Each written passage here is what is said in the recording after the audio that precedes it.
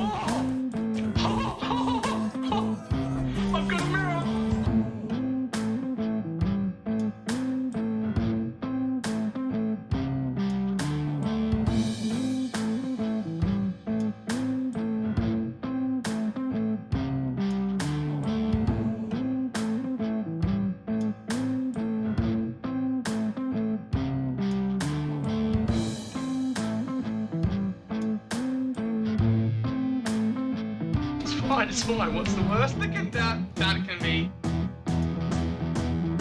Oh, fuck, cunt.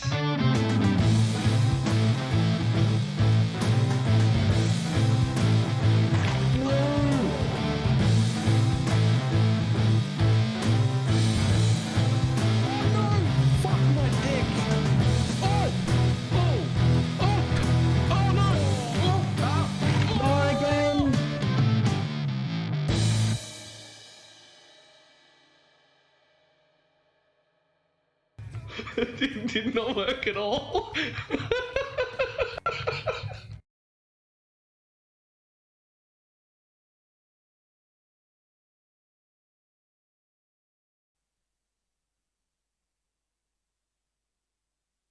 Why, hello.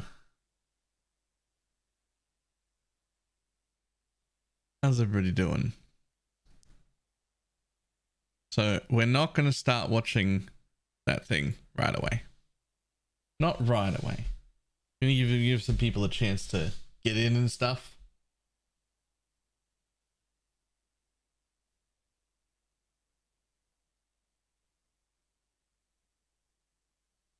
But we will start watching the thing.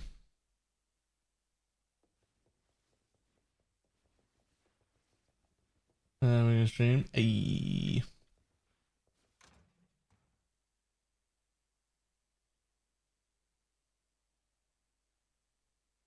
Okay, I gotta have a quick look. As you walk, it's been too long since I've walked. I need to start walking again. I was only gone for like half an hour and my legs hurt a little. I think it's been like a month since I've been on a walk. I forgot. It left my normal, like, what do you call it? The rhythm, the things that you do all the time. It's not in the script anymore. Routine. It's not in the routine. It left the routine.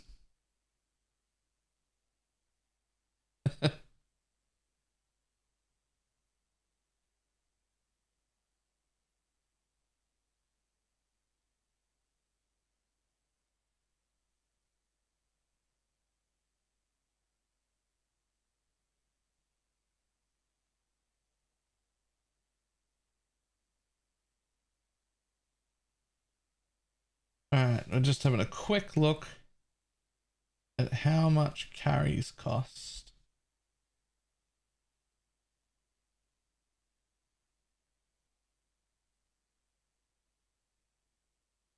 Okay, so they're only like a divine.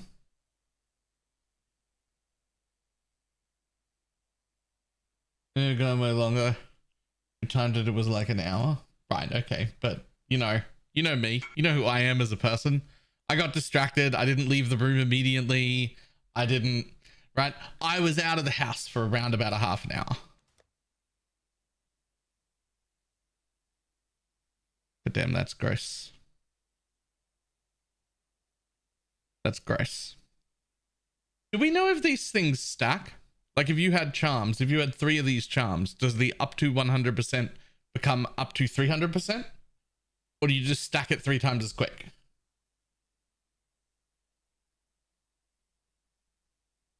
Guys, they're on the charms. I even said charms. The mod is on charms. We can have 4 of this mod. Does it? We can have 4 of this mod. 1 from there and 3 charms. Would it just stack faster or would it become 400%?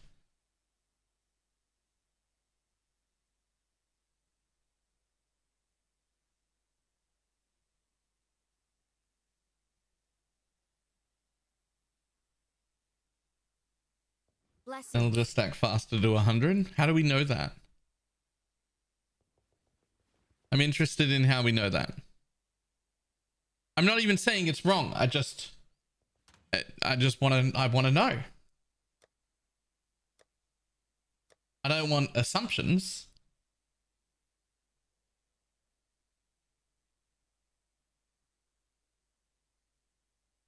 When the price, would that be acceptable to you? No. No, I have a very strict line about pay to win and the actual knowledge of what pay to win is. To be honest, stash tabs are already across the line more than I'd like. You absolutely cannot add a pay for extra inventory space.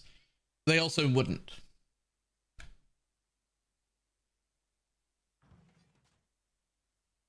Oh, warning up to 100%. Yeah. But they made a big deal about all charms stack and we can get things multiple times. So it could be an individual mod where like this one goes up to 100%, but if I get it on a charm, that one goes up to 100% too. Then if I get it on another charm, that one goes up to 100%. Right? It could be. I don't know.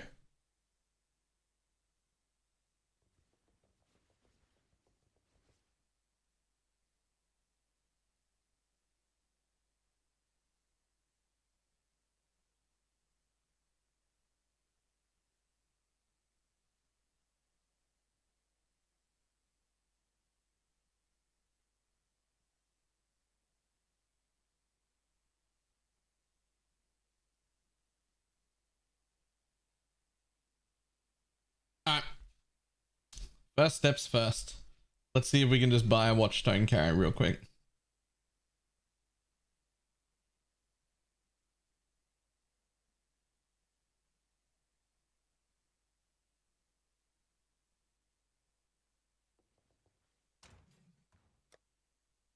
We can.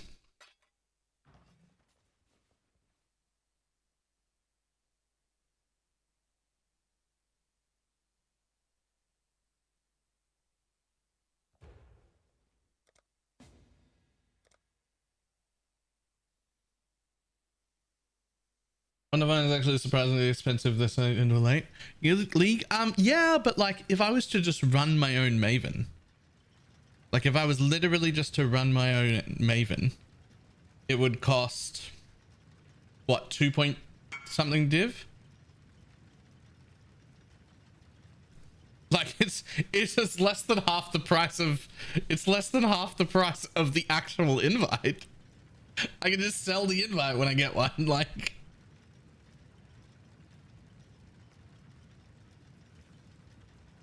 nice. Okay, when I type in, don't move. Yep.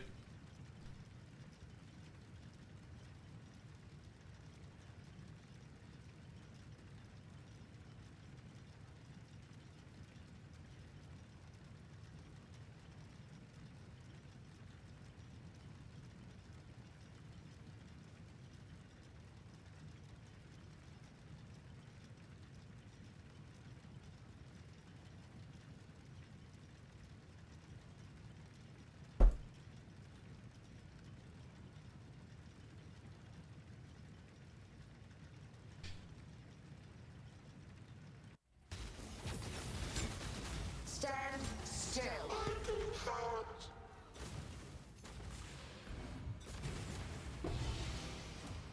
The living toy must enjoy our contests, for it continues to play.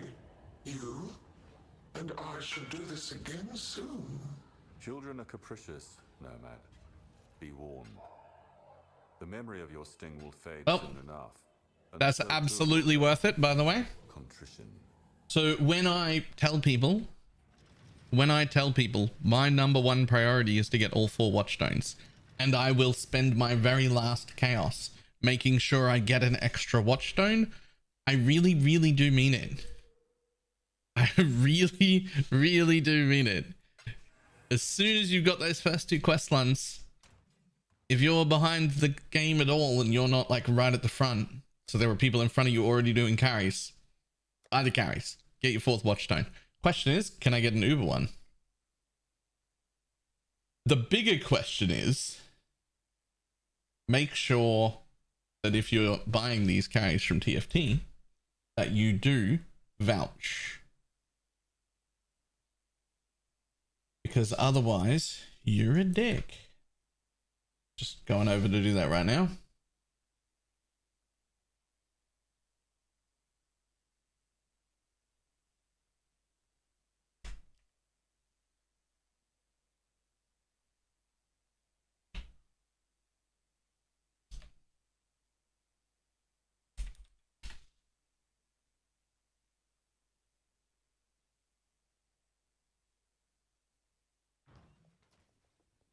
Or get someone like me to do it for free. Listen, if you've got a friend that can carry you for free or a guildmate who can carry you for free, great, do that.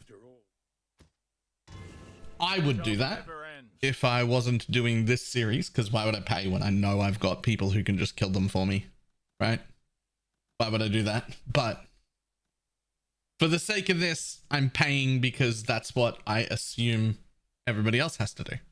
If you want it, you have to pay. So if I want it, I have to pay. So let's see what an Uber Elder is worth.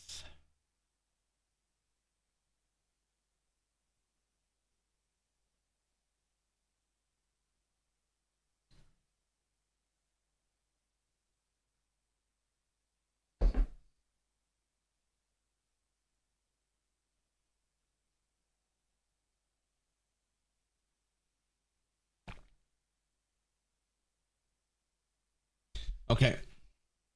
Uber Elders are also a divine, so we don't currently have enough for that. So that's fine. We'll just move on with 3 for now. No problem.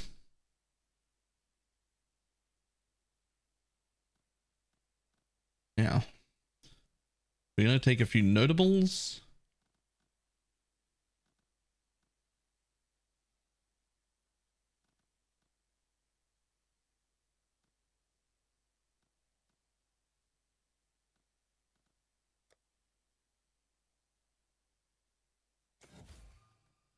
Okay.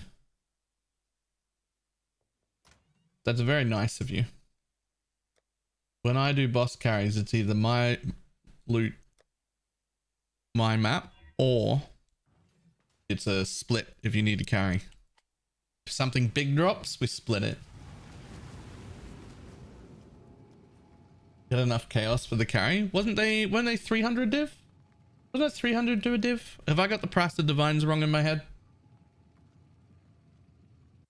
Should I go buy a carry? They're getting closer. They will find you, and they will destroy you.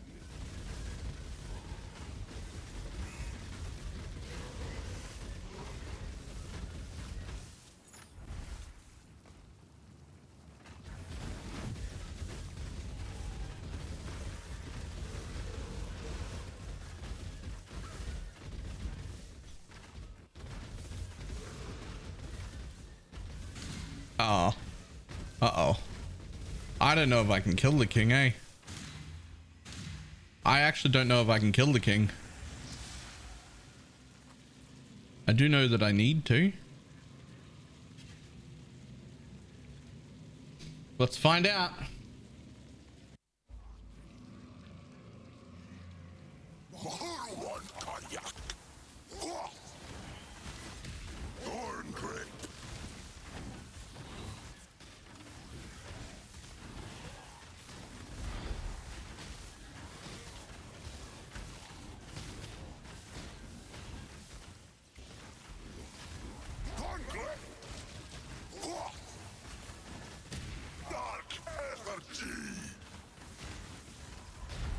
I can't see. I don't know what's happening. The visual clarity, it's non-existent.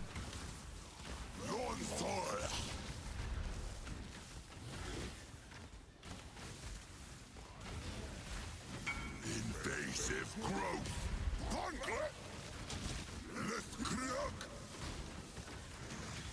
Actually cannot see. Actually have no idea what I'm dodging. I can't see anything. All off audio cues only. And I don't know what the audio cues are, so that's a bit awkward.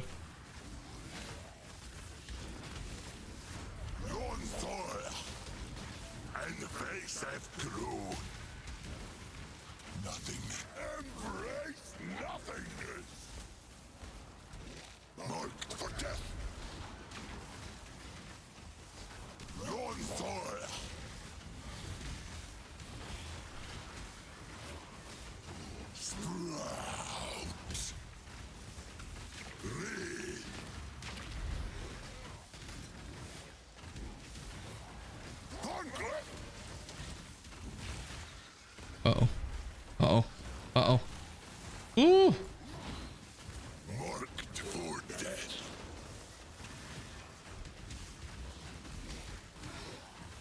On fire. Keep running. And he didn't see it? What didn't I see? Man, I haven't seen this whole fight.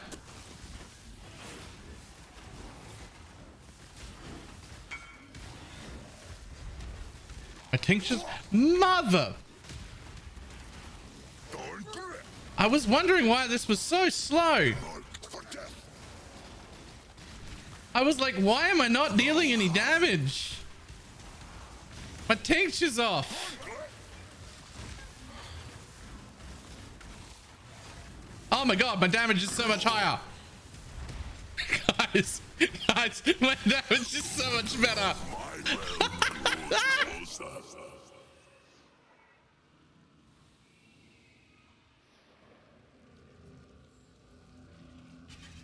Let me in.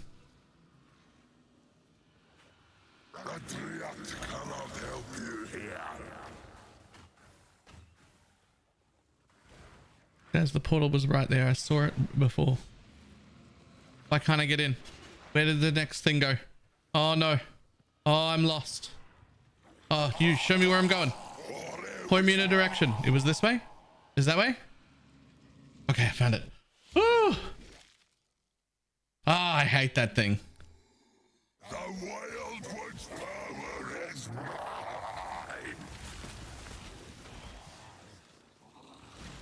Nice. The tincture was off. Your seed came to nothingness.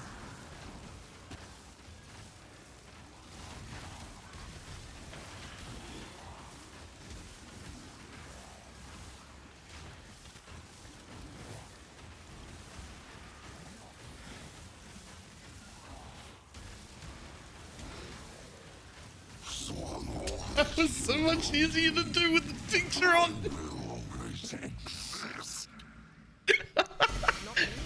How did the tincture turn off?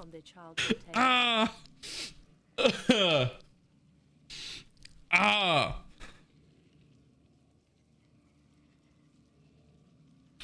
Ah. Okay. Anyway. Well, I don't think that's particularly expensive. I should have left it un-ID'd. I always gamble. I should have left it un-ID'd. I'm aware that they're worth quite a bit, but they could be worth like quite a bit.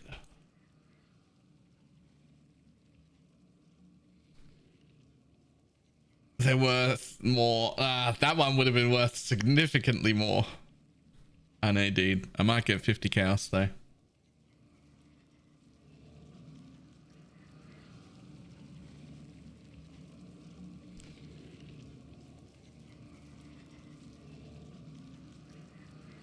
I always gamble. I say I always gamble, but if I got a Valdo's puzzle box or if I got a Voidborn Reliquary key, I'd sell those.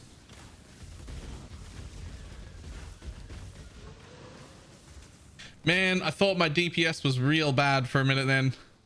I was real concerned. I was just like, man, I should be able to kill this guy.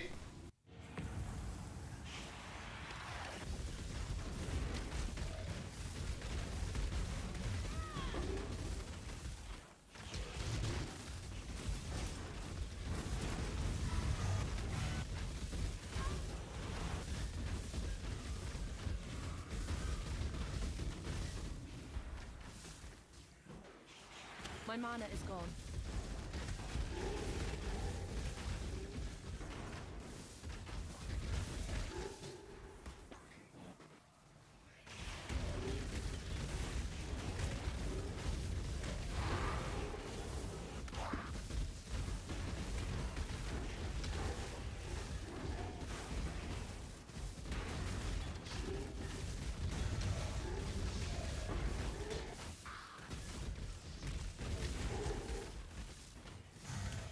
I'm just doing a poison build without poisoning. Oh, I was still poisoning. See, that's the thing. It still does damage. They still take damage and it can still kill stuff without the tincture on. Because all the base physical and all the base chaos can still poison. So it's like just bad enough that it feels real bad, but not zero.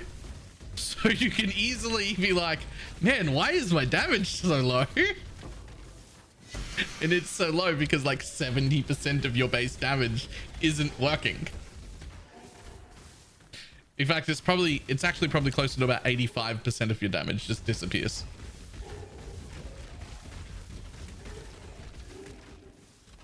It's pretty rough.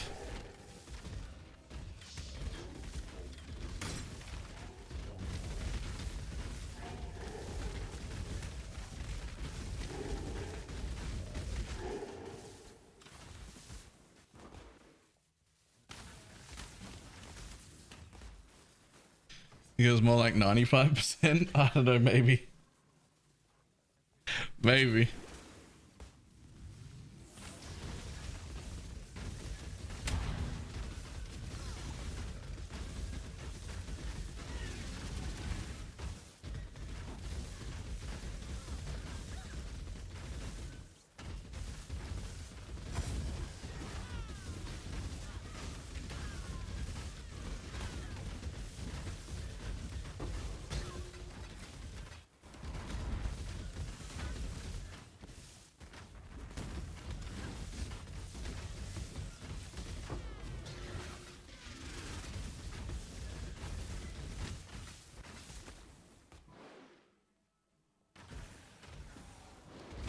We won't include that bit in the YouTube video at the end of the day.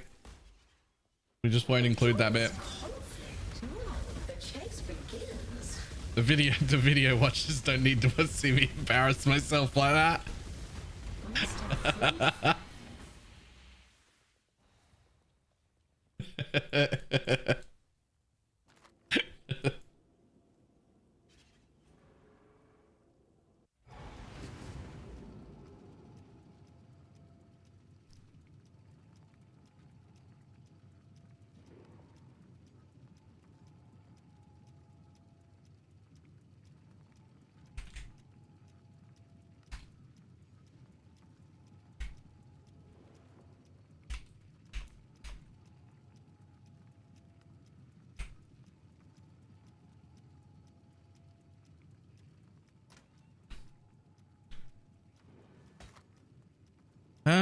All right, let's see what this is worth.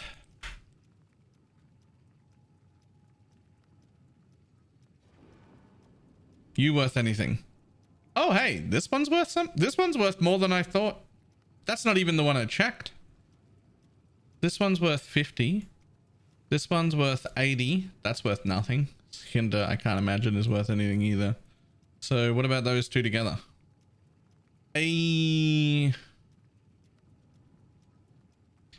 Well, that's a day and that's 3 days ago. So I'm going to say 80 chaos.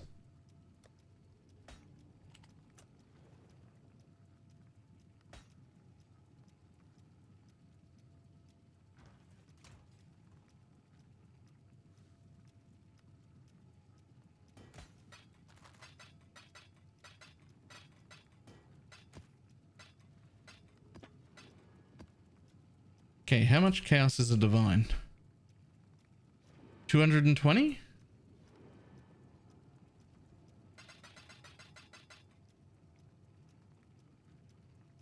I don't have a raw divine. I think these people hate it when you, like boss carries and whatnot, hate it when you do this.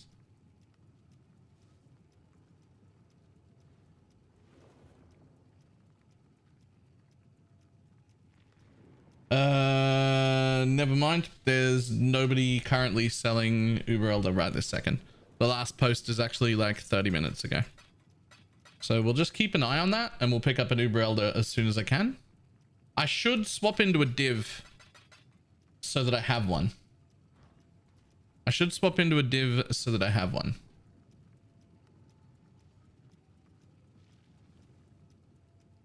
PoE, I played it once, but I don't know if I should return. I feel like if you're coming here asking that question, you're going to get a biased answer, being as I've spent like 20,000 hours playing this game and I play it for a living and it's my hobby and I play it offline too. This is going to be a biased answer. Like, yes, it's the best game in existence, but also fun is relative and personal. So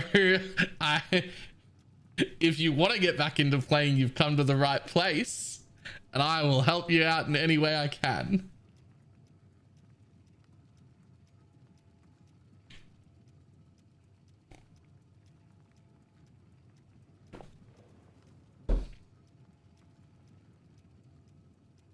Imagine if you just turned around and said, no, hey, I played this before and I was wondering if it was worth getting back into.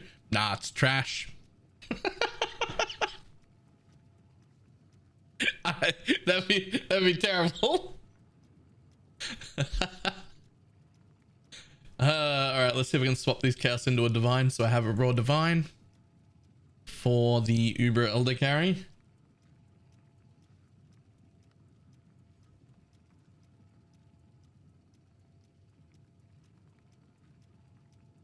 I'd like to buy your one divine, please. Oh.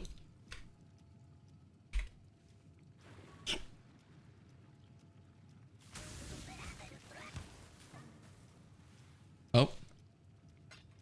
Okay.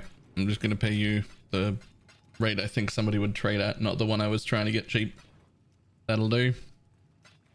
Okay, at least I have that.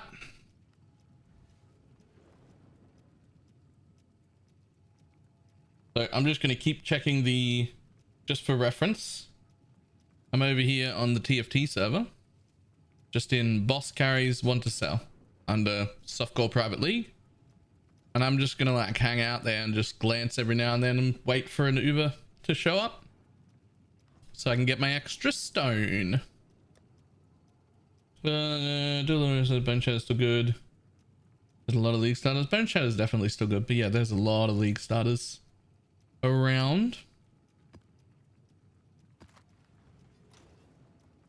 Bone Zone is still a great starter though.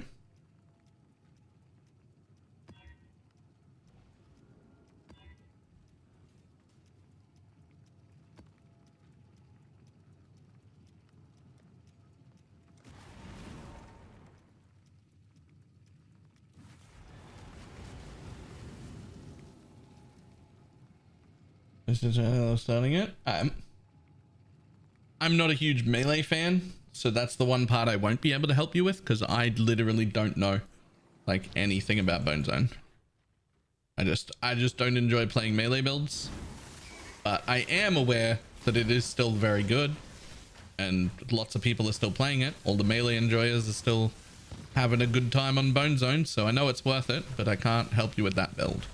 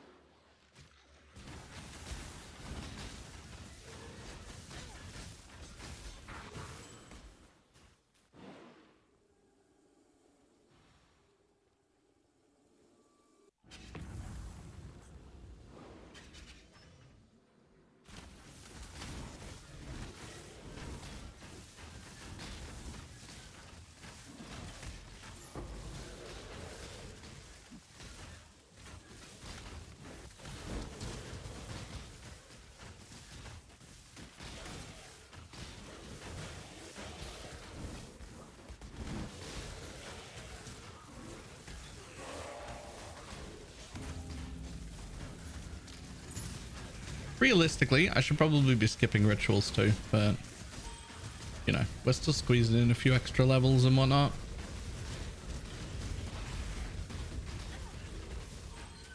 My mana is gone.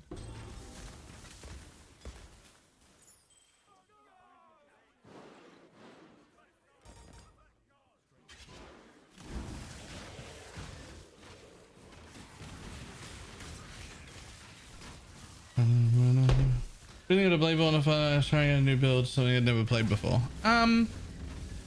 Look, Blade Vortex Pathfinder's fine. The main problem with it is how melee it is.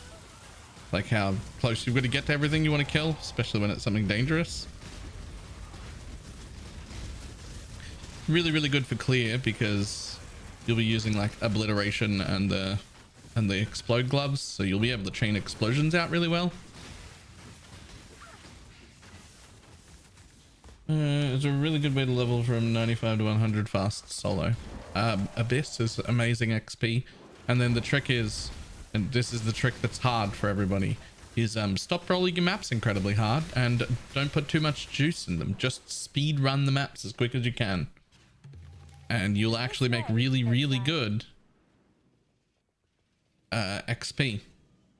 It's actually quite easy to hit 100. It just, people don't want to run boring maps, and I don't blame them.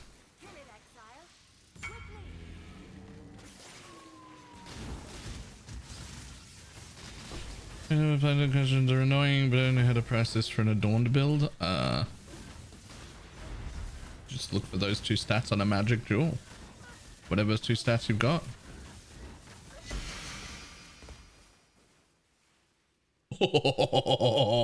Oh, that's really good.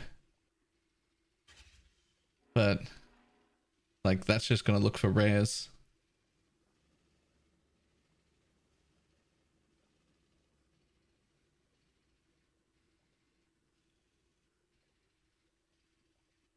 It probably won't be.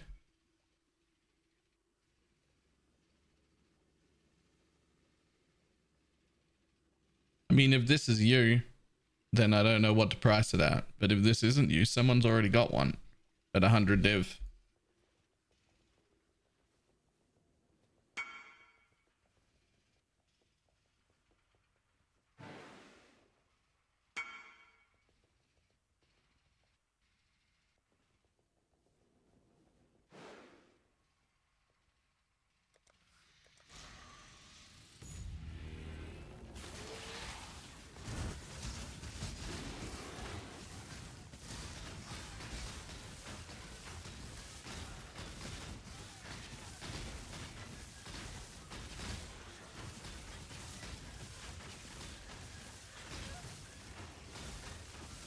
How's the day? Pretty good.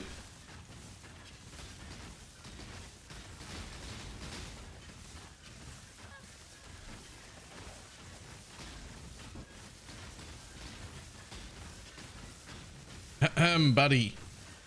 I know you're doubled empowered, but like, move on. Move on, bud.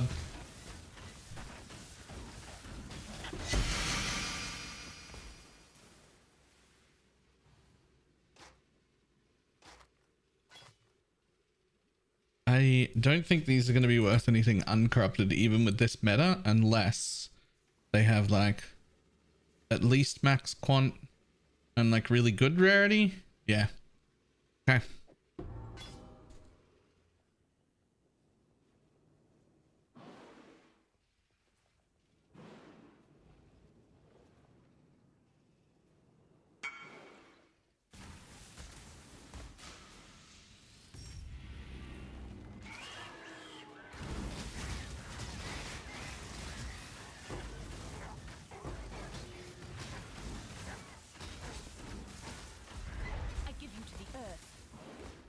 How many does you have? 1. We spend it as we get it.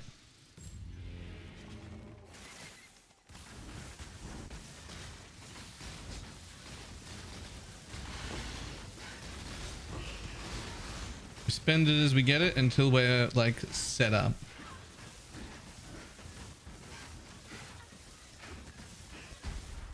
In tips on how to find a lightning coil and solo self out. I'm dying a bit too much in yellows. Yeah, you could farm the cards. The cards are super common.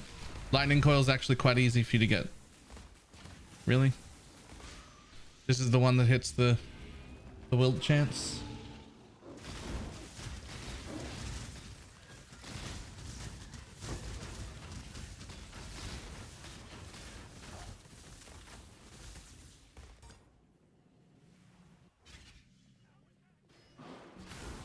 Yeah, lightning coil is super reliable in solo self-found. You can just go farm the card, and the card is super common.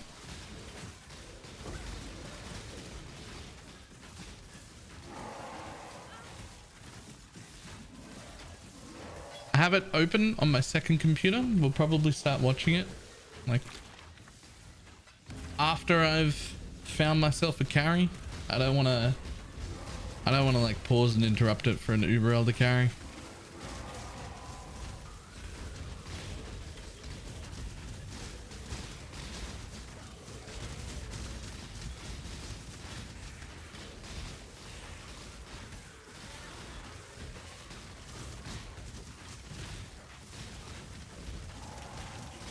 By Uber Elder, 4th stone. Go for 4 stones immediately. Number 1 priority, 4 stones.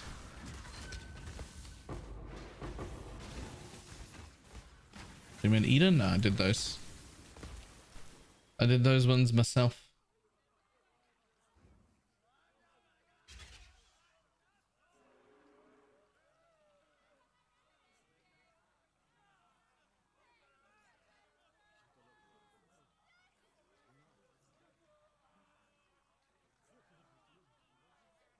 Shit, alright.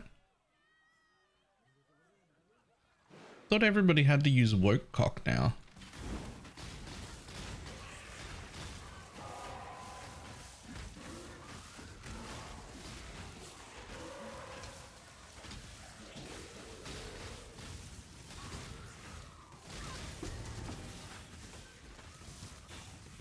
That would only slow me down.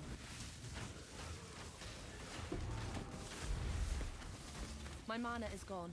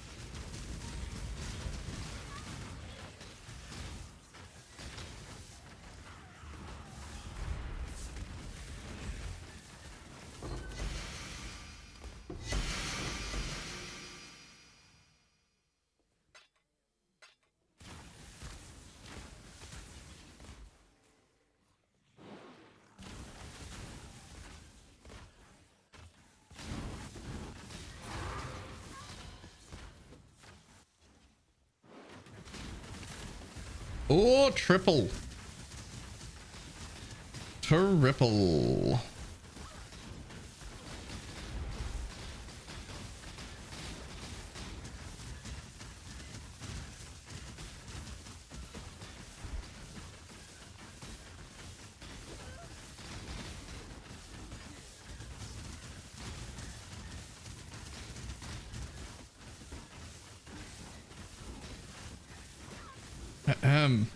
You'd think my tincture was off.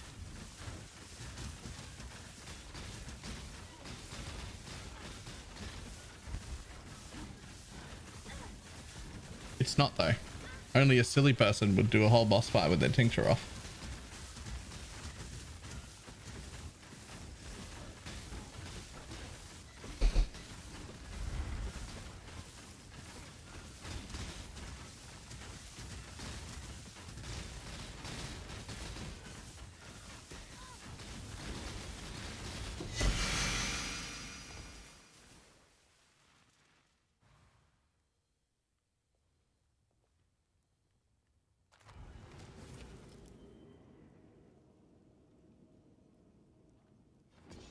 I guess that.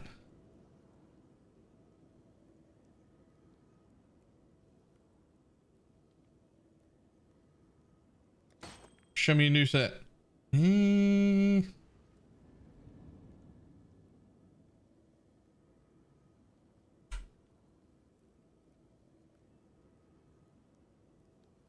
Thought that might be worth something.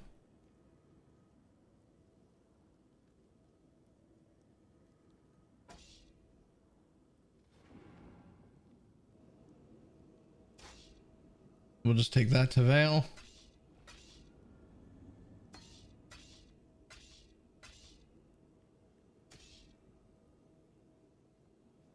As longer for the podcast. But as soon as I get my carry, we'll watch it after that.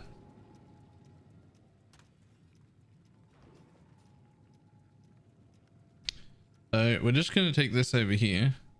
Craft life on it for just a shit amount. And then we're just going to have a quick look at what something like that looks like. 30 cows.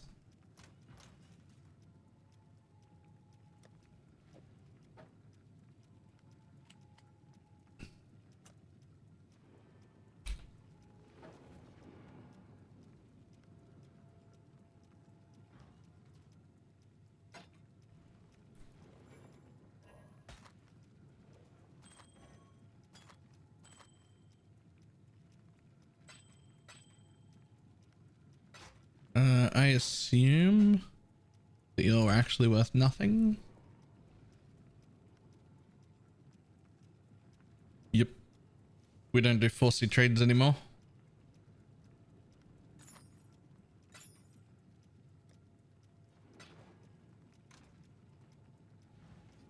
Salah.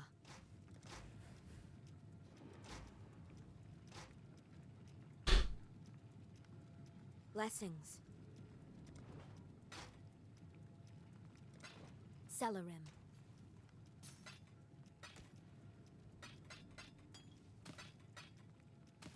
Okay, here's the thing. I should really do my Uber lab.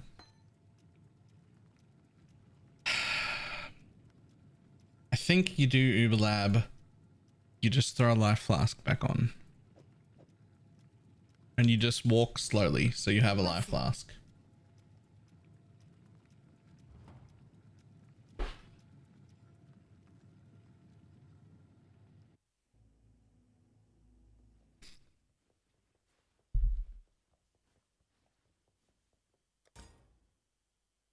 It's not very confident. Justice will prevail. Yeah.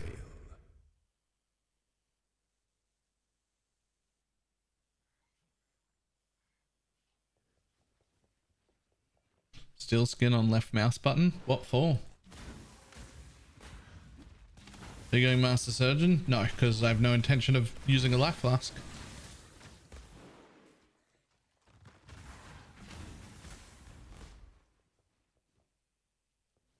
Anti-bleed. Every single flask use that I have removes bleed.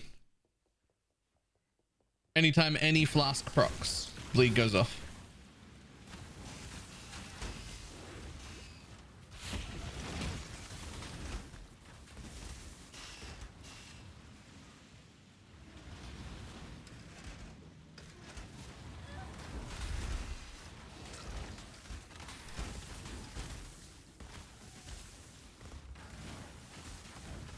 Where does that come from? Passive tree?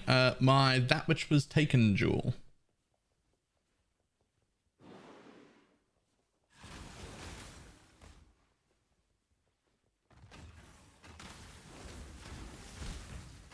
Traps seem to hurt you? Yes.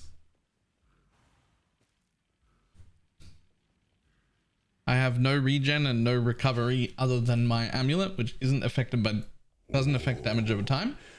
That's why I put the life flask back on. We'll just run slower for a little while. That's is actually fine. We'll just run slower for a little while.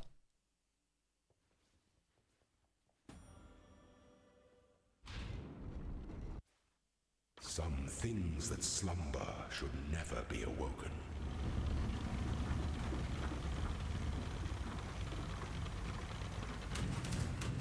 Give no quarter. By the goddess, what ambition! Pity the emperor who sits alone on his throne. Running slower? I mean, we're not like the slowest in the world. I've had slower builds than this.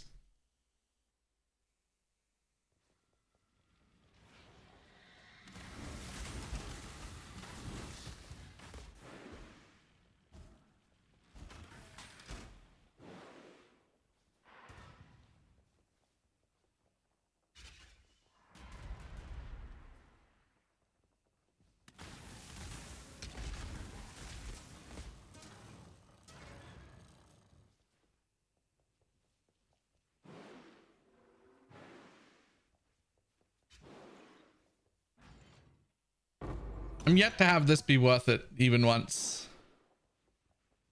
Due to the divination in combat, my mana and life are always max because I always regen a hit, so I have to spam it 10 times. Randomly find a small window. Life of mana. Am I missing something? Oh no, you're missing something. This right here, this mastery allows you to use life flasks when they're full. It doesn't say that, but it does. Recover 4% on life on flask use. And now you can just use the divination distillate when you're full. And then Master Surgeon stops it from disabling. So it just stays on.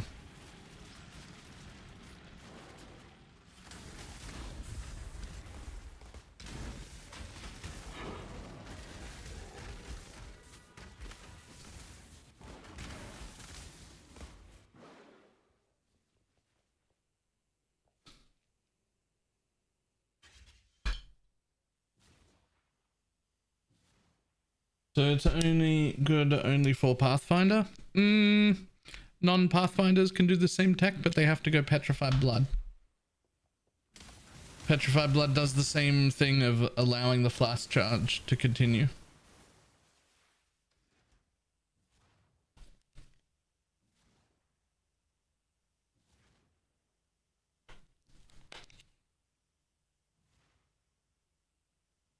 Or Master Surgeon Jewels, but that's still Master Surgeon. That's just not a Pathfinder, but it's still Master Surgeon.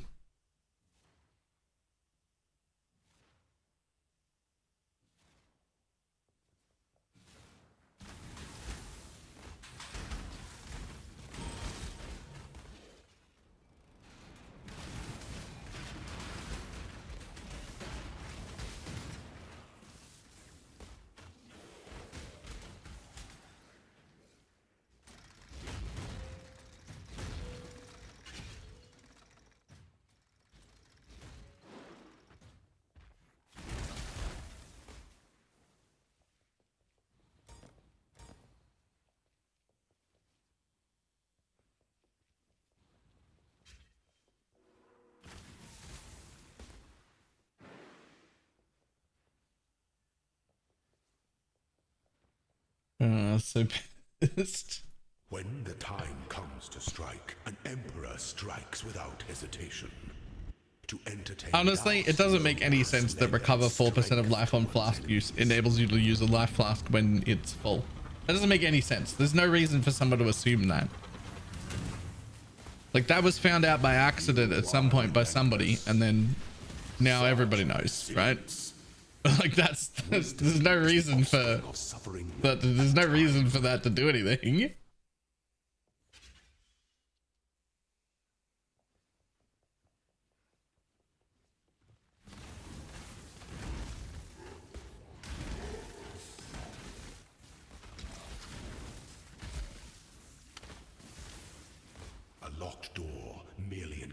Okay, calm down. When you say everybody knows, it just mean like that's now common knowledge. All the build creator people know it. Not like literally everyone knows.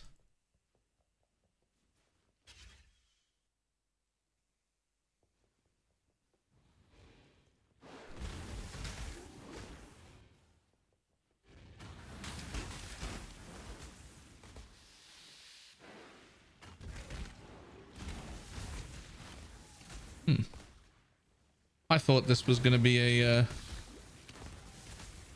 divine font, but it's not.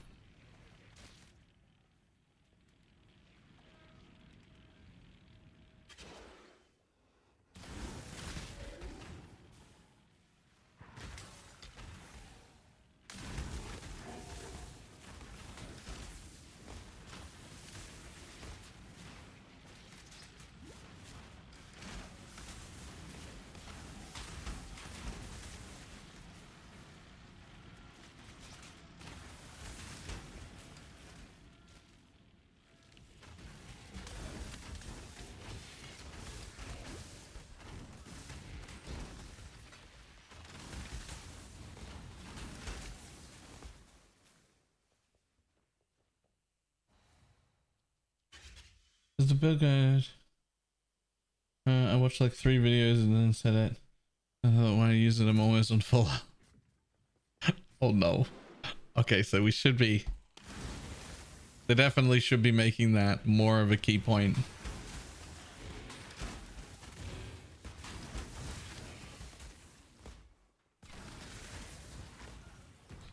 It is a pretty important point.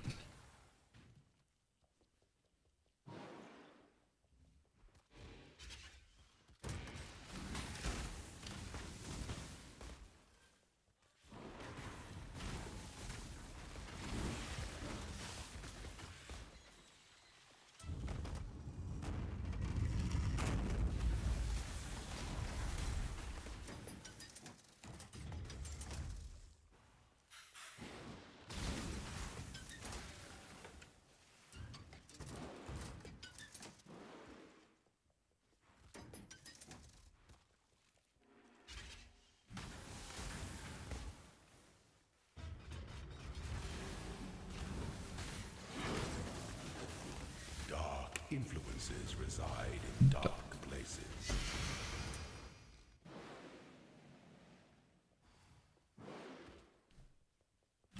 Still seen exile. Are there jewels that give plus to maximum power charges?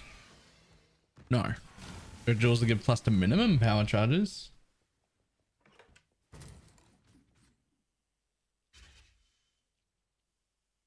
An aspirant can afford to be promising. An emperor Have a hoarding must problem? keep those promises. Just turn Elks off, man. What are you doing? The problem is, but the ring number keeps going up. Through troubled waters. Right? That's the problem.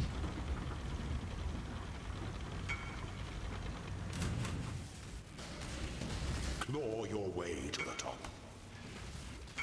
Your destination is more dangerous than the journey. Ringabur. Descendant. This is the ring number. It says 5,000.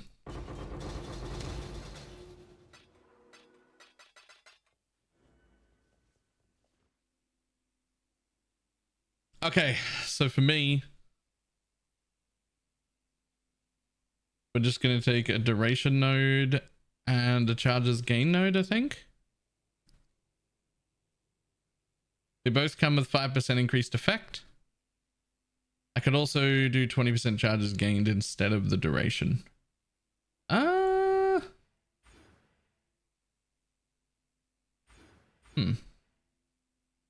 think I just want the duration. Doesn't matter, they both come with the 5% effect, so.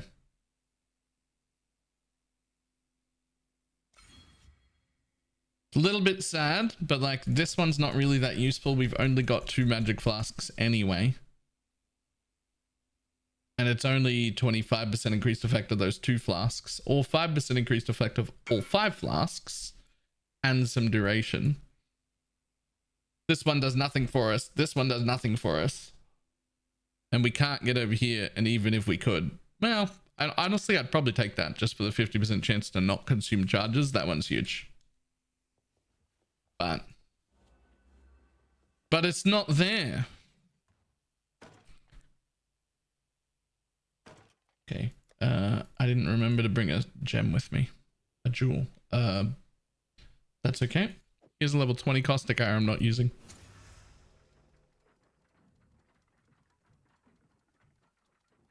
Of the same color.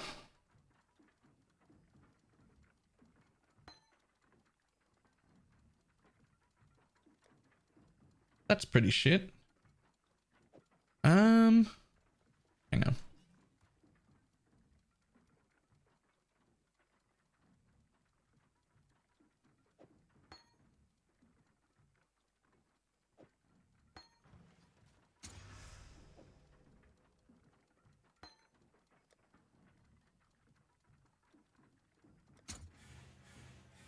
Ooh. Gotta check.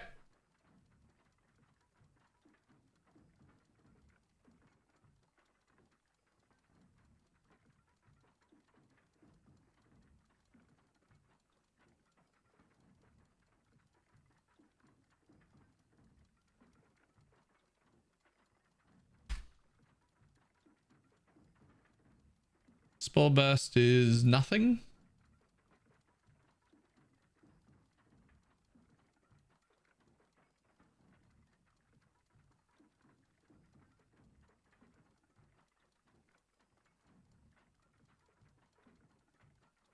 Prismatic clones is nothing.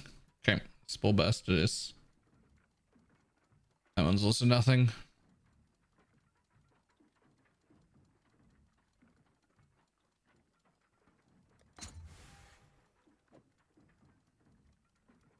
Oh, here we go. Here we go. Transfer the skill gem to a random gem of the same version.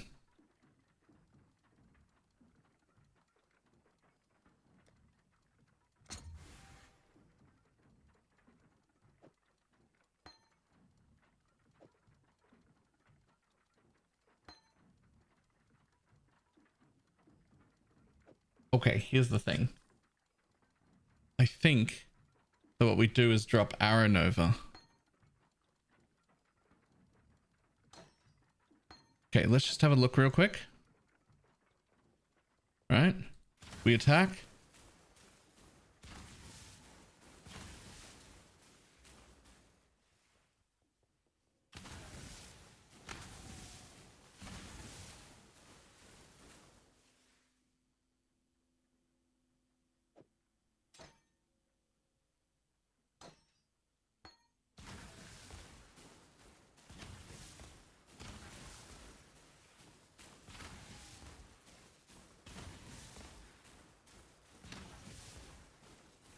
Scourger of Menacing is really bad without Arrow Nova.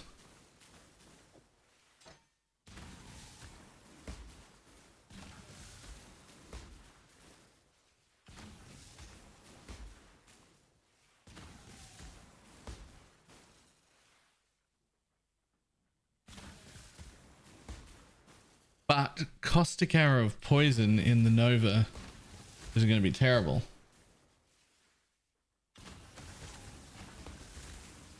Because it's just going to go out in every direction like that.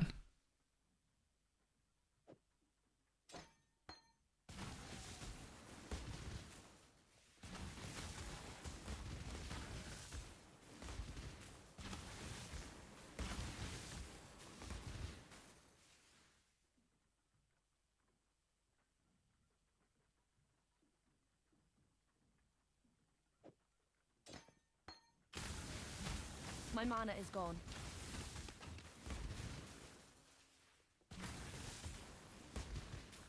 It depends on whether we get rid of...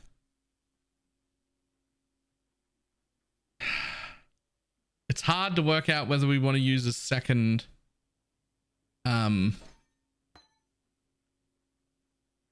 Whether we want to use a second Caustic Arrow of Poison or not is a little hard to work out. It's also a divine. So we could just sell it.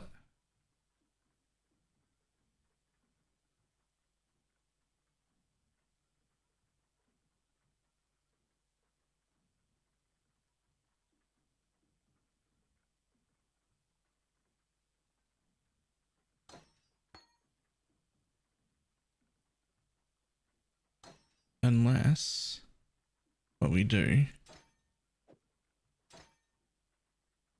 is put both of them in.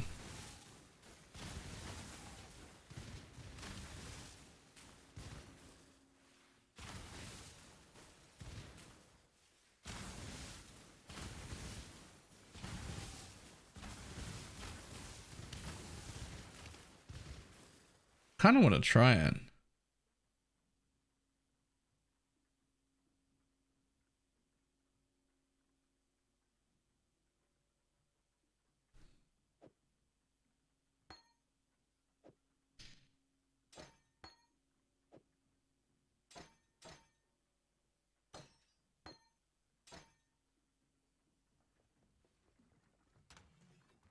Can use multiple of the same gems, not in the same mana forge setup. But you can self attack with one and mana forge in a different one. So you could use the same skill twice if it's one of the ones that you attack with. Like if it's the one you use, you can also mana forge it. So right now I have 2 versions of Caustic Arrow on. That's what I've had for a while.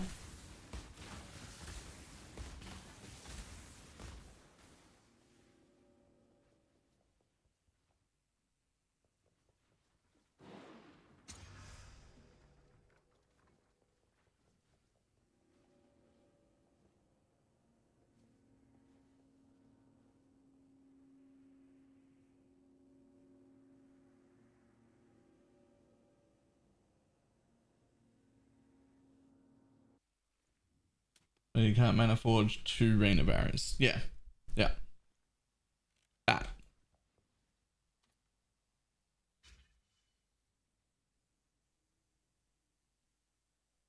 The cosmetics you can buy used on multiple characters or only in the ones you bought it on. You own the MTX on your account permanently, but you can only have it active on one character at a time. So if you put it on a character, you will have to take it off that character to put it on this one. They'll show up like these. These ones are in use on other characters, and I can just override it. It says the character that's using it is this one, and I can just hit equip and take it off that character and put it on this one.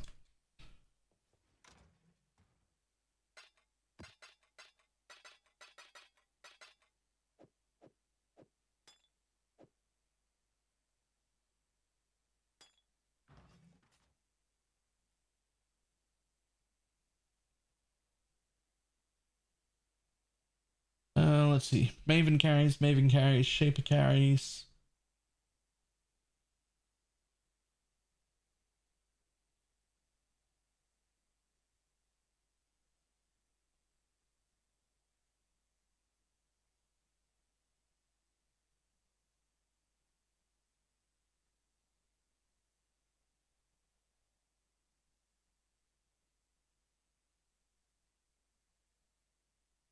Nope.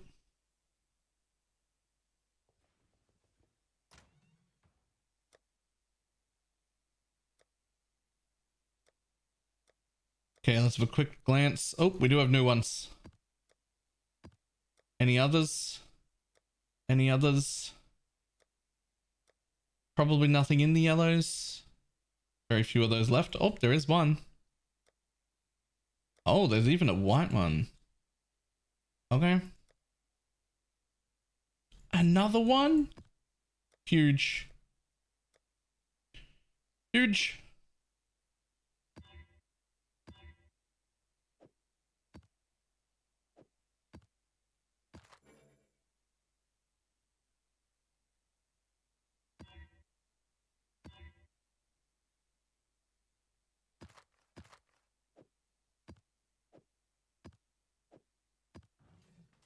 All right.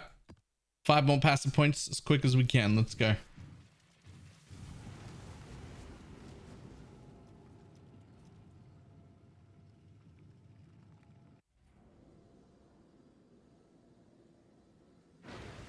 I'm not even going to bother with that.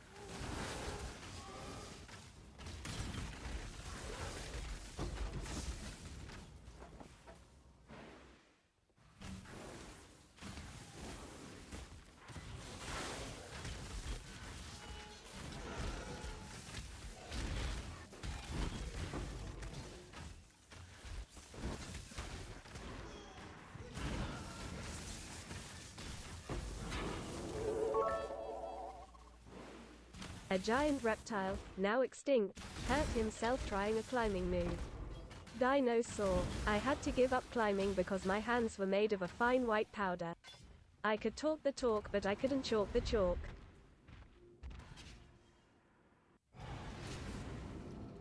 That's horrendous. That's so bad.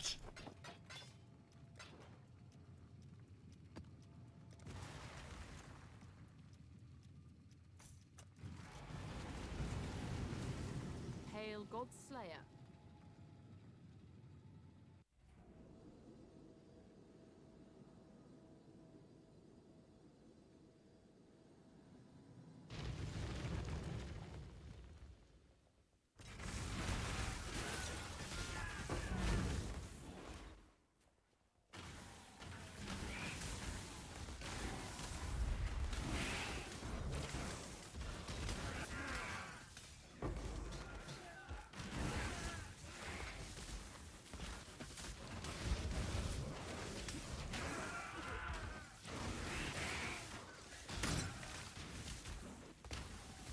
My mana is gone. I'm not up to that just yet.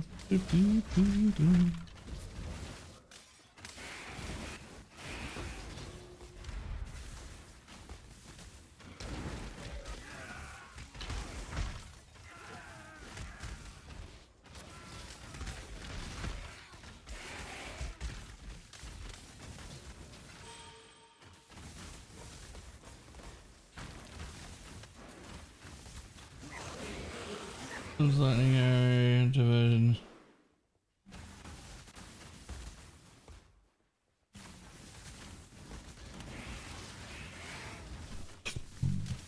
It doesn't really make a difference whether it's corrupted or not, except that when it's corrupted you can't add quality and you can't try to vaal it to level 21 when you get to level 20. Otherwise it's the same skill.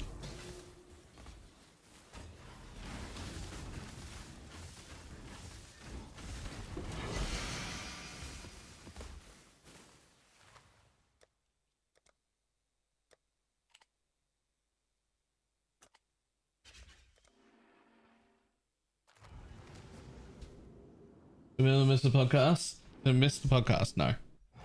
It'd be stalling. I mean, not like intentionally. No, there's an Uber Elder. There's an Uber Elder carrying, but it's 2 div instead of 1. I don't need Uber. I just need regular Uber.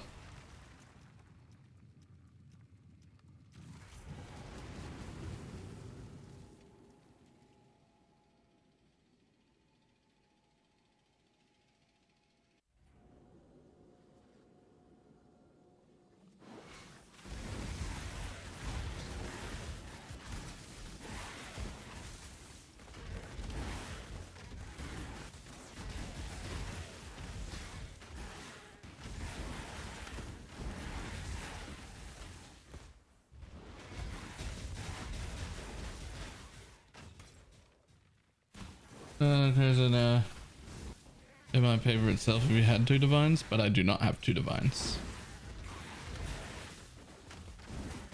I'm not upset because it costs 2, I'm upset because I don't have 2 to pay it.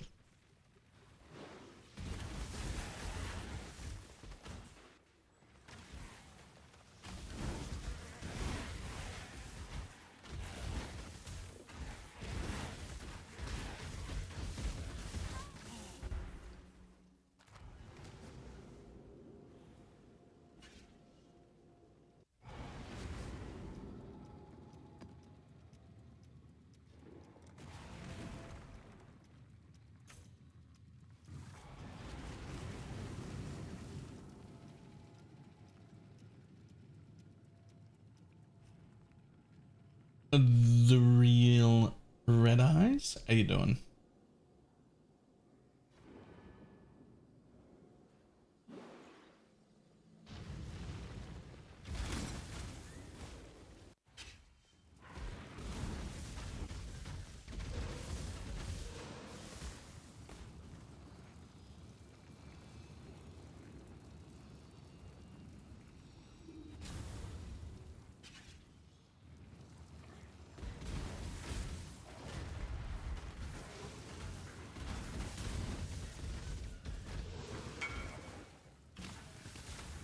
My mana is gone.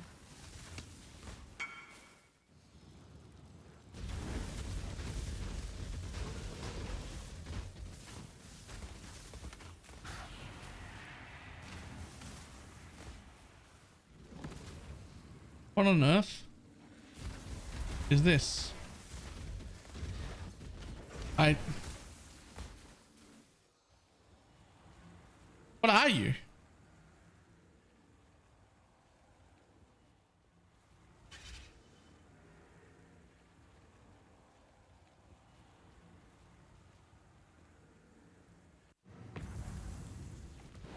Okay.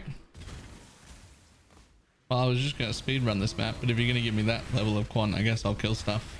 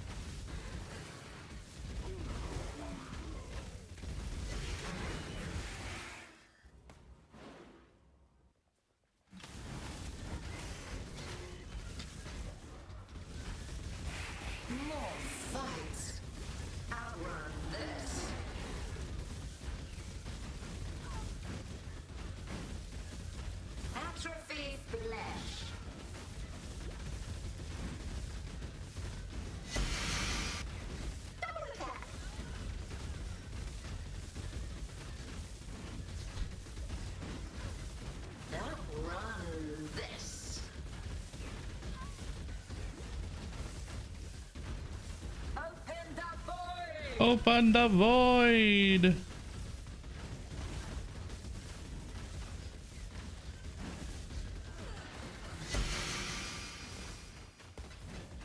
The chase begins.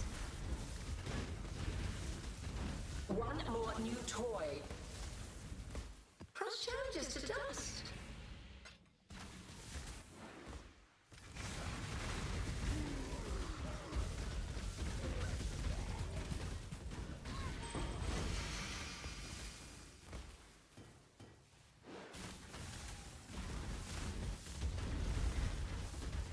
I have a path building for this build, sort of. I don't know if the video is live yet. There'll be a path building every single day. Full progression. They're all on YouTube. We're just at the beginning of day 3.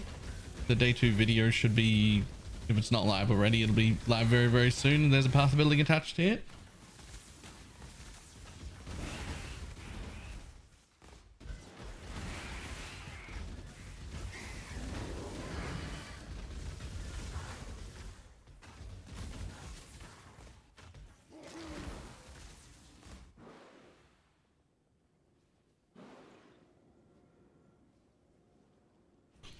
I was gonna ask Blue's dad if you need to record. Nope, I recorded last night after stream. Gave it to him immediately.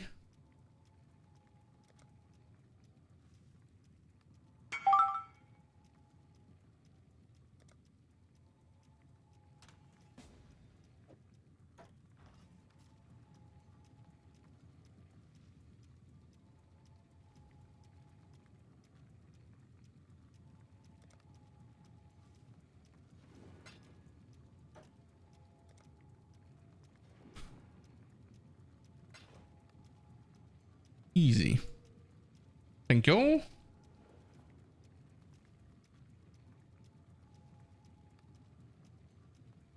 Let's just have a quick look around.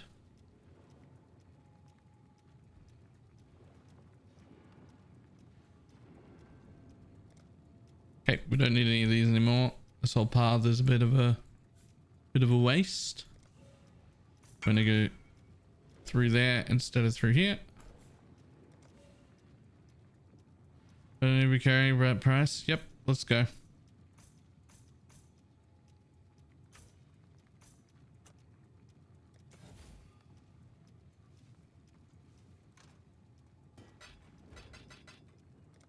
Take all my money.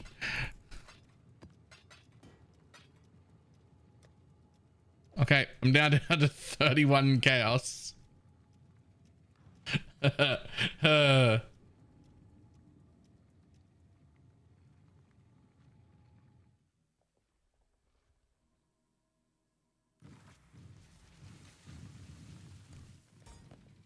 be waiting on you to type.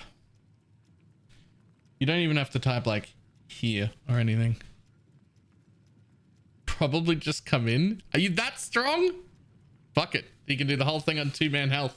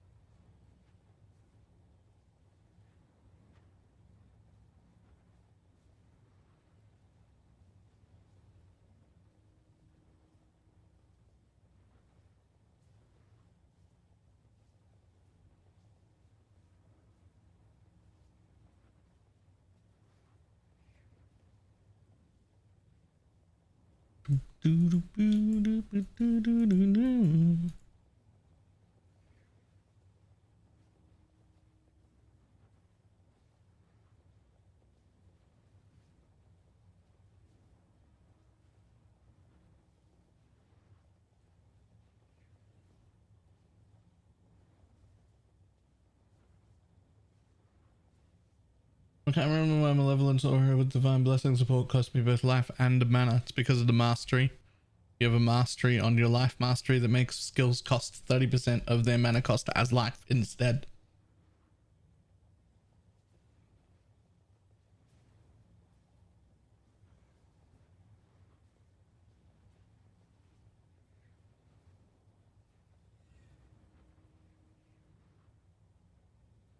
How's WMA so far on a fresh restart? Couldn't tell you because I've spent every single dime of it. I have 30 cows. Or I'm about to have 30 cows. I'm just paying a divine for my stone right now.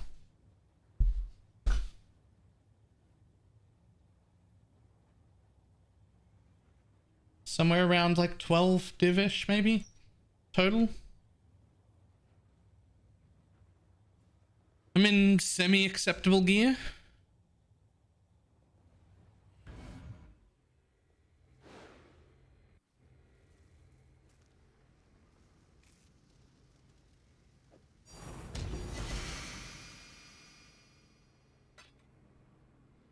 And there is my last void stone. Boom. Now we're good. Upgrade the bow and quiver? No. Bought my 2 stones. Also, let's see what Teflon hits for his eye. This is not mine.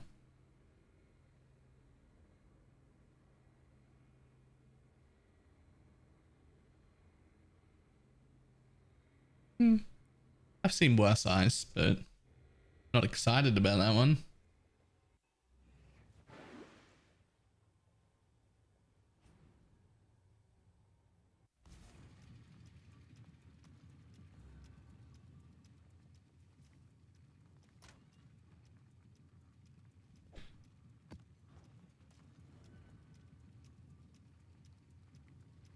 Thank you.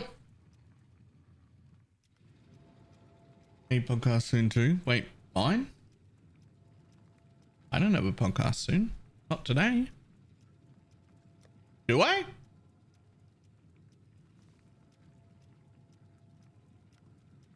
Oh, you mean listening to the thing? You mean listening to the thing? Yeah. Yeah.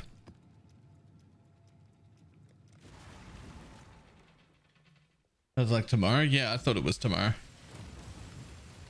A panic almost set in. Well, I was... In my head, it was tomorrow. It turns out it was tomorrow. Become Bestium.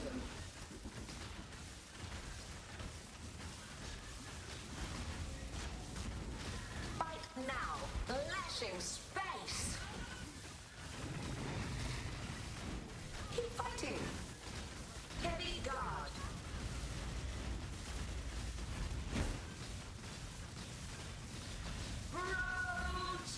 Worth the wait. Deserving entertainment. Bored again. Don't make me Bored wait. again.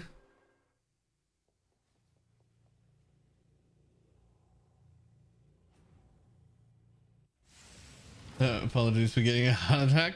Get the Maven already? Yep, that's all 4 stones.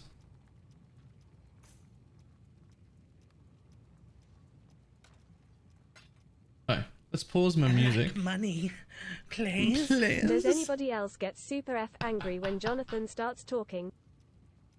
No. No. No, I could listen to him talk all day.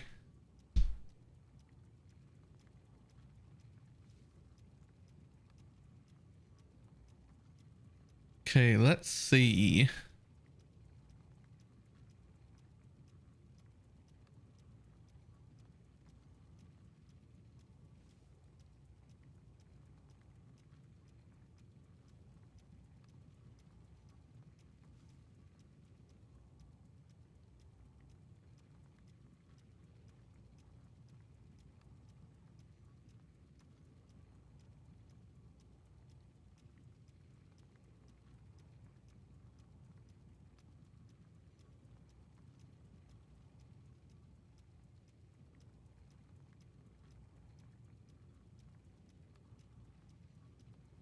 Nice.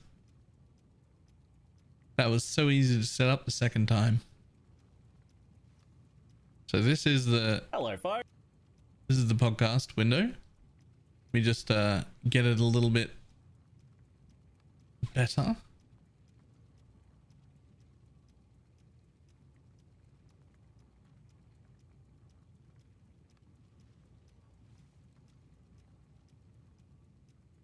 Gonna listen to this third time. Well, I'm gonna make a coffee before we get started on that.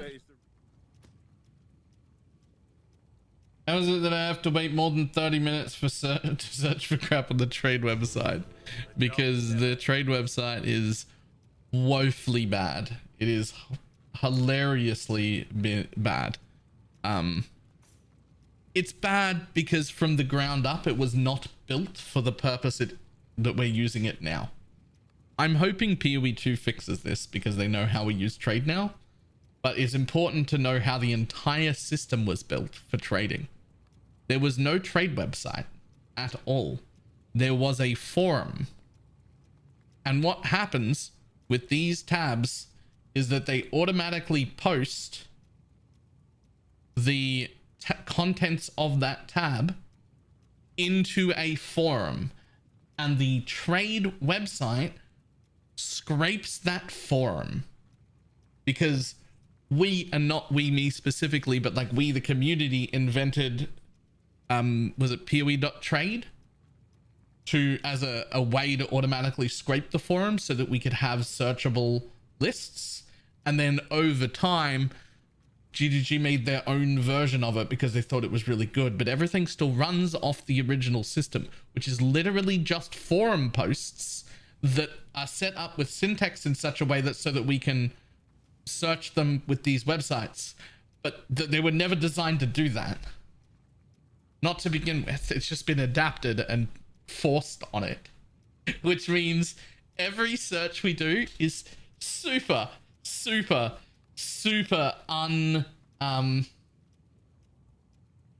unoptimized. There's no way public tabs are just posted to the GDG forums. Oh, but there is. You can go to the forums and look at them. They're just forum posts. They're all there. Every one of them. And not only that,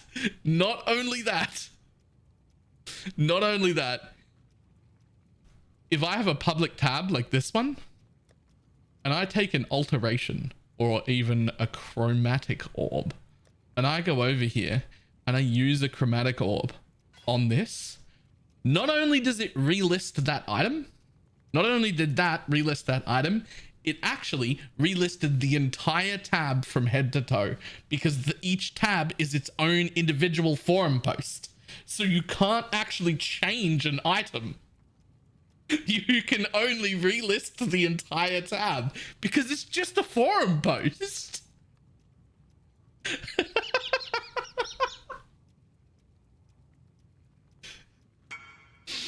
Huh.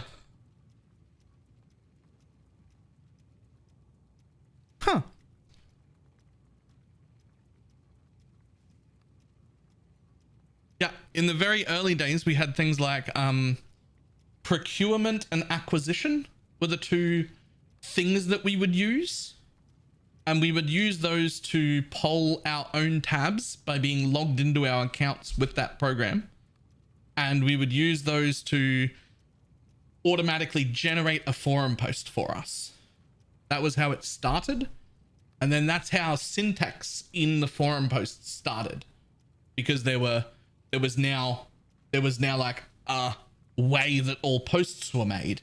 And then that evolved into PoE.trade being able to scrape them all because there was syntaxes for every post. So it became possible to write a website to then scrape everything and put it all together and give us a tradable website. And then pathofexile.com/trade took over because they thought they could make a better version of it that would use less of their resources. But the backbone of the entire trade is just forum posts.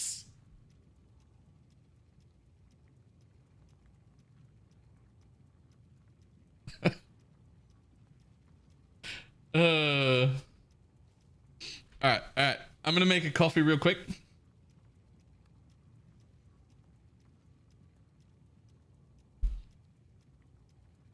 I'll be back in a second.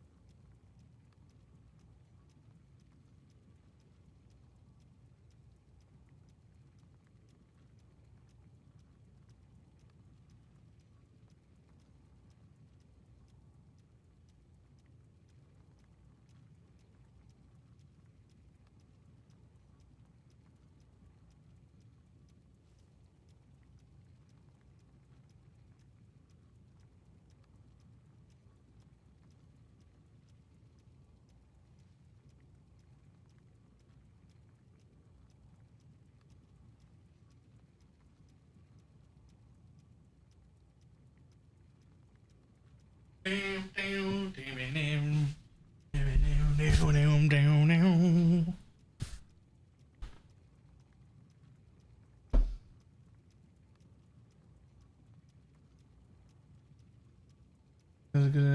went like this. He said, "We'll give you forums to trade on. Go nuts.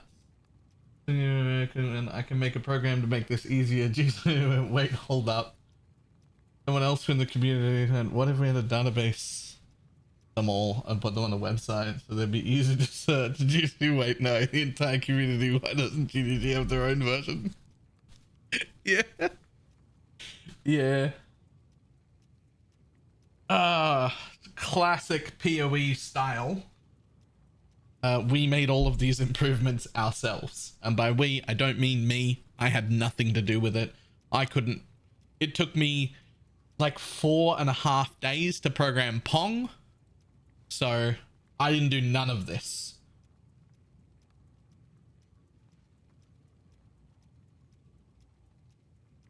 But we, the community, did all of it. They did all of it.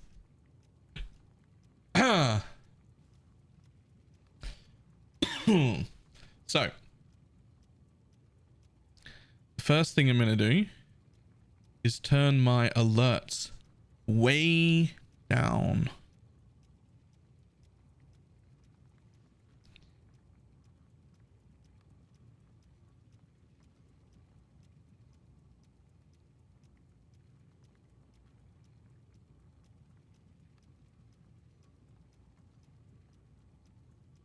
Negative 20 decibels.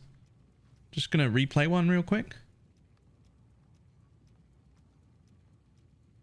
Or not? Maybe not.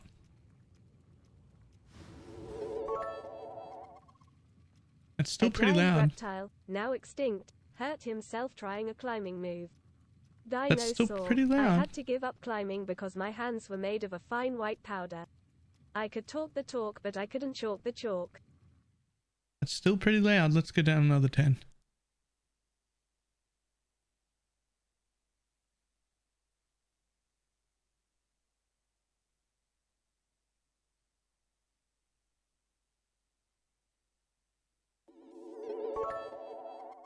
That's as loud, as soft as it'll go. Reptile, now extinct, hurt himself trying a climbing move. That should be alright. I had to give up climbing because my hands were made of a fine white powder. That's not too bad. It's quieter. But I couldn't chalk the chalk.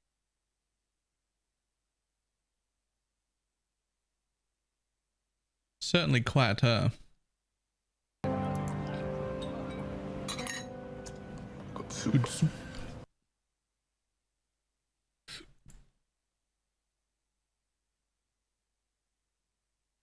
Alright, so we're going to start listening to this interview.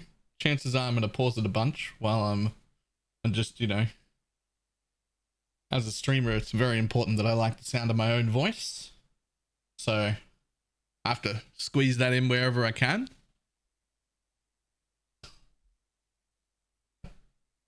Tell me I'm wrong, though.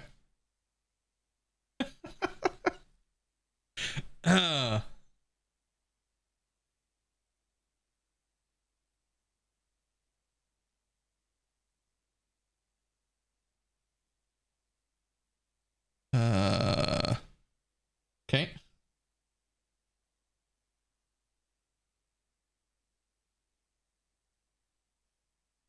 Give me 1 second.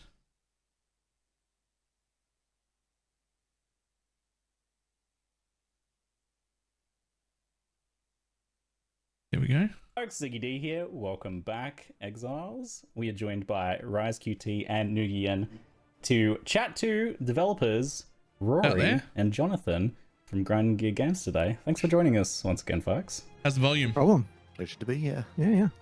Very excited to see you guys doing so much kind of pre-PoE 2 beta discussions with everyone here. Answering so many questions. I've been hearing like a lot of stuff I'm really excited about too, like quality of life and visual improvements and access to content and things. So do me a favor and say a sentence that's really long. We have a lot of interesting questions today, and we're going to jump straight into them if that's all right. How's that? Fine, folks. And I've been curious about, so it was originally announced that the Path of Exile 1 and 2 endgames would be combined and would be a joined thing. Now that we've had the announcement that the two games are separate, what is exactly the plan for endgame now? So we aren't yet announcing the full plan, but we have got a design. The overall kind of like... that should be good. I guess like approach is very similar to what we're doing now, as far as like it's going to have maps in it, right? Like that's the main thing. But like the specifics, I want to be quite different. Like I want it to feel quite different than how it felt before. Like so that we can do something that feels like it's an evolution. So yeah, we've got a plan for it. The end game is going to be in the beta, so you will get to experience that. We'll sort of announce it a little closer to when the beta is happening. But I guess like a lot of questions people have about like how much access to content will there be as far as like number of things to a map and all these kind of things. Like those are questions that we'll be announcing a little bit closer. But if you have any sort of more specific concerns about it, I'm happy to address them. So they're not going to be a combined endgame at all now anymore, like that. No, they're going to be separate, and I think that now that they're separate games, it just it just makes sense for them to be separate, and all the bosses from campaign of PoE 2 will come in the end game, in the end game as well, and that kind of stuff. So it'll just end up being quite different. Yeah, so obviously like a whole bunch of different map bosses and things like that. But will we see a big divergence in like the structure of them? How we have like Atlas passive trees and things like that? Well, I mean, sort of hard to sort of tread the line here of what to say about this, because yes, there are changes, but as I said, I think it will feel quite different while mechanically not removing anything that can currently be done, if you know what I mean. So do we still have an Atlas? Atlas? I'm trying to go for, if that's like enough of a hint, I guess, for you. Yeah. Which I don't think we're getting told. Which I guess is what we've got here. No, It'll I come get from it, the but, beta. I have to say I'm just like in love with the current endgame state of Path of Exile 1, so looking forward to see how you build I'll tell you what, the thing that people do love about it is the fact that there are lots of different things you can do, and there's also the ability to choose what it is that you what it is that you want to do. And I think those are the philosophies that we want to make sure that we're retaining as much as possible, and even amplifying in the base system. Like I want to make sure that feeling of like, I can choose what type of content I'm doing is definitely a core part of what we're designing there. All right, wonderful. So maybe not an Atlas. They do seem to be dodging. They do seem to be dodging the question about whether it's an Atlas or not. But certainly a system to give us control over content like we have now. Like I want to see more of this and less of that. And we're still going to be able to do that in some fashion, but probably not through an Atlas passive tree. Okay. Rise, can you take us away for the next question, mate? Sure, I'll just read it off. Do you plan to change the high-end power level in PoE 2? Will you still be able to one-shot entire maps and Ubers, or do you want to scale everything back? Was what supposed to be able to one-shot Ubers to begin with? In the past, leaving many players confused about the direction of PoE 2's gameplay compared to PoE 1. I mean, yeah, we never designed the PoE 1 Uber bosses to be one shot. That's not part of the core philosophy. Is how does this fight feel when it ends in half a second? But of course. Yeah, there's definitely when we are looking towards all these bosses, even the campaign bosses, it's making sure that the challenge is intense for where you're planned to be and what your power level is and so on. And that does mean for many boss fights, when they're really epic, they're gonna last, and the boss is gonna push everything it can at you to try and take you on, and it's a challenge to beat it. And it's natural for characters' power to grow, especially as they outgrow the content. So we can expect, because we give the players huge numbers of tools, they will find ways to use and abuse them to do crazy things. And that's just part of the game, and as players raise the bar, we'll raise the bar for challenge as well. I think people underestimate the degree to which people learning the game has changed the ability for people to be good at the game. Like when PoE 2 comes out, there might be ways that are in there to be able to do that stuff that we don't know about. Challenge accepted. That's just by the nature of the fact that we tend to be very kind of like we give people a lot of tools, right? We give them and they're able to combine them in interesting ways. But like what I expect to happen is that at the start, people won't be able to do that level of power just because they haven't worked out the builds yet, if you know what I mean. Like, and as that kind of like, as that stuff is worked out over time, that stuff will then come. It's sort of like interesting. I've actually had a conversation with Mark quite a few times recently about, like, well, why it felt like a few years ago this sort of exponentialness of PoE kind of like exploded a bit, and we kind of had a lot of discussions about like why is that the case, like what sort of happened, and it's kind of a combination of different factors, I think, that happened, which I guess is a bit of a non-answer, but like some of it really is just people learning to understand, like optimizing and optimizing and optimizing, and understanding how all of that stuff works to a degree that they can now do the kind of things that they can do, as well as us just adding stuff. Like, it isn't entirely just power creep on our end, it's power creep on the players learning the game better too. So yeah, I suspect that things will get a bit of a reset just from the fact that all the mechanics are so different, all the skills and all that things work so differently. That's interesting, just because it sounds like they're not against entirely, like, the idea that we might be able to just one-shot things. It doesn't sound like they're like super against it, right? But it sounds more like it's not like the intent, but if you find something incredibly strong and get enough power behind you, we're still going to let you. If you find a way to do it, good luck. That's what that sounds like.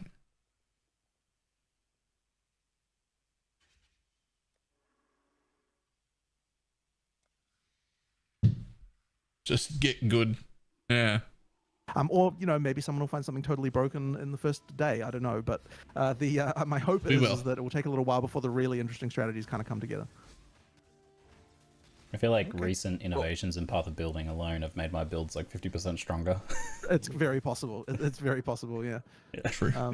I agree. Well, I mean, the other interesting thing is how fast in PoE 2 do those kinds of tools become as good. I mean, I imagine it will be faster, right? Just because, like, you know, the underlying stuff is there.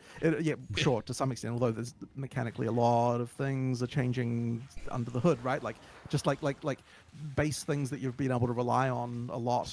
You know, in terms of like just the base equations for how defenses work and things like that, change a bit, and then that has large knock-on effects to the game. So, you know, like, are we gonna make armor not shit? People will have to work out like what the repercussions of all that is again, I think.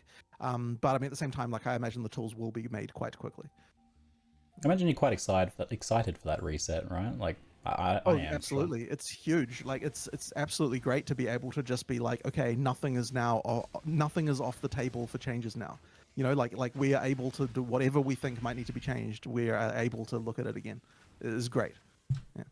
And every time we change one of those mechanics, it results in that. How about also suppression gone? You say armor is shit, but armor stacking is one of the strongest builds in the game.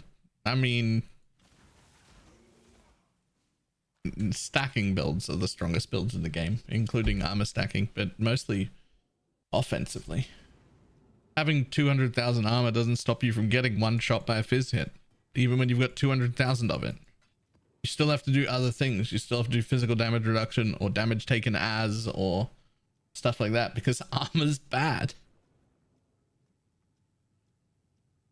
Just because armor's bad. That's...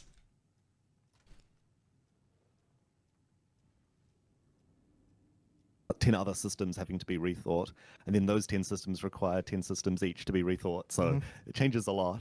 Like, I mean, we have definitely not fully explored the repercussions ourselves of all of the stuff that we've changed, for sure, right? Like, there will have to be a lot of more work in that stuff, I have no doubt. It's kind of our job as well.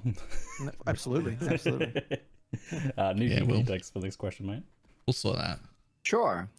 In the previous interview, you spoke about a difference in drops between, let's say, a novice and a very experienced player. Before this one gets asked,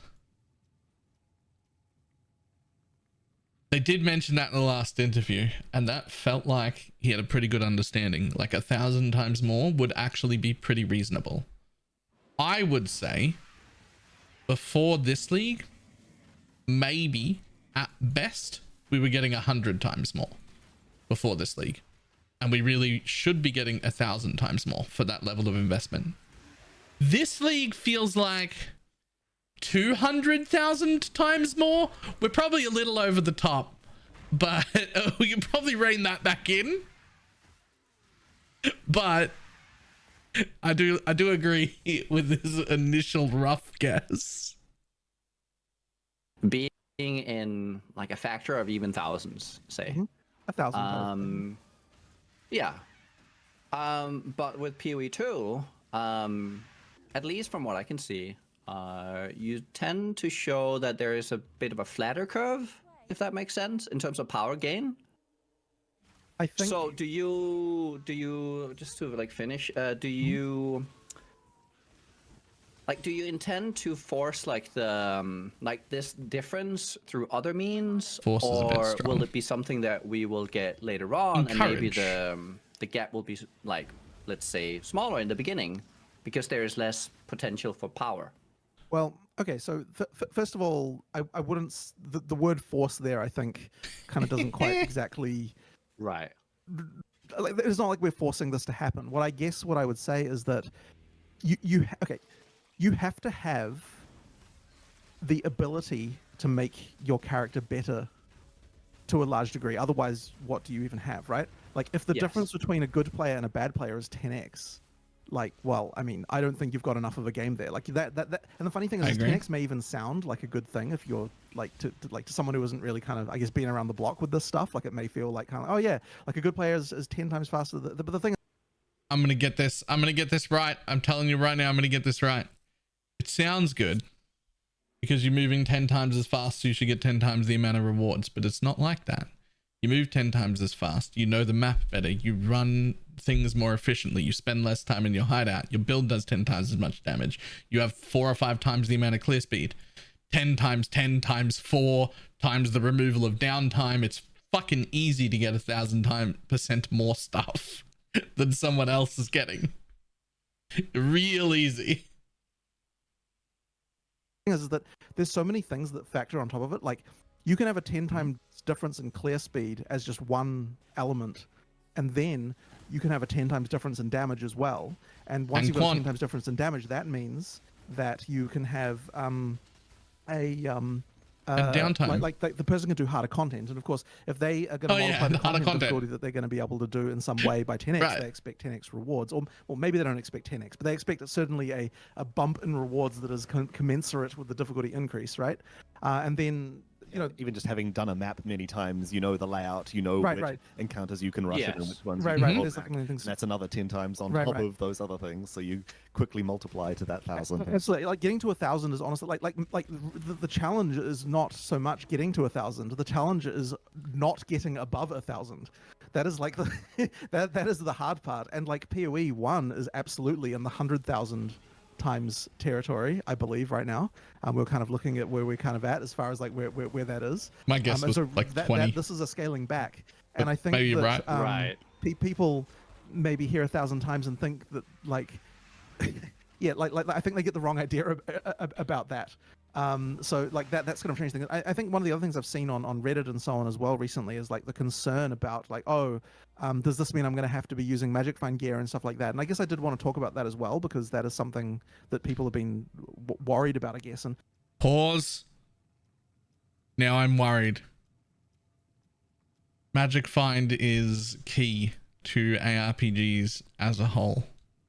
It is super, super, super actually impactful and important to just, even just the long-term health of your game, to have that lever that a player can pull on, where you pull power out of yourself for the sake of quantity and rarity.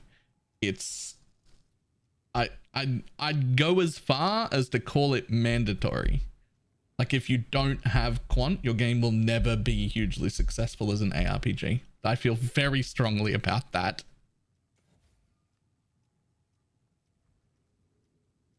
I actually had another conversation with Chris about this, because I needed to kind of refresh my memory of like, so I literally said to Chris, like, Chris, I want you to pitch me from scratch again on why Magic Find gear is good. Because I need like I need a refresher course on this again. And it really comes down to, like, you need your game to have some axis of scaling that isn't just DPS. Like, there has like having some other element. It just means that there's another factor to consider in your character build. Yes. And I guess that that's a thing that we do believe in, that it is important. Which isn't to say like, but it needs to be competitive, right? It cannot be the case that Magic Find should outcompete damage. Like you there needs to be some balance there. But it's like it's another thing to optimize for. At the point when you have gotten your DPS to the point where you can take down anything, having the ability to okay, now I want to be able to do that at the same time as also having MF gear is like something that can add to that. So I think that's kind of the reason why. I fucking love Chris. I can't tell you how much love I have for Chris. He understands things so well.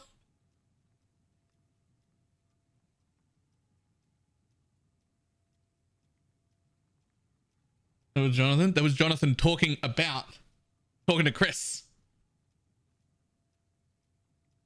That was just listening is key. He was saying he didn't understand it either, so he went and talked to Chris again and asked for another run through of why this was important, and this was Chris's explanation.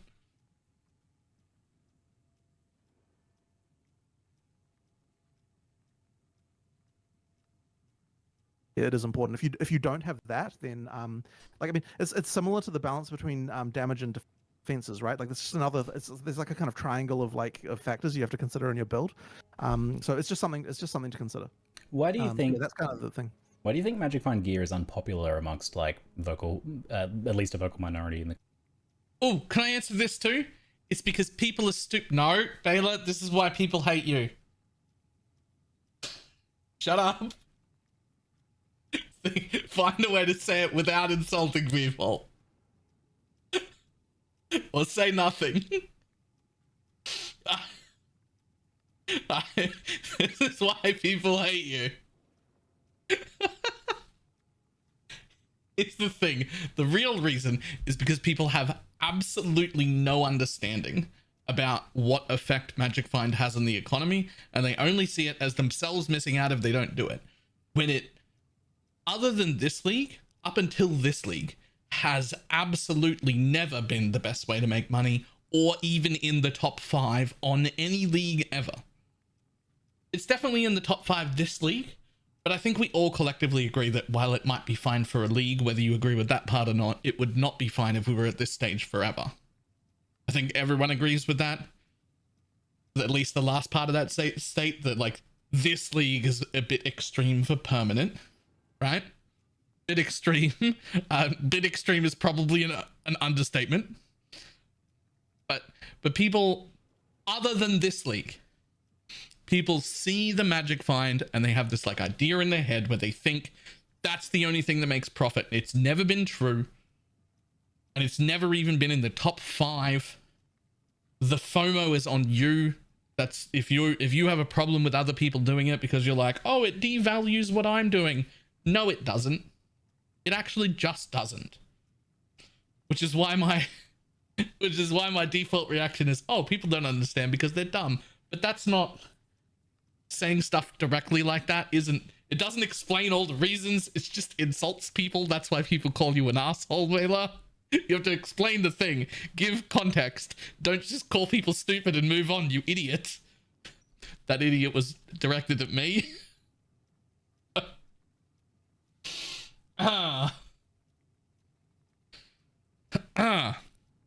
Right, we've got an ad starting on Twitch, so I'm not going to start playing this again for a minute, but I am going to go on a tiny rant about why it's such a big deal this league. Right. This league, there's been way more noise from anti-Magic Find people who I believe don't know what they're talking about. But the main reason that that's happening, in my opinion, isn't quantum rarity and isn't quantum rarity stacking. It's the fact that they've allowed us to be in tier 7 maps, making an ungodly amount of currency off significantly easier content. It should never be the case that I want to MF low tier maps. I should be needing a character this powerful to do tier 16s. And then I need to get this power so that I can pull that out and put quant in and stay in tier 16s. And then I need to get this power again so I can pull more out of my build and put more quant on and do more tier 16s. And then I need to get this power again and keep it this time so I can put more juice in my tier 16s. There's got to be like this balance of I need to still want to do the harder content, which should mean that I need to get better and better and better and better gear to compensate for the power I'm pulling out of my build to put quant on. It should not be the case that I can just slap quant on a league start and get away with it. And it should not ever be the case that I can just slap quant on and go into tier 4s or tier 7s or whatever and outstrip what real normal characters are doing in tier 16s if they're moving at the same pace and doing stuff efficiently too, but they're not quant farming. I should not be outperforming them in a tier 7 map. I should be outperforming you in a tier 16 map if I can run it just as fast as you in all my quant gear, right? If I've progressed the rest of my character to the point where I'm still powerful enough to be in the juice 16 in my quant gear, I should make tons more because I'm in quant gear.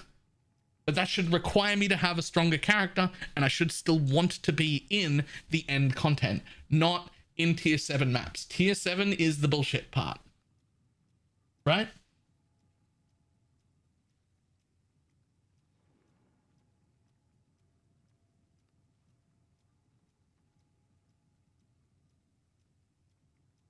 Anyway, that's my rant. That's my rant on Magic Find. The 16s is way better. No, it's not. Because we're not comparing full juice Magic Find in tier 16 to full juice Magic Find in tier 7. That's obviously going to be better. What we're comparing is full juice Magic Find in a tier 7 to a regular character doing tier 16s.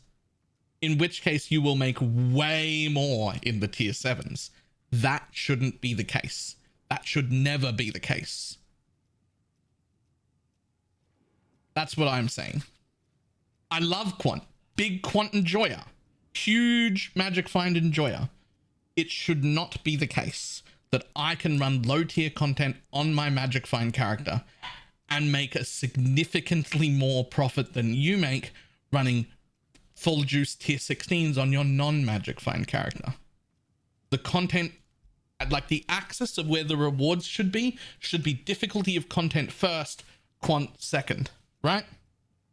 Like quant and rarity should come after that. It should be a smaller lever. It should still be much more rewarding to do quant farming in tier 16s than it is to not do quant farming in tier 16s, because obviously.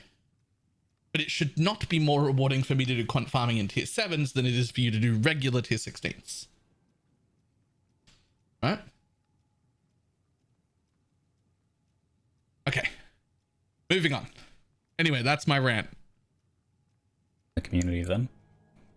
I guess, you know, that's an interesting question. I think it's a little bit to do with, like, go on. I think part of the reason is that the way it scales at the moment in PoE 1 is quite exponential. So a lot of Magic Find gear is a lot better than a little bit and a lot of damage. So the scaling will, I mean, we definitely want to make sure that doing low tier content with very high rarity gear is not better than doing high tier content with a bit of rarity gear. Right. Yes, that is a very important factor, actually. Yes, that's important. Right. Yeah, I completely agree with that. Yeah. Do you have anything in mind how to do that? Honestly, so this particular area, like, we will have to go and revisit those equations and do stuff, but I have to say it's not something we've like yet done the balance for. I actually then also, like, because there are all sorts of things deep in the dark. Was I in the fucking room? What do you mean? What do you mean?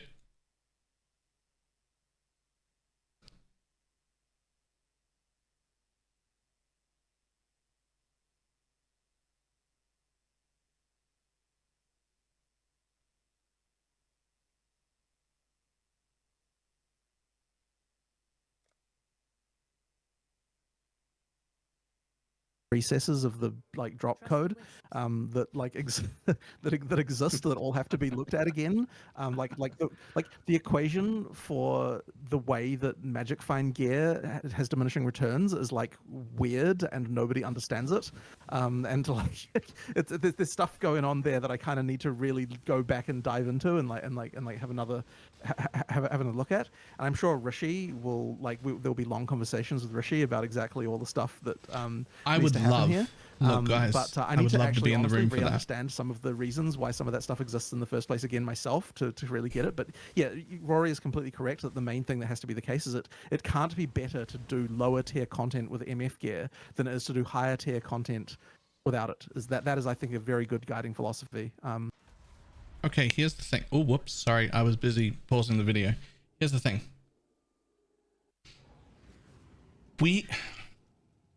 Does this sound bad?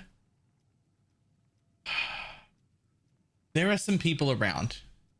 There are quite a few people around who have a very deep understanding of exactly how quant and rarity works and exactly how to abuse it properly. Whether we all do that every league or not is a different question. But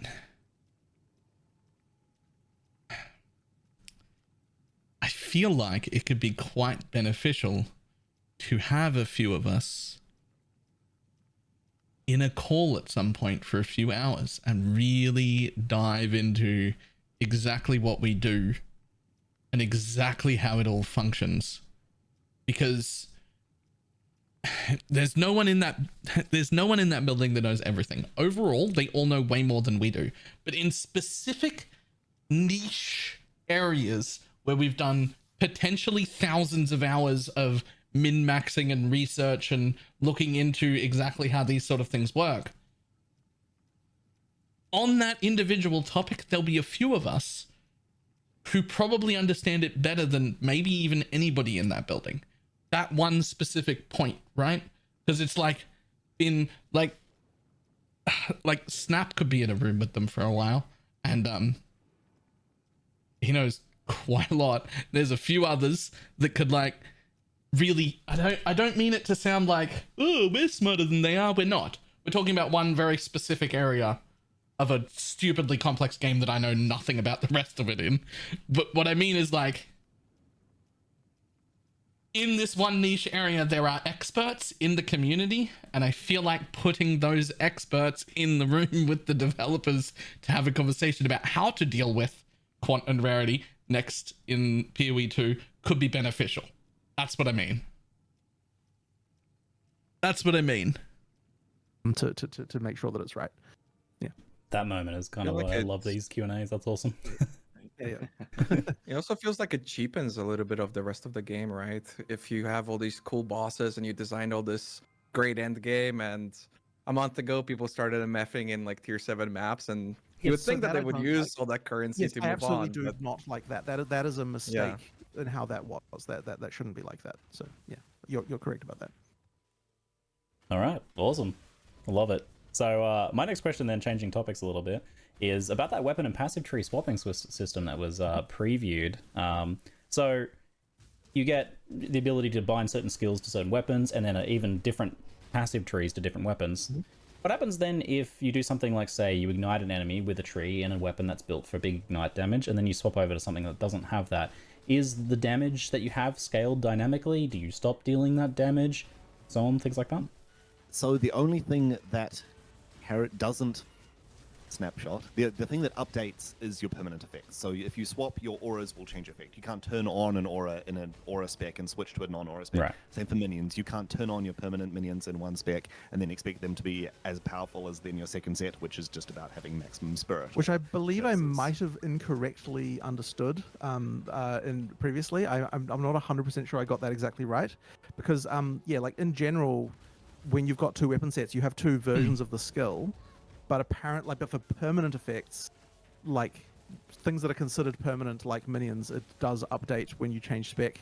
Yes, but it's not only for permanent minions. Like a temporary minion will not change, because a temporary minion, well, being temporary means that you don't. So there's like a little tricky detail here, but effectively, while you have a weapon swap, you have two versions of every skill on your character, and when like both of them exist at the same time, so they sort of.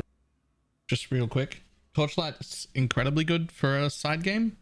I really enjoy it, but also if you're gonna join it, especially if you're gonna join it from the first time, do it from my link at !Torchlight, because they sponsored me for the first time this league, and I'm really happy about it, and I want my stats to look good, and that'll help my stats look good. I have played like 350 hours of it before the sponsor though, so like, you know, it's really good. Independently can have their own balance, and like if you fire a fireball and then change over to another one, like that fireball still is the fireball you cast from your other weapon set, so it gets all the bonuses that other weapon set conveyed. Yeah, so if you have your totem bound to your first weapon set and you place that totem down, then switch to your second weapon set, it's still using the first weapon set's totem with all of its stats and benefits and things like that. So there is a lot of like, yeah, you can have a curse set up as your second spec if you've got the right sort of passive layout to make the alt passives fit with it. So you can have like big curses in one set and then take the time to weapon swap and then start doing your thing. Yeah, so we're getting like the full power of both basically, and so like I could do a big ignite on an enemy and then swap to a second setup that has an extra curse and then curse the enemy to scale that. Correct. Yeah. Cool. So there's also a big focus on making sure that like if you decide that you want cold in one and fire in the other, the rewards should be significant for that to go along with the fact that you could have had a curse as your second set. Right.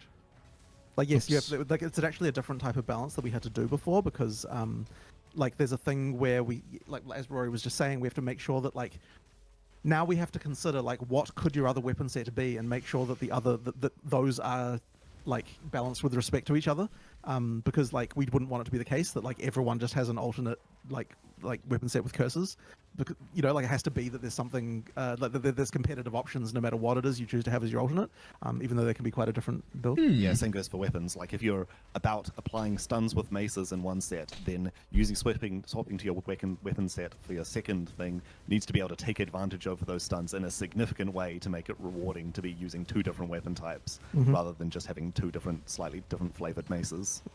For sure. Okay. Oh, that's way better than I expected. That's really awesome to hear. I'm on board. Sounds like a balancing nightmare, though. Yeah. Oh, for sure. Then, that's pretty much our life at this point. So you know, like we would just why not make it, you know, 3 or 4 times harder to balance with every decision? Just whatever, you know, we'll just do it. Why not, right? Deal with it. More things to nerf. Let's go. More things to nerf. That's one way to look at it. Yeah. Rise has a question about spirit. Take us away, Rise. Wait, do I? Okay. Yeah, you do. Can you talk more about spirit and why you're moving away from mana reservation? Can you reserve HP with it?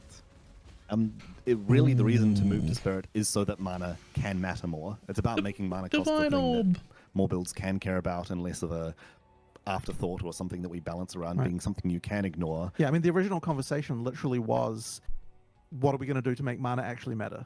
And then it's like, well, what's the big problem with mana? Oh, it's the reservation system. Let's see what we can do about that. And then everything, like it was one of those really nice design moments when, you know, and it's actually interesting because I believe, Rory, you'd actually come up with the system before. Yeah, I'd like a couple of times for Yeah. But then we sort of independently rediscovered it again, and then Rory was like, oh yeah, that's right, that's that same system I already came up with before now. And then when we started looking into that, it's like, okay, this actually solves like huge amounts of other problems. Like it became a thing. It's one of those awesome design moments where something happens, and then you're like, oh, this fixes like these problems as well and these problems, and it turned into like a whole awesome thing. So the only bit about this bit that worries me is I really hate having to deal with mana, and it does sound like they really want us to have to deal with mana. Mana's such a shit system, dude. I hate it so much. We're really happy with that. I mean, specifically when you're talking about reserving life, we're probably going to have a support gem that lowers the spirit cost of something slightly, but makes it reserve some life as well. So you've got that sort of things you can do with it. And we're going to have to come up with a bunch of cool supports that let you interact with spirit costs and spirit mechanics in ways that feel impactful. There's something technically preventing reservation being a thing. We just have to be really of life and mana, that is, but we just have to be really careful that we don't accidentally make it again so that the most useful thing to do is that again, if you know what I mean. Like we want to make sure that you never get back into a position where everyone is reserving all their resources. Like it has to be that like that is not the default thing. Like that is a niche thing to do, because the normal thing to do is use your spirit bar. So that's just important. But there's nothing like we may revisit things. I mean, like you can. The mechanic is there for use on things like uniques or maybe support gems in some cases, or just certain other things. We just need to be careful with it. All right. You can get. Go ahead. It's like flat amounts of spirits, the spirit that you can get from quests and yes, there is right? other sources. So it's on the tree as well, and yep, there's a couple of quests that give you a little bit, and amulet as well. And yeah, and then things. Yes, amulet. Exactly. There was things like that. So there's places you can get it, and of course the big one being the scepter for the kind of minion focused build is what you'll typically be wanting to use. Yeah. Nugi has a question about defenses next. Thanks away, Nugi. Of course I do. Gotta build them. Well, so you've been nerfing. Can I just say?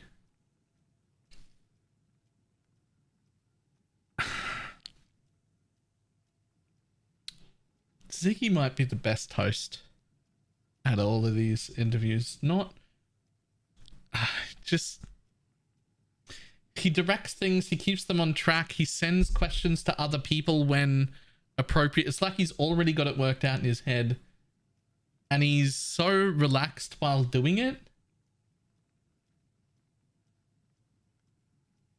He's doing such a good job.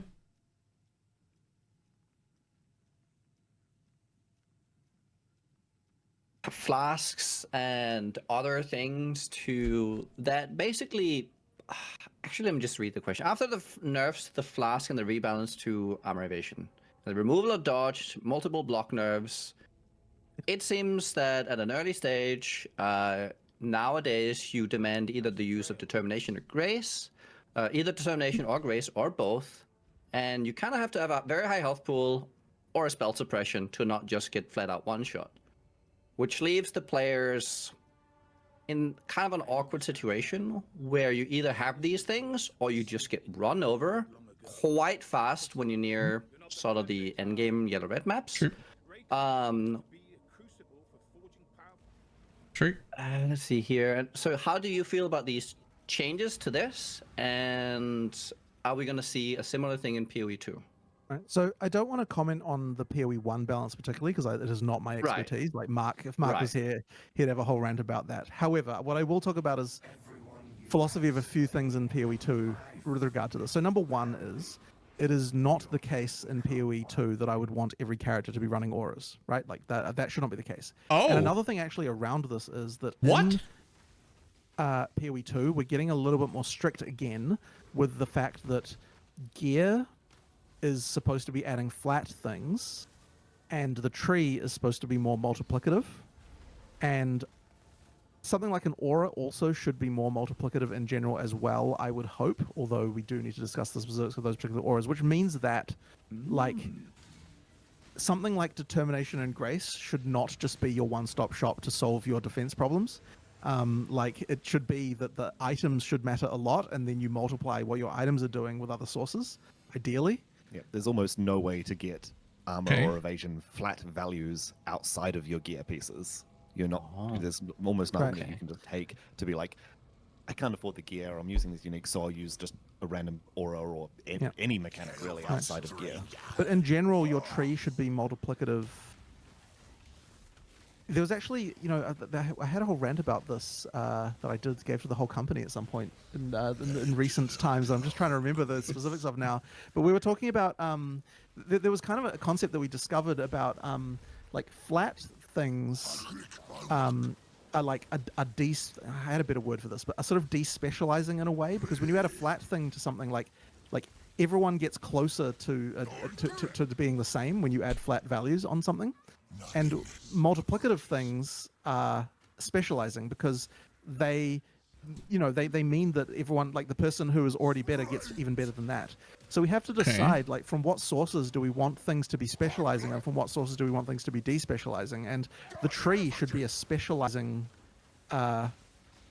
like, thing. It should, like, because the idea with the tree, the whole idea with the tree is that you're picking the things that are going to synergize well with what you're doing, right? Like it's supposed to be an amplifying force to specialize your character in a certain way. Whereas the items on your character can be despecializing. Like you can use items to overcome issues that you have otherwise, but also you're just picking what you like. But like in both cases, you're picking like what you want to do with your build, but it's like you actually want them to have different roles to make them feel like different things. And then the question becomes support gems. Should they be a specializing or despecializing element of your build? And we came to the understanding that they should actually be something that is despecializing, I believe is where we actually ended up, because it's like the idea is that like you can use a support gem to overcome like to change what a skill, like if we want a support gem to change what a skill does, if they were a specializing thing, it would mean that okay, you like that would actually mean that you want to use a support gem, the same support gem with a given skill all the time, right? Because basically this would it would just be for a given support gem that this thing is best with that skill. So therefore, like there's no real decisions at that point. It's just like, oh, I'm using this fireball. The best thing that goes with the fireball is this thing here because it has the most effect on it. Whereas if they're despecializing, they actually mean that you actually have choices there. So that was a non-obvious answer for that one. It's actually opposite of what you might initially think when you first see it. But this was a new way of thinking actually about things that I think that we sort of had, like on some level we understood this intuitively, especially with the tree and the way that items were, but it was not an explicit understanding that we had until we actually sort of broke it down a little bit there. And so that understanding kind of came to sort of guide the philosophy there. And this seems like it's getting way off the topic that we originally had here, but it does sort of matter a little bit because when you're looking at a skill, a skill should be I think should be more of a specializing thing, which is why something like an aura then would imply that it should be multiplicative rather than flat. So that's like a whole long-winded answer about about how we get there. But what that means is, yes, Grace Determination should probably be multiplicative. You know, like I'm interested to know whether or not you think that sort of logic there holds up over time. But yeah, that's the. I mean, I like it. That's the whole thing. This does mean something like the ignite support should be about making a skill that is bad at igniting better at igniting, rather than just further capping your ignite chance. Exactly, because it's a way to use a skill in a new way you weren't using it before. Right. Yeah. Whereas the tree is like I'm specializing in ignite with what I'm doing. I need to multiply the value of my ignites. I say the same for spirit reservations, where they are multiplying something you've already focused on shocks. So using Herald of Thunder on your weapon will further take advantage of those shocks. Right. Yep. All right. I feel like that plays really well into one of my favorite things about PoE2, which is removing all the life from the passive tree. I feel like changes like this synergize super well. Yep. Such a good idea. I love it. Yep. Which again further makes the defenses on your gear and your defensive passives more important because that is your main axis of. Correct. I kind of love it. Correct. I can't wait to see how this all plays out. Would you want there to be an easier way to then specialize either into, say, let's say, on this playthrough I want to be evasion stacking, on this one I want to be block or armor, like where it's, because right now it seems very difficult to go, at least from an early stage, to say I want to just go block, unless you're like Necromancer that has like a cheap way of getting there. It very much is, you have your armor evasion, or would you rather have like certain classes would specialize, or should there be a broader range that you can choose from the start? The block is one of those. I mean, because the idea with block is like that is a multiplicative defense that you get if you're willing to give up damage by sacrificing one of your hands. So the reason why block is kind of independent of those is because it's intended to be multiplicative with whatever else you're doing, so that can always be the decision of, am I using my right, left, well, I guess whatever hand for defense, or am I using it for more offense? So that's kind of like where that ends up. So I don't know that I don't think block is early game should be your primary defense, because it is the multiplicative thing on top of whatever your primary defense is. Yeah. And it is a very strength-focused mechanic, even more so in PoE2. Yeah, I guess it sort of is. I mean, like in all cases, whatever is on your offhand is going to be being more defensive. Right. Well, no, I shouldn't say that. What I should say is, in all cases, you can choose to use your offhand as defense or offense, right? So whatever class you are, there's options in your offhand that are going to cause that to be the case. So block is one of those, but they have to be multiplicative with what you're doing in order to make that choice meaningful. Defensive quivers. So, yeah. How does energy shield factor into this? Because you've removed life from the tree, but energy shield is a defense, but it kind of acts more like life than the other defenses. Yeah, it's a funny one, isn't it? Where are we at with that one, Rory?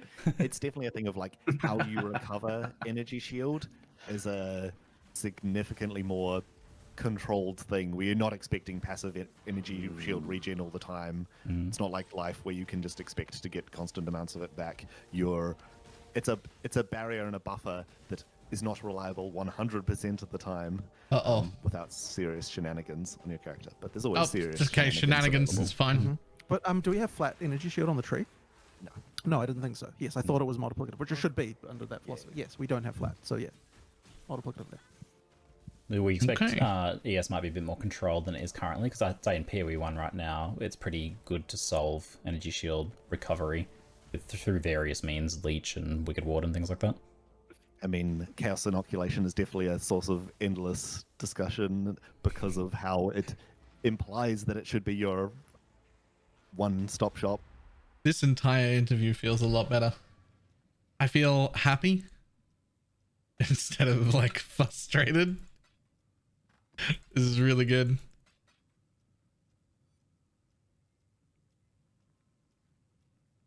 Up for defense, but yeah, more discussions to Under come discussion. on that. Got it. So following on from the topic of defenses then is how do you feel about time to death from effective signal to actual death? Is this something that will be changing substantially from PoE 1 to PoE 2? So I guess there's a few elements of this to talk about. So the first one is obviously we want to make sure that signaling attacks should be always good, right? Like there have been failures in PoE 1 of that for sure. We want to improve that. We've kind of talked about that a bunch of times.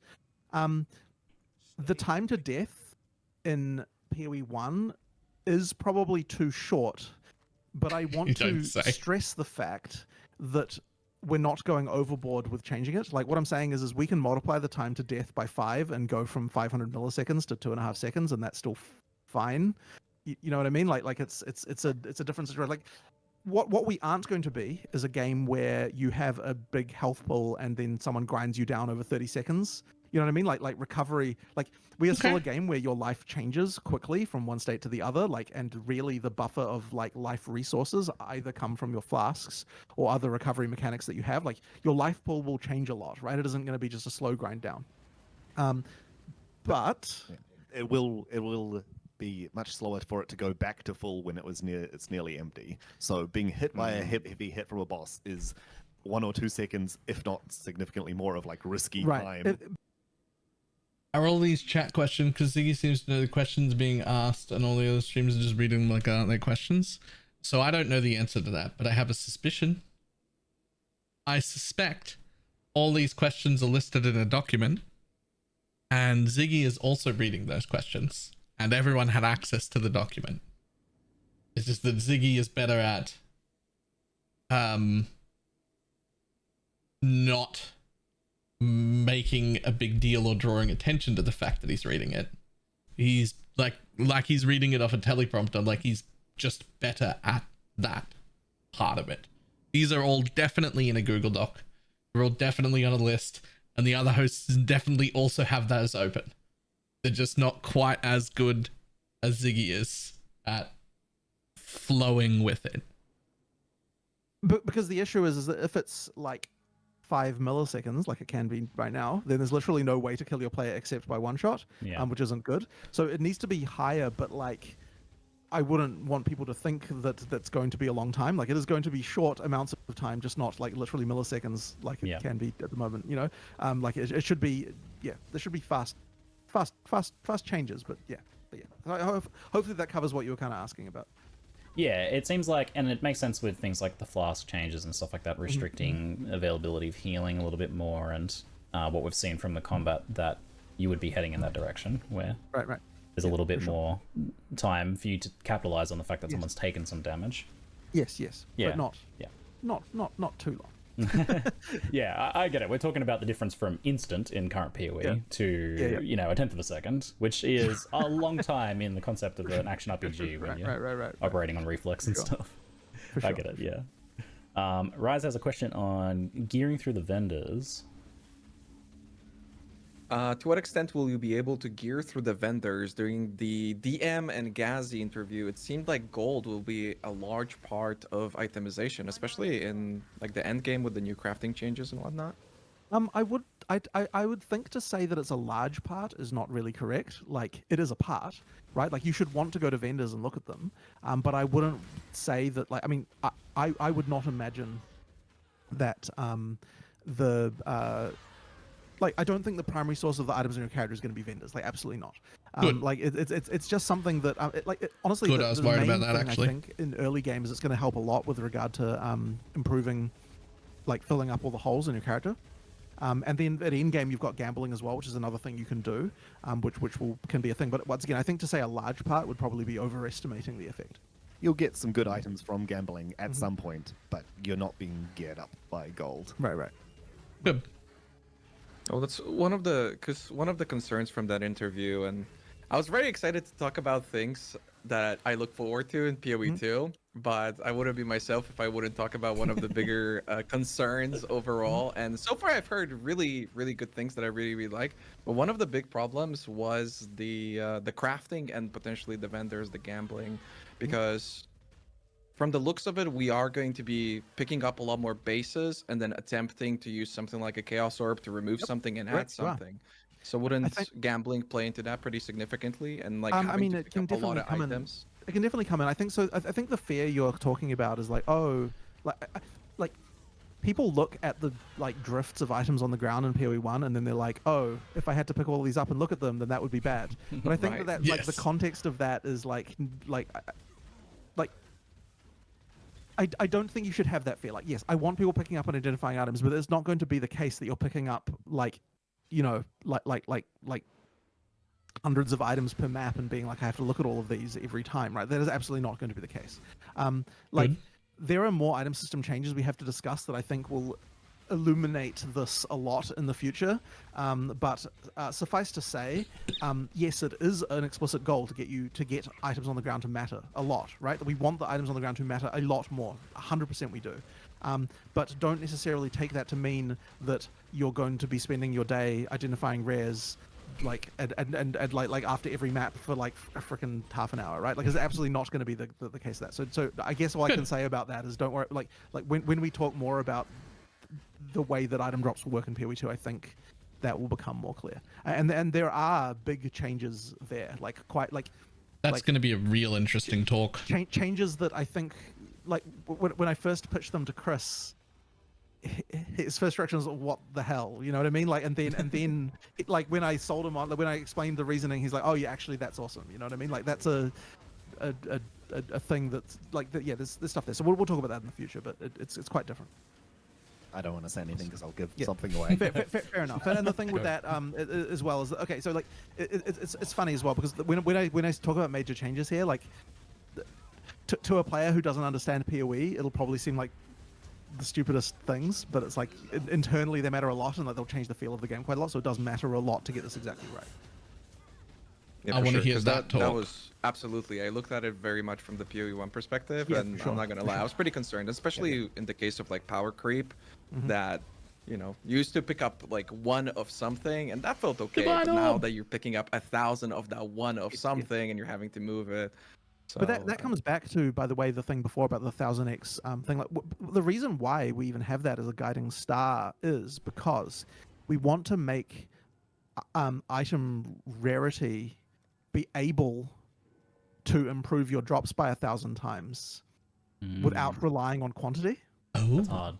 And that is hard, but that is what we have to do to be able to, like, that's what I'm saying. Like, that's what I love it. Where the 1000x. So the conversation that even came up in the office, I mean, like when we were discussing this and why that even became a thing was because, yeah, like, okay, like, what is the maximum amount we want players to be able to scale their drops by, right? And then once we've got that number, how do we make it so you can do that with only rarity alone and not quantity, so that you don't end up with the drifts of items on the ground? So that is the challenge. That is the thing the drop system has to be able to solve. And that is the reason why a number like 1,000 times needs to exist, so that we can work out what needs to happen internally to be able to make that happen, if you see what I'm saying. So yeah, that's kind of where that comes from. So that, I guess that might have been a bit less, there might have been less. I kind of love that, because it sounds like potentially Magic Find's still going to exist, but rather than going from I dropped 40 items this map to I dropped 40,000 items this map, it's going to go from something like I drop 40 items a map, and once every 3 maps there's a really good item that I'm really interested in, to I drop maybe 50 items a map, but 3 or 4 of them a map are really good. Like, I don't know about the specific numbers, but like it's gonna look that way, which would be very cool. That would be a much cooler way to do Magic Find stuff than just, instead of drop 10,000 things, just give me way better things instead. That would be very cool. Context for that number when I originally gave it, then this is probably a better explanation of why that exists. There's also like pack size is a multiplier at the moment that we want to have far less of a focus on because it also disturbs the like combat composition of packs and things like that, where it's like the fight is designed, like each of those fights is sort of a pretty tight fight. Right. Suddenly there's 5 times as many casters doing the freezing thing on you, then you're not going to have a good time. Right. So not which isn't to say there won't be any sources of pack size. Same thing, it probably shouldn't get quite so out of control in some ways. But the thing is, you do want to feel like there's some like this map is crazy. There's a bunch of shit in it. You need that too. But like there's still, but it can be a bit off the wall right now. With the so you need to rarity. be careful. With the rarity thing, sorry, it almost sounds like you're pushing towards some sort of like rarity makes the quality of rares better or something like that. Well, I mean, yeah, well, we can talk more about that later. But I mean, there's We've said too much. We're probably saying too much already. So and the reason I don't want to talk too much about it is just because like there are a lot of specifics around this that we'll need that we need to get tested and working out correctly. Like it isn't done enough to be able to really talk about. Yep. But yeah, there's stuff to do there for sure. My imagination's running away. Yeah, for sure. Yeah, I remember when Chris talked about that a lot. Like Chris used to talk about these smart systems, but not just. It kind of got implemented. It felt like for currency drops, where you get less of like the smaller currencies, and then whenever you do drop them, it's a stack, or like you get the better ones. And I think a lot of PoE1 players were expecting that eventually, sooner or later, it's going to happen for loot and even unique items, and you're going to have that effect of, what was at the time called smart loot, which I don't know if it's still the case. So The seeing thing that that for Chris, PoE2 would be the great. thing that it was called smart drops, which from back in the D3 days, is something we very much don't want to do, which was tailoring the gear that drops to the character you're playing. Oh no, and not that! Don't do that. Do not like. Don't do that. That I think you might be thinking of times when Chris was talking about that stuff, and yeah, like we don't want to we will never resort to that. Like we feel like it's important to have the feeling of like I found an item, but it's for someone else, and I'm going to trade it now, and like that being a part of the game being important. Yeah. So, like we will never do that. especially- But what is important, yeah, is just making it effectively so that the stuff that drops is more valuable without it requiring us to multiply the number of things on the ground by 100 times. Yep. So yeah. I mean, gold is kind of a way of doing the smart drops where you're then buying the item slots that you would want. Yeah, so you can actually move a little bit of the way to do that, just because then you buy the stuff that's good for your character. But yeah, that's not the majority of the not the big difference, but. Yeah, for sure. I mean, I always think about like PoE players would abuse this and it would make it super unfun, where everybody would play like Pathfinder because Pathfinder gets the most valued drops. Yeah, maybe, yeah, exactly. Oh, no. That is exactly what would happen for PoE Maybe players. a good follow up about crafting tools in Path of Exile 2. Well, let me actually like, flip the question, or just so you initially, for those who can remember, you introduced the orb that was called the Eternal Orb, and then you removed it, and now you reintroduced Hinokora's Lock, which is essentially like the same thing. So I was thinking, are there anything that you kind of regret with the PoE crafting system, or that you want changed in PoE 2, and why? Exception of harvest. Sorry. Yeah, So let's I not guess, talk. like- I'm Are mainly you gonna talking include it? about like currency drops that you use to craft with. Well, and like the philosophy behind that. There's a couple of things we could talk about here, because one of the big ones, which we've already talked about how we're changing, is Chaos Orb, and I think Scouring. So like, it's sort of amazing the degree to which those two items affected the way the game is, and honestly, the way the drops on the ground are, and all of that stuff like that. Like, it took a long time for us to understand the fact that when an item can change completely in one currency item, it results in the only thing mattering about an item on the ground being the base type. True. And that's bad. And so Agree. that is like a very important, very important thing. So I absolutely regret how that was, but I don't think that there's a way we could have even understood that where we were back when we designed that originally, So it's kind of like, yeah, like it's hard to say that I regret it exactly, because that would imply like, oh, I just kind of screwed up and didn't have foresight. Like it really is, like it took a lot of, I guess, like design maturity to get to the point of understanding that. I wouldn't have got it without playing the game for thousands of hours. Yeah, I mean, like, when I look at something like Eternal, I don't think I regret Eternal at all either. I mean, I'm trying to think back to why it is we even removed it in the first place. Like, do you remember? It's like, I think it was just another way of people getting perfect items more reliably, and we're like, there's already a lot of ways to but like, I mean, edge towards that. Hanakora's Lock is already like does bring that back, right? I mean, but the UXs of Hanakora's Lock is better. But I mean, it's like, I don't know. I'd have to go back into the archives and work out what exactly was going through our heads at the time. But like, I mean, sure, like there's those, right? Those base ones matter a lot. And then when you look at, like, you know, all the other crafting systems in PoE, I mean, on an individual basis, there are individual mistakes, sure, like where things like were too powerful or whatever, but I don't know that they quite have the same level of like importance that something like Chaos Orb and Scarring have in terms of affecting the whole game and the way the whole drops. So, like, I don't think that like anything that we've done in any of those other crafting systems really quite broke the drop system to the extent that those orbs did. I do think we're now much more careful not to make sure that a League's currency or League special reward is not strictly better than a Chaos Orb. Like, in every case, you would rather use this than a Chaos Orb to do what Chaos Orb was intended to do. Right. Like, at least not without some severe restrictions to it. So you're saying you want to keep like the base currencies more relevant and the others to be more of a alternative rather than a replacement?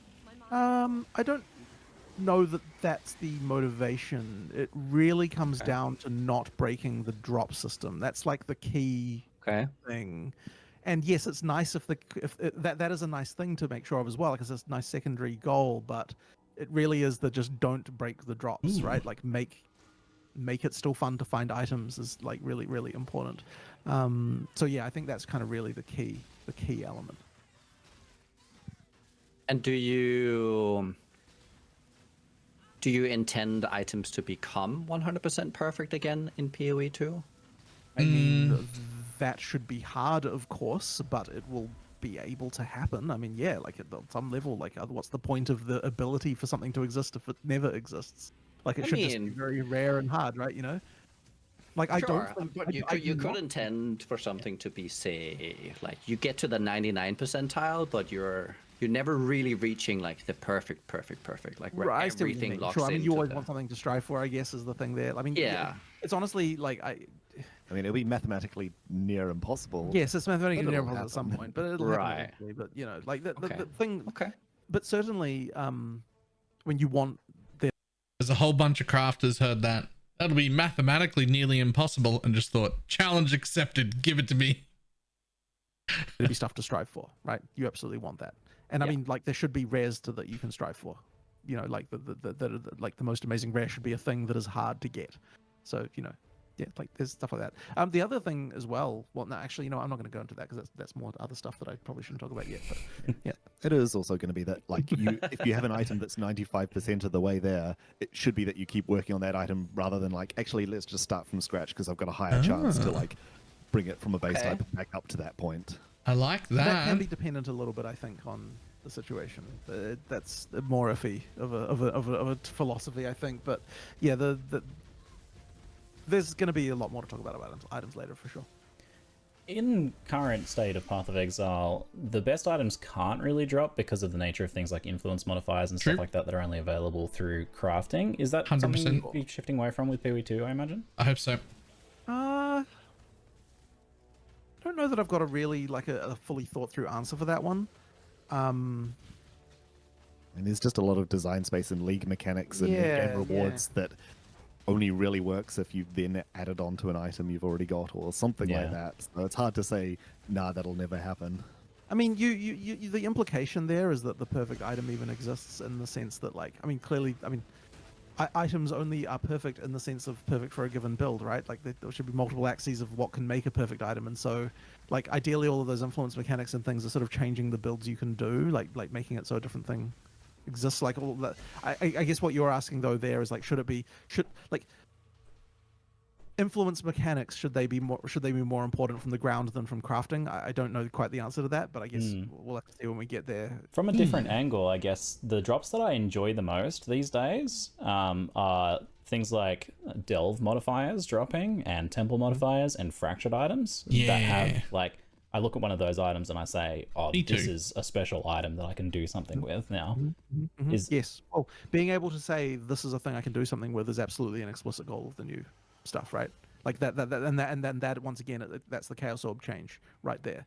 Is like, here is an item that I could modify, as opposed to this is a base type I throw away and I could just use any, I could just, you know, Scour, Alk, or Chaos, or whatever it is that you're doing to just throws away everything about it. So yes, the key thing is basically when you look at an item, it should be, what could this turn into? You know, like what steps can I take to make this awesome is the primary thing you should be thinking about it. Yeah, awesome. Or is it just not good enough? Like there's not enough there to be good, you know, at all. All right. Changing topic a little bit. I haven't really felt like I've heard much about Transfigured gems and vaal skills in Path of Exile 2. Are they like alternate types of skills like that going to be a thing? I mean, it's absolutely been a thing during skill development that be like, oh, what if it did this completely different thing? And we're like, yeah, we're going to need to make a Transfigured gem for that at some point.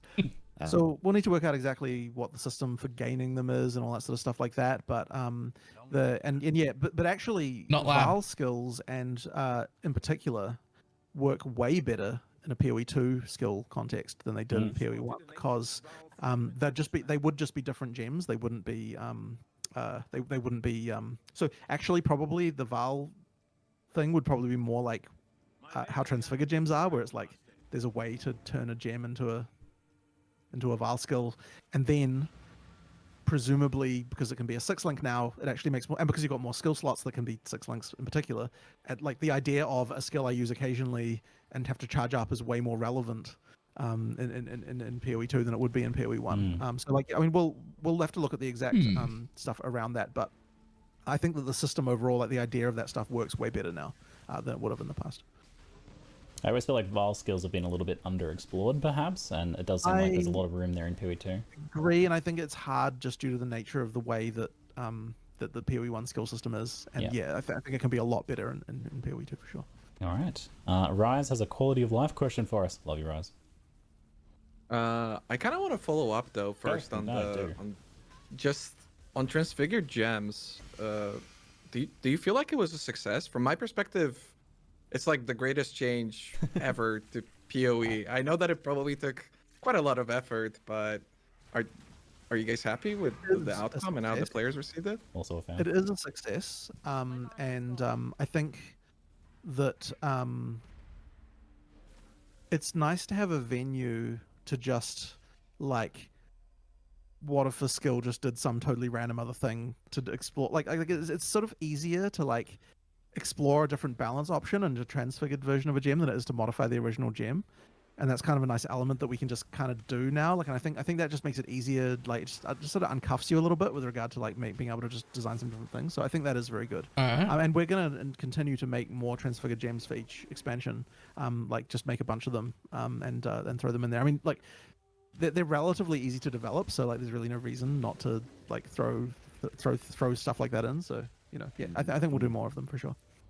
Yeah, it's definitely trickier in PoE 2 where each of the skills are far more like handcrafted and all their stuff going on, but they're too cool not to do. No, we'll definitely be doing something like that. Interesting, like PoE 2's combat is much more like combo oriented, right? So that is that why? Absolutely. Yeah, that is why. It's, I mean, definitely plenty of opportunities of like, this has just changed the skills element, and that changes a lot about it because of all the factors involved in each skill. Cool. I feel like it takes the reins off you guys a little bit too, because if a transfigured gem is a dud, no one really cares. But if like a core skill is a dud, everybody cares. Like, it's disappointing. I mean, the like Mark was just saying, he's like, oh yeah, I'll just be ruthless. We'll just like cut 10 of them if we don't like what they're doing. Put 20 more in, like that kind of thing. Like that just like whatever. You can just go ham with it. Don't say ruthless. That's all good. Don't say ruthless, guys. Don't do it. Yeah, okay. I'm still not asking my question. This is a different question then. When it comes to all right, because Rory's here and Rory knows everything. So I have been getting this a lot about PoE 2, will people still be able to play one-button builds? Because that's been happening a lot. It seems like everything's combining, but people are pretty concerned about will that still be a possibility? I can't see a way that it would end up being more efficient than using your skills in a clever way. Okay. But laziness is increasing. I'm sure there will be ways to do that, but I wouldn't say it's a goal of ours. It's a goal of mine. But also, I'm like, hey, all of these like automation gems are cool. We should have a bunch more of those and things like that. And so like it kind of ends up just being that like the nature of the tools we give players will just kind of mean that will probably be possible. But I should hope it isn't more efficient than actually like doing more than that. And yeah, we've got cast on dodge roll. You can dodge a roll around triggering your spells to do stuff, but you could be using that spirit for something else. You could be using more other I remember there was that's a real thing? You're not joking? Oh yeah, it was brought someone brought it up at ExcelCon and we were just like, oh yeah, let's implement. I'm sorry, cast on dodge roll? Did they just say they have cast on dodge roll? We're definitely making just a roly-poly build that just rolls over and over again.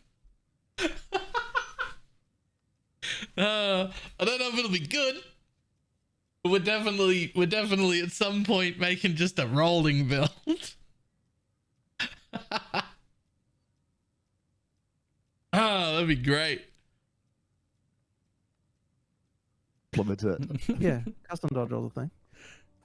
But I remember there was a conversation between Mark and one of the other designers. I don't remember which one it was now, where they were like, "Oh, I just want to be able to have a one-button build," and we were kind of like, "Okay, so like," and he's like, they were like, "Oh, I just want to use this skill," like they were saying, and we're like, "Okay, but what if you just, but then you could get a bit more damage if you did this," and they were like, "Oh, well, I guess I could use that as well." You know, like, yeah, sure, I'll add that. So it'll be this, but then I'll just use this occasionally. And then I'm like, "Oh yeah, but then you could use this skill that would like combo this and like would increase your damage again." Like, "Oh, yeah, okay, so you're right. I should add this one as well."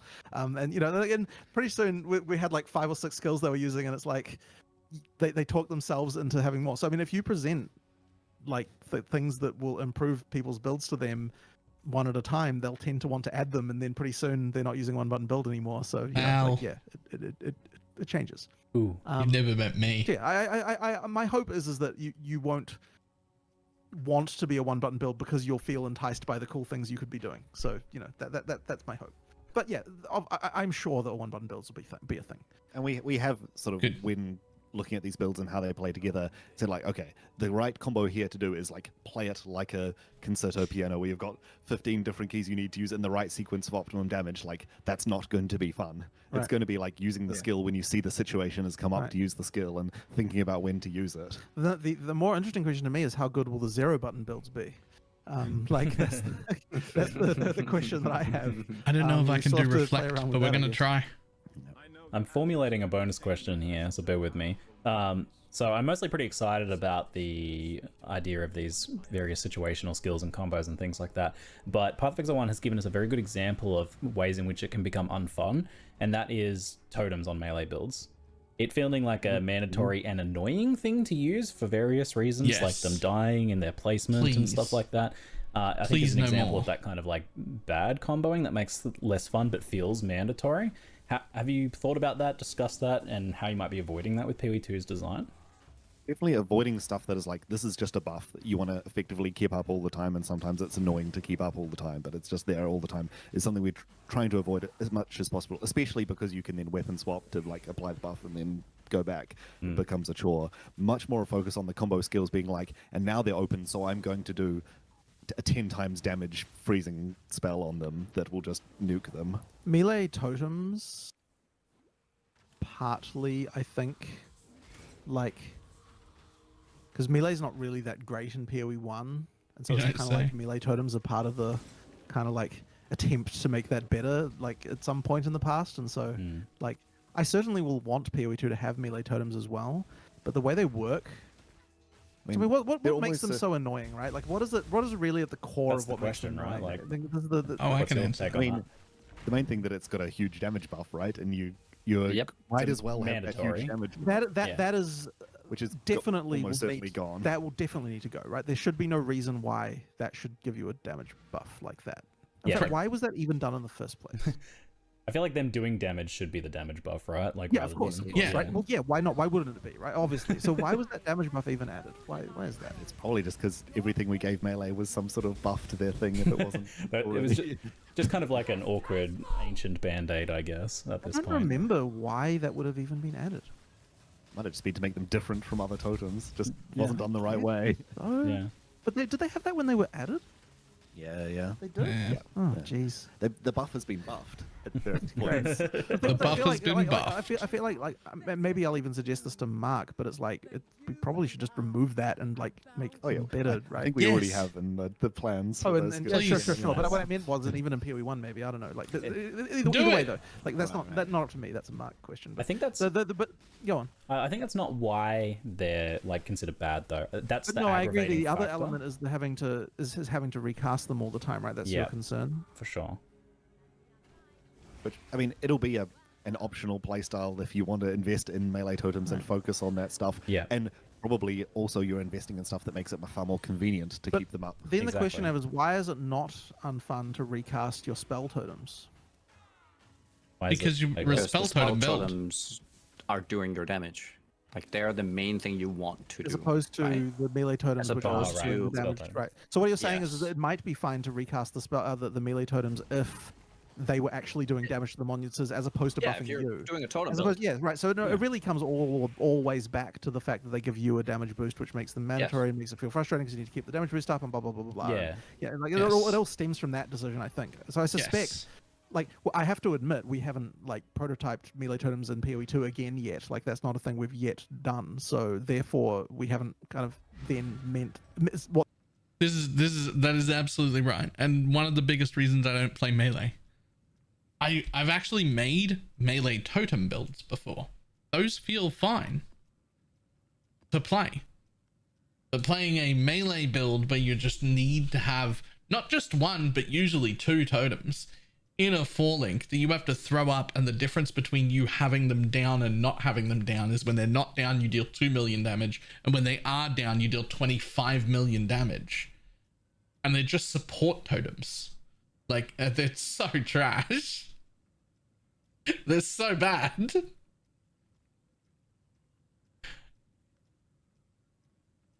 What that means is that we haven't like, unless you am I wrong about that, Rory? Did we do it already? It's a 3-link, but we haven't right? played with it. Well, sure. We haven't like had a whole like thing where we like, okay, let's get this in the right place kind of moment. You know, like yet, if you know what I mean.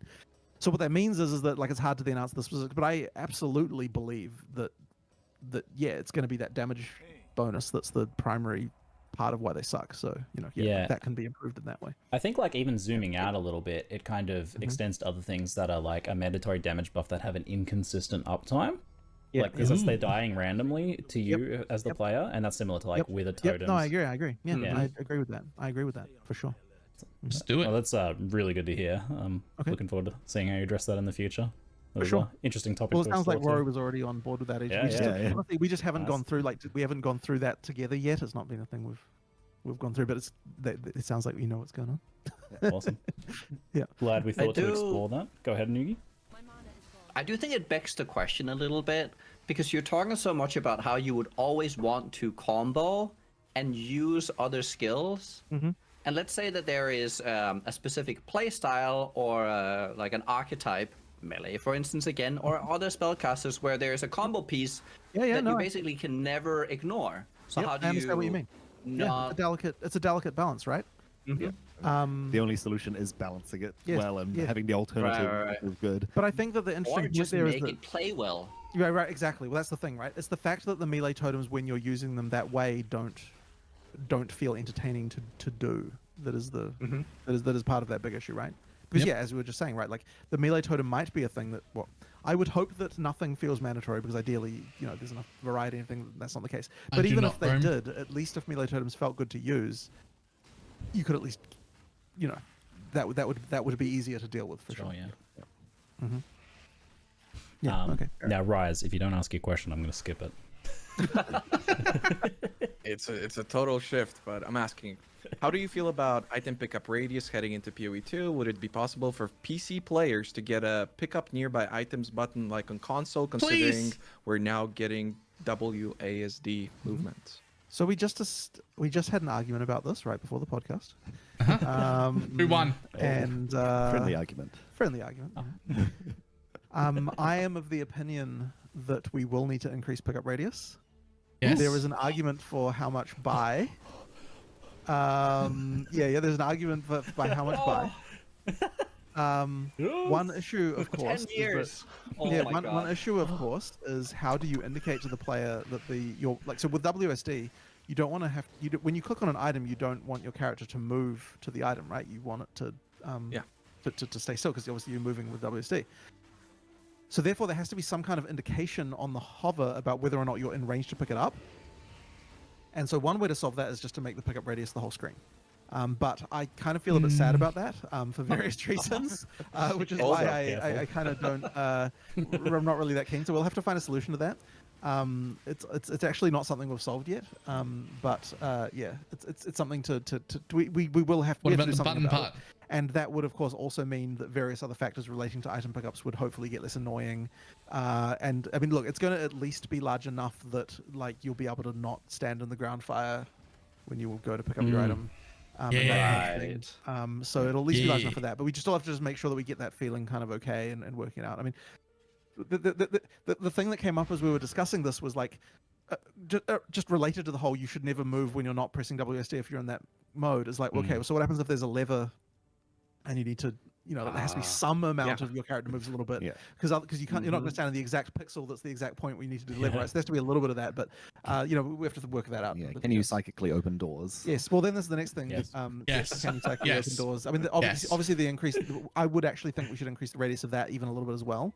Because I think like not so much that it would feel like you're not walking up to the door to open it, but like at least enough so that it doesn't feel totally fiddly to be able to do that stuff. Or alternatively, just open doors for me. Yes, I do think that radius will have to increase a bit. That sounds so good. And since you kind of... Is there any argument for why I have to click to open a door in front of me? Is there any good argument for that?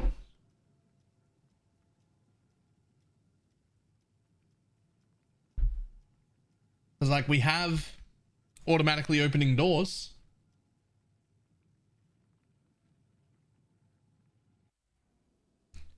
We have automatically opening doors already in Alva. Does anyone, when they run Alva, do you feel like your immersion is ruined because the door opened in front of you? Or is that just a meme people say?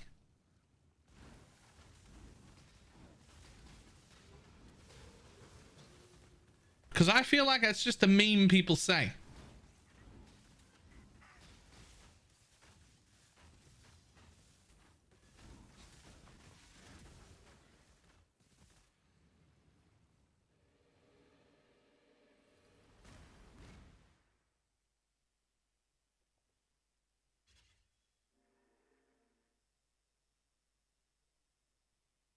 Trust the wisps. Do you like it when the doors open? Me too.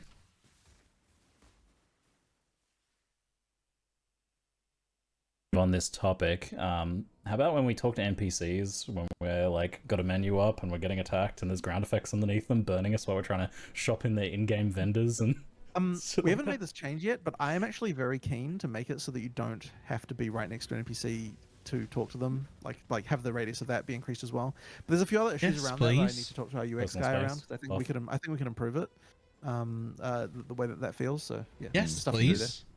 Yeah. All right, good. Glad you're looking into that. I'm on board. Just to be clear, so the argument was about the amount of range increase on the pickup radius, not whether or not it's a good idea to even have that increase in the first. It will increase. The question is how much. Okay. Wow. Okay, what about a telekinesis button then, like in Diablo 2? You're just opening doors and picking stuff up, but you have to, click a button. Maybe it takes a long time. Don't have it. Okay. Yeah. That was too hopeful.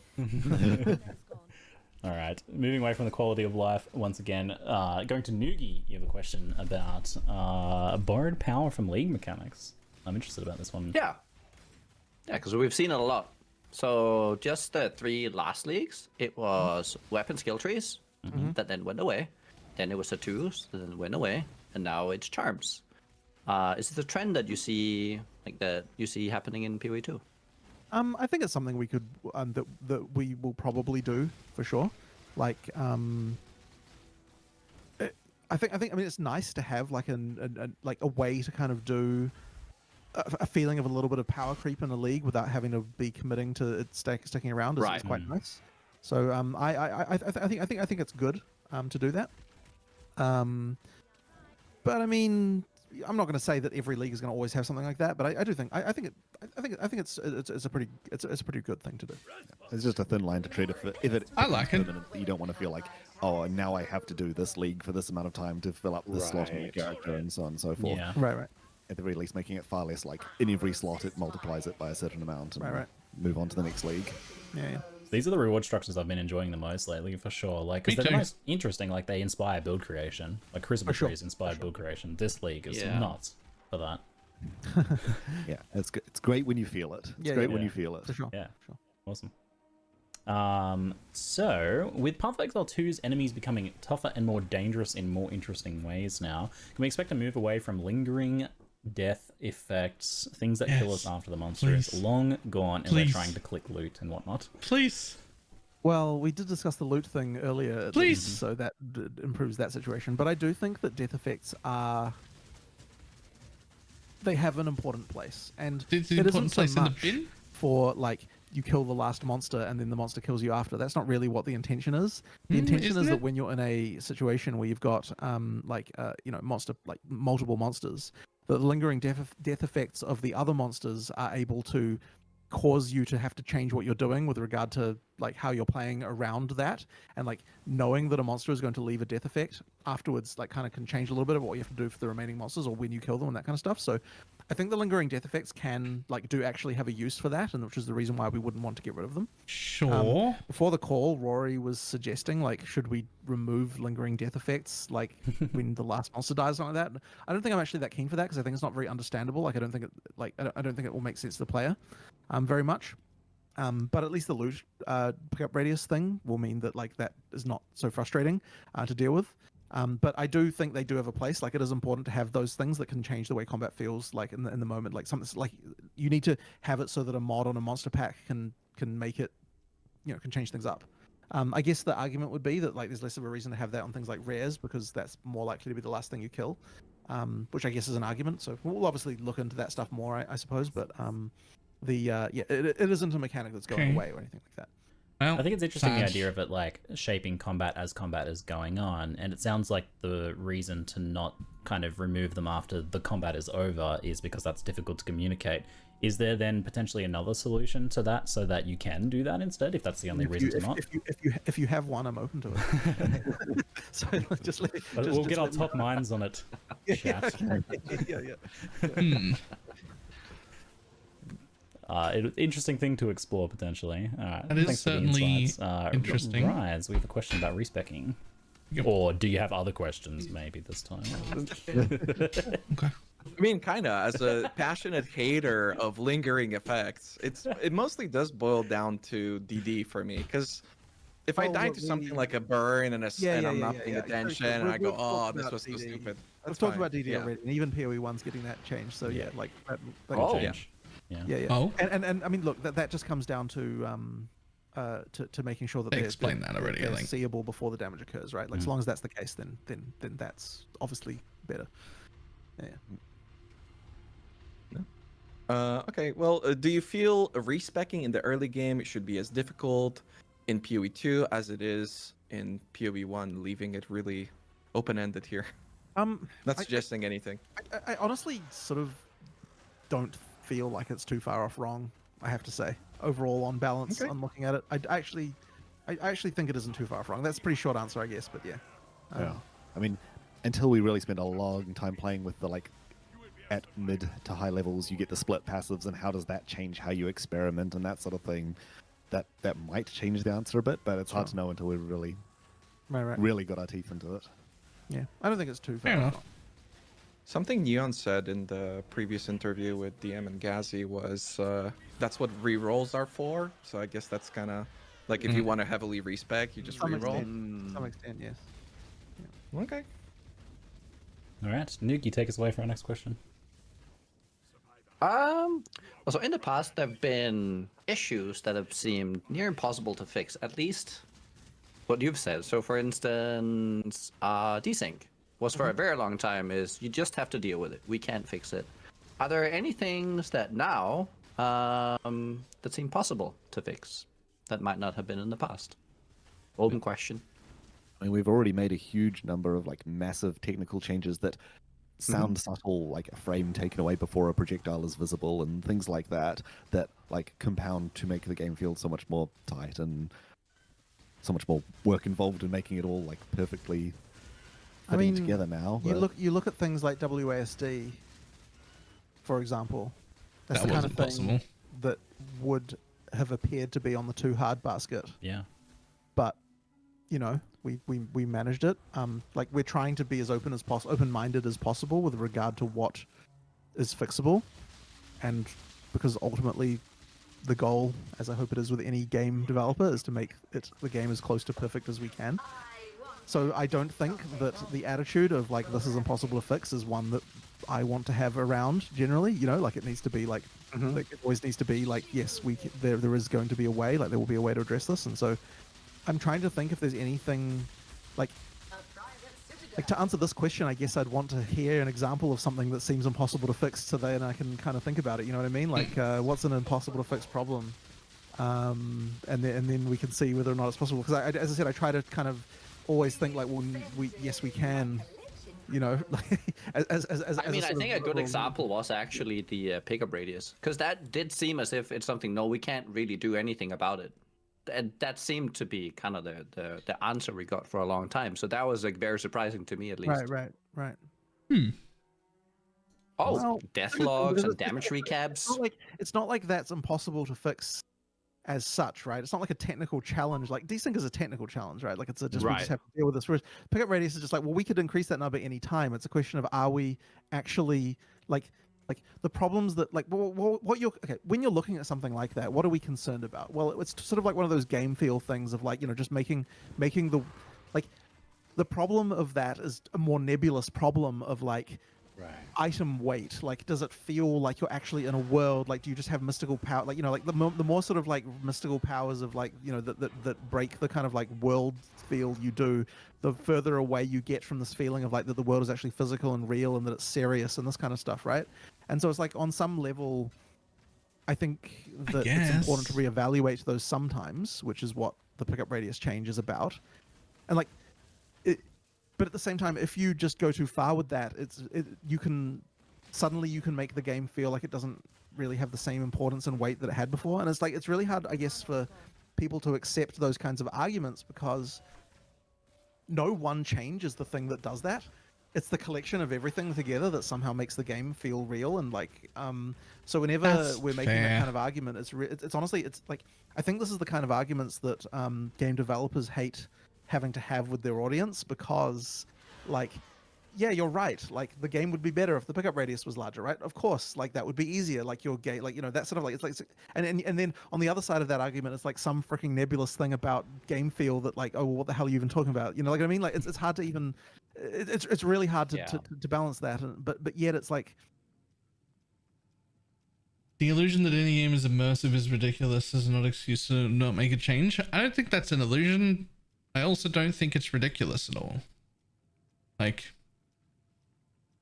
the games, and especially this game, is quite immersive. That's a real thing. Like, it's something you miss. It's something I do notice different in Torchlight, for instance, which is really fun. I very much enjoy Torchlight. Very fun. But there's no meaning to loot. I don't pick up even currency items and care, because everything is picked up automatically from a pretty big range and all at once, and I don't really have to pick anything up. So I don't actually get any excitement out of picking up items because of that.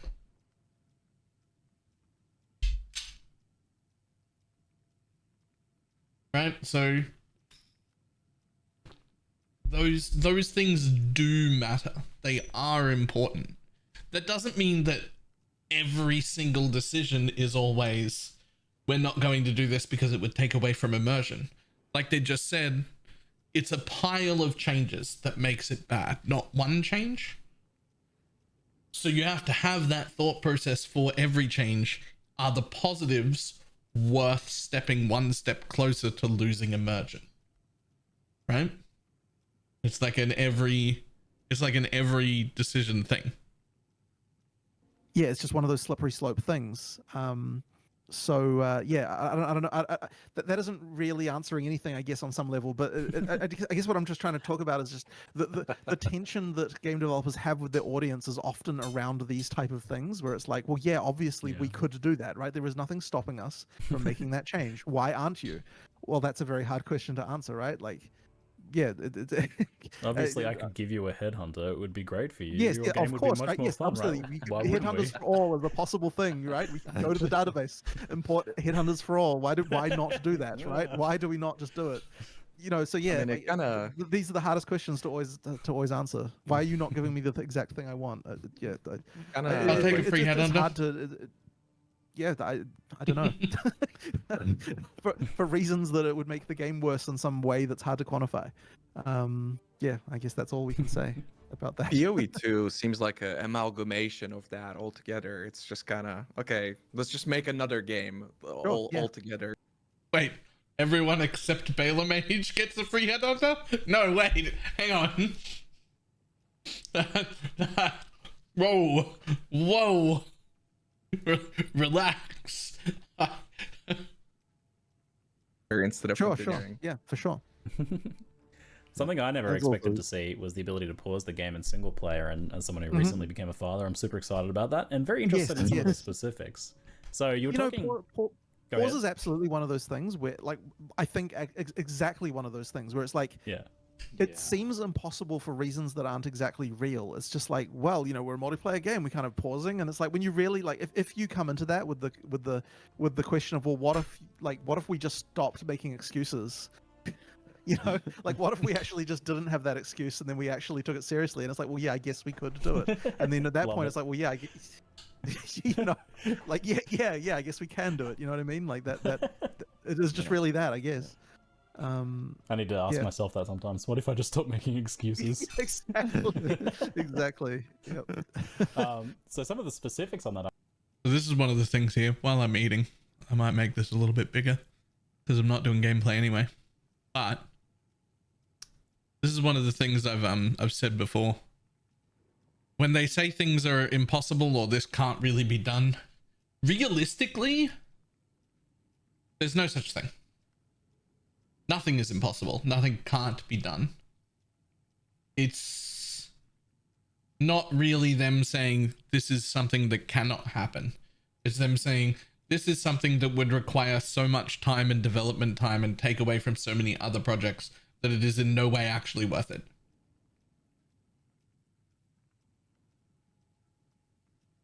Right?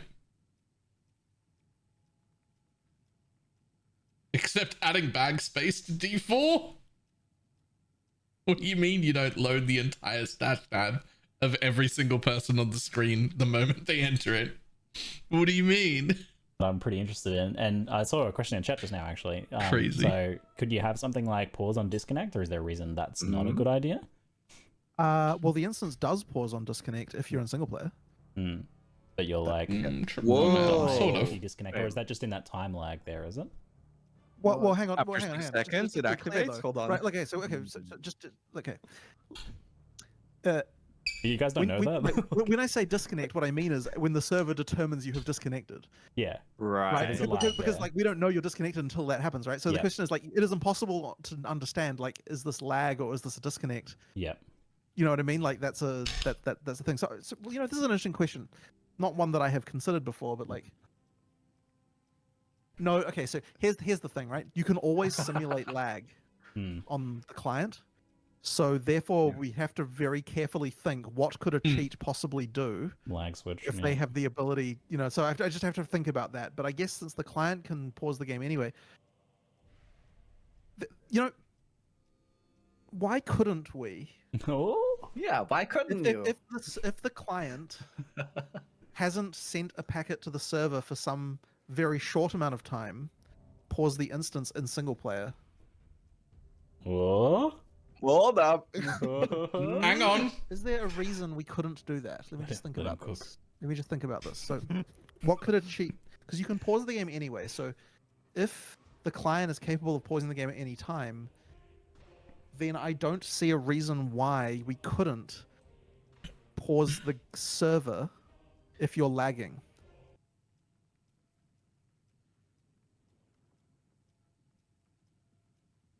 So I'm trying to think about how you cheat, how a cheat or a program fixes that. But here's the thing, like, if we already have the ability to pause the game, how could one abuse them automatically pausing when you lag that we couldn't just achieve by pausing the game ourselves?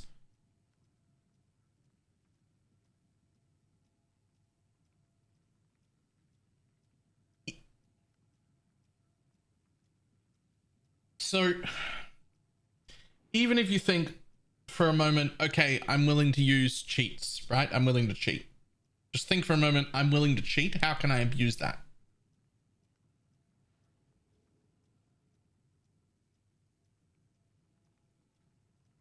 And the thought is, well, okay, but you could build something so there's like a hotkey so that you press the hotkey and it imitates lag and pauses the client, but you could also just press a hotkey to pause the client. You could also just set up one of those little pixel counter things that looks at your life globe, and if it lowers below a certain amount, it goes boop and pauses the client. So like nothing. You gain nothing from the client automatically pausing it. Like nothing that you couldn't already accomplish.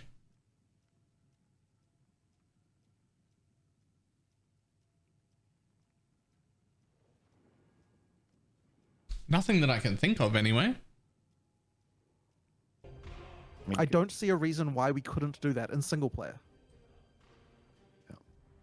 I mean, you can pause at any time by hitting the escape key. Yes, that's what I mean. You can do that. So there really is no reason why we couldn't do that. No, I remember that was like a giant point of contention, because obviously a lot of hardcore players are listening to this and literally, yeah, that would actually be a fix to the hardcore lag death problem.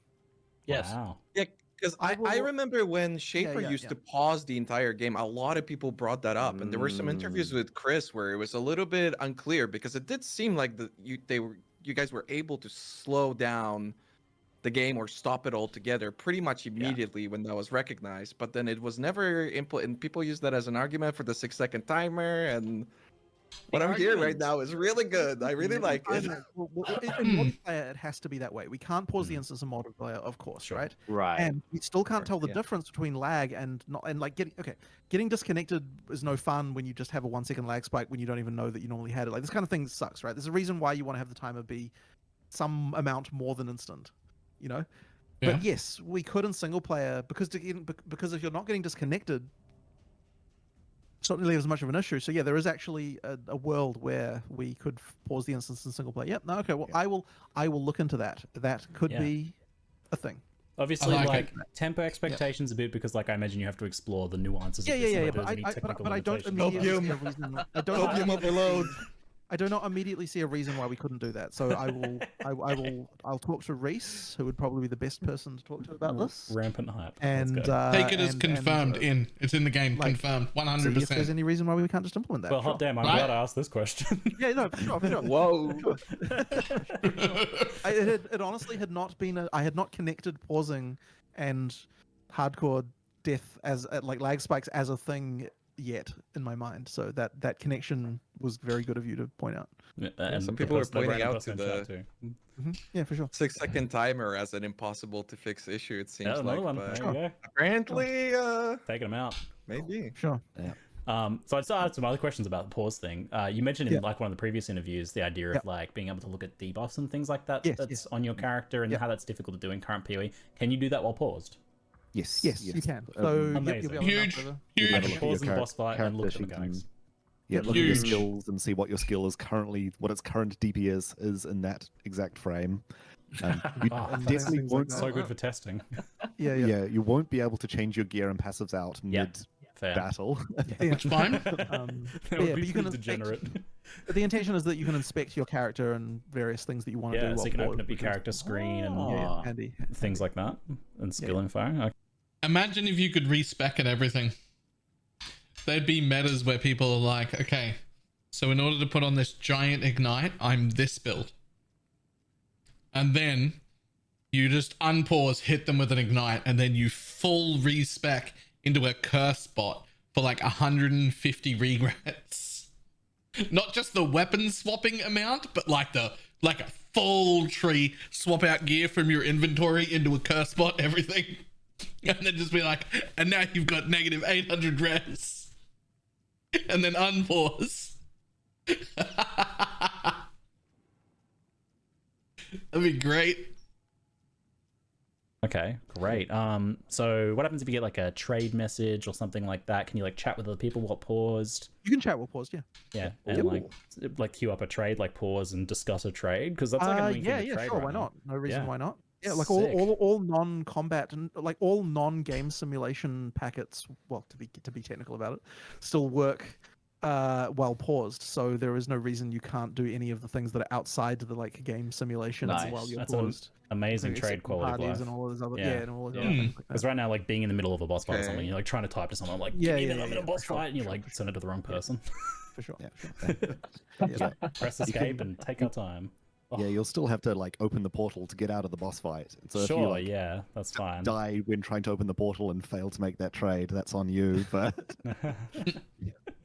So Awesome. is pausing restricted to?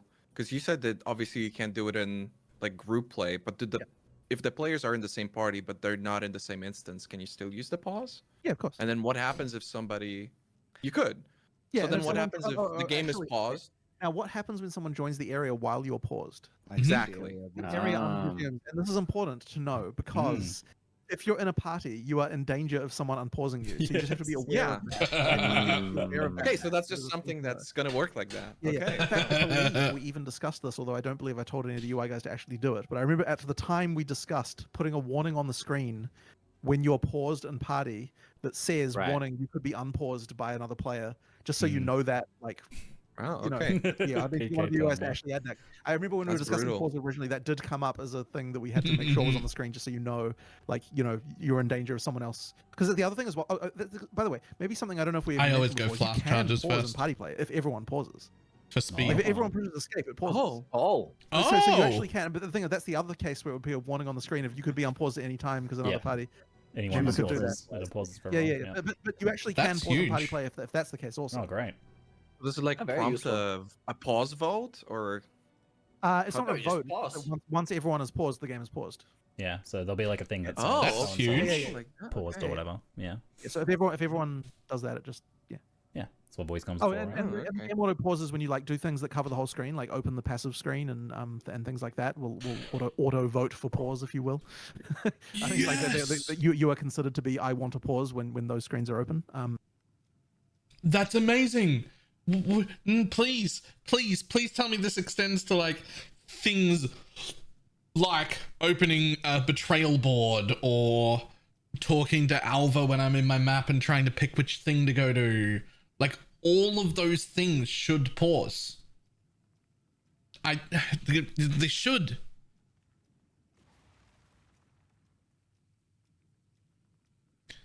It feels real bad to be killed while you're trying to make a decision at some vendor or NPC. It feels real bad. And so then if everyone is looking at passives, then yes, the game will be paused. Cool. Or pushing escape or whatever it is. So. Oh, that's so good for like co-op play with like a new player or something. Oh. Yeah. Awesome. Yeah, so if you're like, I want to go to the bathroom, you can. I'm so amped. As long as you trust your friend. As long as you trust your friend, then you can go do that when you're in party play. How do you get from this conversation to that, or am I lagging real bad? Well, I just read that out like less than 15 seconds after it came on the screen, so you tell me. Amazing. Sick. All right. I look forward anyone... to the rip clips. Yes, the PK ones. All right. Did anyone have any follow-up questions on that before we move on to Rise's next question? Go ahead, Rise. Is it the really, really long one? Yeah. Do it. Oh, Grace. this was mostly answered already. It was Yeah. about the items and the general concern about having to, instead of clicking a Chaos Orb 1,000 times, picking up 1,000 items or 500 items and clicking a Chaos Orb 500 times. Oh, we can go to the next one then. All right, skip Rise. Noogie. Skip me. Well, so you've designed 40 leagues or so far, a little bit more, I think. What are some of the learnings you're bringing forward to PoE, and can we expect, like, what can we expect? It's honestly really hard to answer this question because there's like a million small lessons all the time. Yeah. But I think like the overall formula of leagues that we've had, I think it is good. And what I guess that formula is kind of things like, okay, first of all, it needs to affect the game from the start. Which, like, you know, like commonly it can't just be something that happens at endgame. You need to have some kind of meta progression system. You need to have something that changes up combat. You need to have some kind of storyline element. You need to have a thing that affects crafting, like some item acquisition in some manner, like that. You know, there's items you couldn't make before. Is that the whole? I feel like there's at least 2 more things on that list that I didn't mention. But like, there's the list of things that we have to checkbox that a league has for it to actually be a compelling piece of content. And those, I guess, were sort of developed over the years, you know, to understand how to do a league. So that's obviously really important. But I mean, there's just a million tiny learnings. I'm sure you could rattle off a few random things. Just speaking of randomly learning, a ton of people always get real annoyed by this map. And I always found this map to be like relatively simple. I get lost sometimes, but most of the time I don't. And I do it by doing this. I follow the edge right up until you get the reset. And then I follow that same edge back without exploring new areas. And if I just follow the entire edge exactly back to where I started, then I know exactly what areas of the map I've already explored.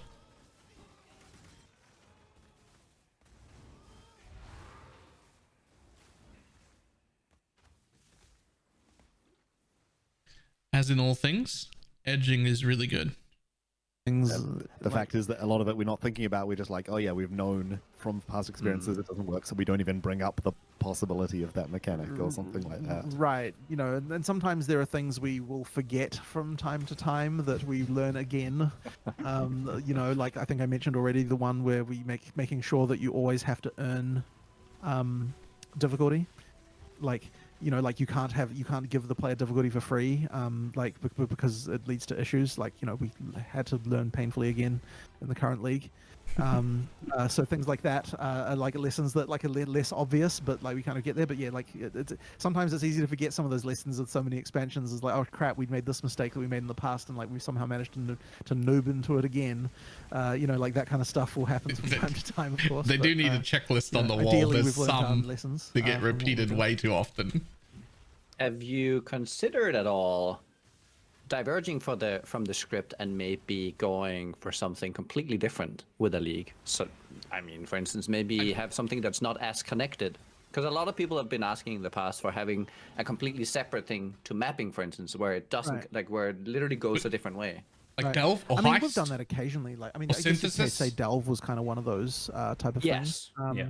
I mean, we do occasionally, but I will say that it is a lot harder to make that kind of content when you have to do it completely from scratch without any kind of base to work from. So that just makes it a little bit harder. But I mean, you know, like we like to try and do different things all the time, ideally. So yeah, or Totem. Hopefully. You know, it's funny. I think actually that PoE 2's development has actually reduced the amount of that we've been able to do in PoE 1 because, like, the environment team is very much busy. You know, and so like during PoE 2's development, we've had less of that stuff, honestly, than what we have had in the past. So once we're no longer kind of doing that, I think it will be easier to have more of those kind of larger, like, you know, like do a league that has a whole environment thing going on, and you know, like that will be easier to do at that point. I mean, yeah, the stuff that we have done for like new environments and stuff for the PoE 1 leagues has been very clever use of PoE 1 in some PoE 2. In some cases, you know, it's funny because actually, like PoE 2 has been in development so long now that we have assets that are old in PoE 2 that we're replacing, and then we can use those assets in PoE. Like hand-me-down clothing. Yeah, like it's kind of it's That's kind actually of sad. pretty Yeah, funny. this is too old for PoE 2 now. We need to we can use this in PoE 1. It's kind of, oh my goodness, yeah. It's like, I feel like we get into Duke Nukem Forever territory at this point, but it's been a long road for sure. Yeah. Are you still planning on having like the 3 to 4 month league cycle? And has that proven to be practical? I've noticed we've gone to 4 months a lot lately. Yeah, I feel sad about that because really we still want it to be 3 months, but just once again, it's just been it's like getting PoE 2 across the line has just meant that some 4 month ones have kind of snuck in there, and I expect and have no reason to not believe that once we get PoE 2 out, that both PoE 1 and 2 will both have 3 month expansions going forward from that point onwards. 3 months is an optimal amount of time. We have discovered, like any shorter and it feels like too much, any longer and it's and we're leaving like profit on the floor. For lack of a better, say it. Well, it is really money, I suppose. At the end of the day, leaving money on the table because having more expansions in here directly translates to to more players and more money, right? Like at the end of the day, that's what it's about, right? So like, if you really get down to it, then I'm really happy he decided. You could see that in his head, right? It was like, we're just leaving, and then he was like, do I say that? Do I say it? But we all knew. We all knew before you said it, the end of that was, we're just leaving money on the table. Right? Like, it's actually fine. It's actually perfectly fine for your company to want to make a profit. We're all on board with that. It only seems dodgy when you try and hide it. Like, it does. It seems dodgy when you try and hide it. Sure, yeah, like 3 months is the optimal amount of time we've found for doing that stuff. And you're planning on alternating the league cycles between the two games? Well, as we said, we're going to do a 3 month cycle for both. Yep. So like it's 1 month between a PoE 1 to PoE 2, and then 2 months from PoE 2 to PoE 1. Gotcha. We don't necessarily expect everyone to play both games. I mean, there will be people who have an appetite for a lot, and those people will be able to play both. But I think there will certainly be people for whom they just play one or the other, and that's fine too. And a lot. And we want to make sure that if you're one of those players, like we wouldn't want it so that so what you were suggesting there maybe was that it's like 3 months.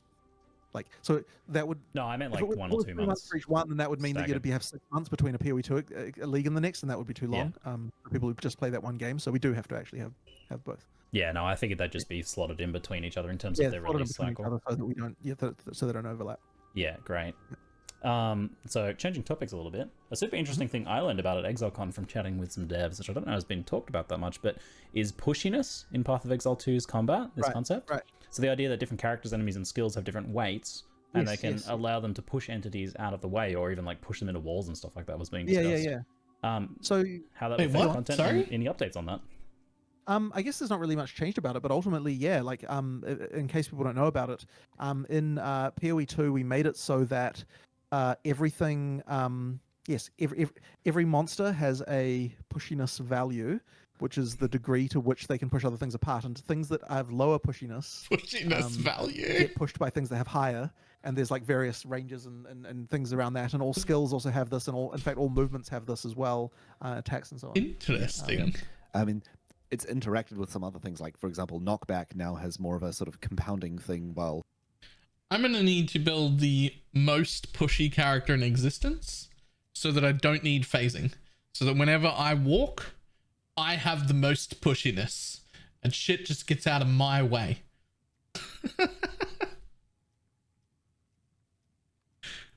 Lots of little pellets that have a little bit of knockback will combine into a big one that can hit a monster, and if that's a big monster, it'll be knocked back less, but that monster can then push other smaller monsters that's affected by its pushiness after it's there's been all sorts knocked of stuff going on here, like I think that there's a few different levels of it as well. Like you can normal pushing will, like, there are different levels of, like, okay, so sometimes when you push something, it can be pushed into other things but won't continue to push those things further, and then in other cases you can pack whole groups of monsters right up against a wall so that they don't, but we're trying to avoid all cases of intersection. Like, we never, like, in PoE 1 intersection happens a lot more, and I really hate that stuff because it means that it makes the world not feel solid. How much time do we have left? Things can go through each other. And so in 21 PoE minutes 2, on the video. part of the reason the system exists is because I was determined that we will not have a game where things penetrate each other as a matter of course. I mean, there are still some cases where that can happen, but in general, things don't intersect. They push each other out of the way, and like everything feels consistent. And so yeah, that makes it feel feel a lot better. This whole conversation that I had at ExileCon came up because I was talking about one of the big issues I felt with the demos was body blocking and the lack of ability to be able to maneuver around that. And I assume phasing is probably gone in PoE 2, right? Like I don't imagine that's a big thing. So then the idea is that will like the player be able to effectively walk through very small, low pushiness value mobs, or maybe use abilities to move them out of the way to be able to do that? If the monster is small, then so most player abilities that have movement in them increase your pushiness value a bit, and that is so that yes, you can push small mobs aside as you're doing those kinds of abilities. And that can vary based on the skill. Rory probably has more like, you know. Yeah, like I mean, a lot of different builds have different tools in their toolkit to escape those surrounded situations by either getting bonus pushiness, but many of them have a situation where like 3 really large monsters surrounding you are just going to block you in, and you have to find a clever way to. You do have to actually be able, like, you do have to think about, like, are there too many monsters here for me to be able to handle? Like that should be a thing, and the blocking is part of that. Like I don't know if the hyena fight. That was a good example. Yes, but the thing is that one was intentional. Like I wanted people when they played that to be like, "Oh Jesus!" Like when the hyenas come, like I was like, I want the reaction to be like, "That's way too many hyenas." So that's kind of like a fun element of that. But one thing that you might not have been aware of in that fight is you technically can control the number of hyenas because they build up slowly over time, and there's a way to make them come early so that they don't overwhelm you, and there's actually mechanics around that a little bit in that fight as a thing, by the way. But, it's also like that specific character that was playing in that fight had like one tool that they could maybe get out of the situation with. That's true. Characters would have different options, and maybe if you were playing the Huntress, you might have picked a different skill that would get you out in a more convenient way. Yeah. But I agree. There needs to be tools to be able to deal with those kinds of problems. But I also want to make sure that intersection is not the solution. Like I just don't like intersecting very much, and yeah, like most like any kind of game that you would consider an action game, I would say does not have things that intersect with each other. Like that's just not a thing that good actions games have. So therefore, we need to solve that problem as well. Yeah. I really like phasing though. So this is pretty interesting in terms of design space because it allows you to do something like a Huntress who's a bit more like lithe and graceful, can jump over monsters, whereas someone who's like one of the brutes could effectively just toss them out of the way or push through them. Exactly. So and the other thing as well is that player size, like in fact, wait, did we do the thing in the end where we reduced player size during the like the dashes, like for killing palm? No, it's more that the player is pushier than their size would normally imply. Yes, yeah. That's the dodge roll. Was it? No, the dash. So we're talking like killing palm, where you where you get to the cull and then getting thing, right? So there's things like that. Like there's tweaks we had to do to kind of make it feel right, so that you can because you can get through spaces with a skill like that because they're pathfinding that you don't feel like you'd normally be able to get through. Like you just kind of squeeze through and it kind of looks okay. So yeah, it sort of works. That really fits like the monk aesthetic and everything. I think one of the issues that maybe cropped up in the demos was that the dodge roll didn't seem to have any pushiness, which meant in that hyena fight people were just rolling in place, which A looks a bit dumb, and I think B felt really awkward. Is that something you're looking at? I don't know. It's a tricky one because you don't want dodge roll to be like just get out of most situations without any threat. Like, but the thing that there are two things I want to say about that though that matter, and one of them is that you melee there's you don't get hit by melee attacks while you're dodge rolling for at least for most of the time of it, and at ExileCon we still had that stunning issue where you were getting stunned by small attacks way too much, that one changed the feel quite a bit from when you were playing, because I know that was a big issue for you for sure. Yeah. So that stunning thing did make quite a big difference, and so like the ExileCon build in particular was too hard for that reason. It would sort of be interesting actually to get you to play again now with that change and see whether you feel the same way.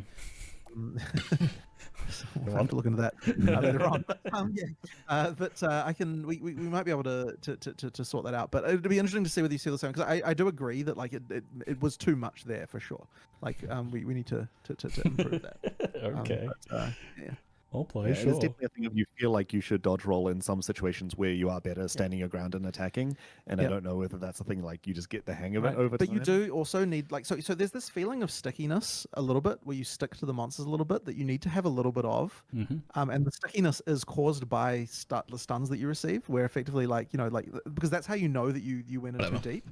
And so there's that little just bit of feeling of crap, the monsters have kind of got me. And if you don't have that, then it just feels like you just walk past them like ghosts and they don't matter. It's funny because in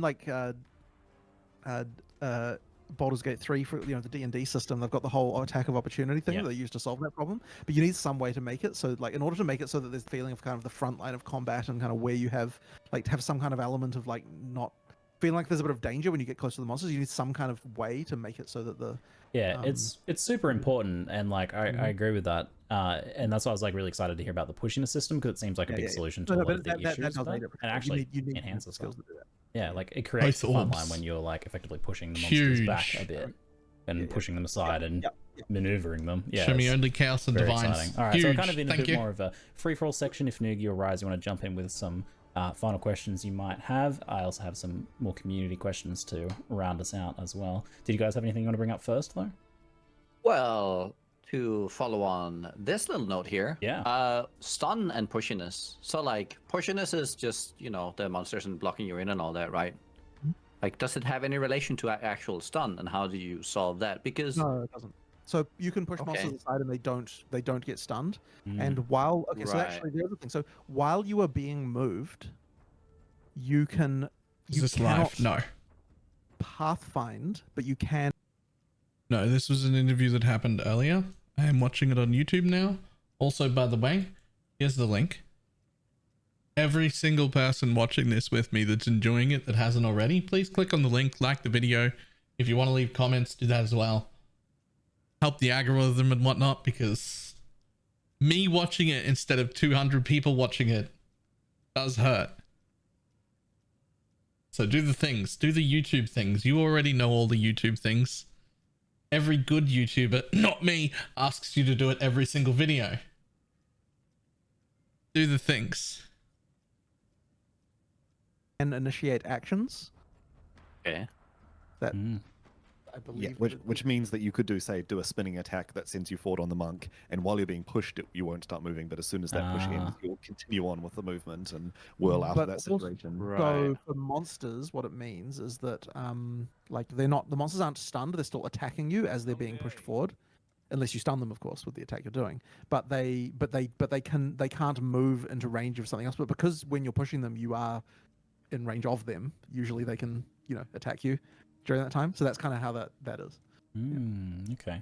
And do you like how stun currently works? Because if you're given tools to get out of the way or to roll out, stun is one of those things in PoE that can be the most frustrating. Oh, it's real annoying. I agree. To the point where you have to become immune.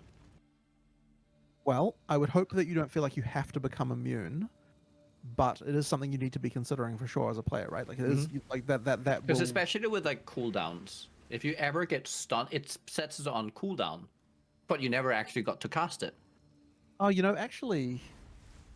Well, hang on, no. So mana costs are changing in this regard. Yeah, mana costs are changing, so they're over time. So if you get stunned, if you get stunned, you don't pay the full mana cost. You only pay the damage. But then for cooldowns, that's cool. We did for the power charge spending skills. We made it. They don't spend the charge until the moment yes, we the did. skill. And there's other stuff. That's cool. There might be more around cooldowns we can think about. We don't have a lot of cooldown skills that we've yes, made you're at right. the moment, You are right. Probably not. There's not a lot of cooldown skills, but maybe we could consider moving the cooldown take until after a certain critical point in the animation or something like that. There are things like that we can potentially consider. I think one of the skills we had, there was a long cooldown skill. We just made you stun immune for that brief period before it goes off. But I love that. All of these things we look at the skill for what the skill should do to avoid that situation. But I appreciate that. And the mana cost thing was actually done specifically for that issue because yes, you can spend a huge amount of mana and then fail, and that sort of sucked.